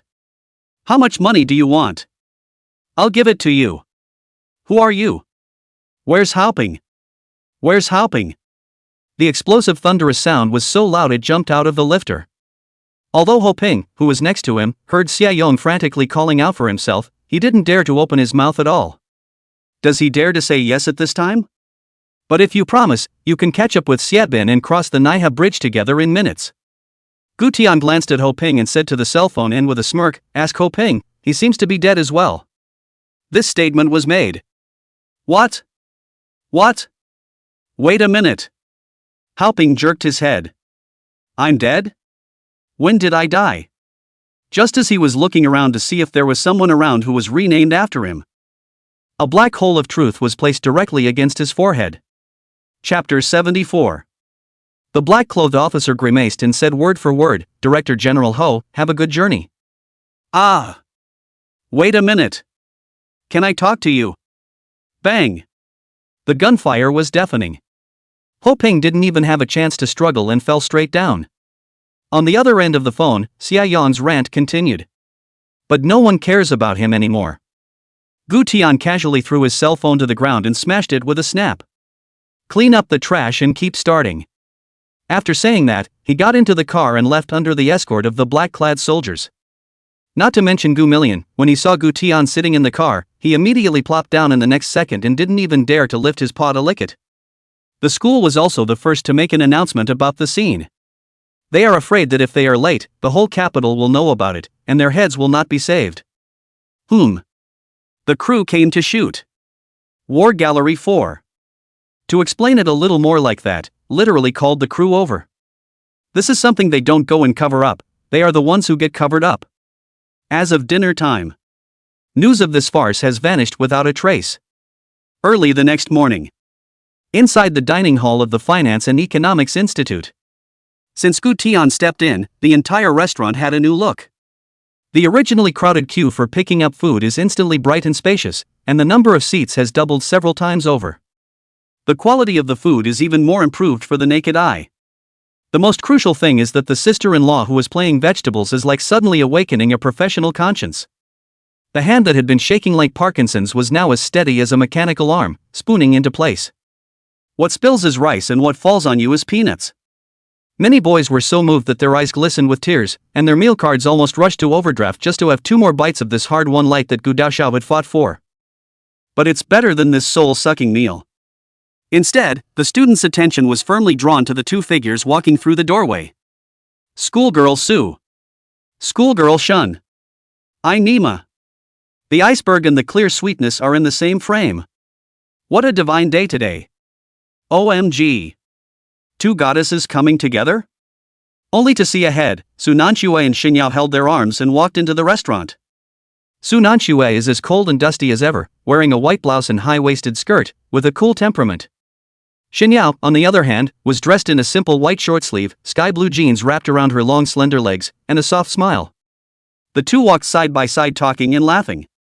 Especially Xinyao's brow-curved expression, looking at quite a few boys' hearts almost melted. At first Xinyao's new sweet schoolgirl name was unrecognized. The reason for this is that she doesn't deal much with outsiders and a lot of girls are jealous of her. After learning that she was related to Gu Tian, the crowd's bit of sour jealousy instantly turned to awe and admiration. Hey! Sure enough, the women who can stand beside Gu Xiao are all dragons and phoenixes among men.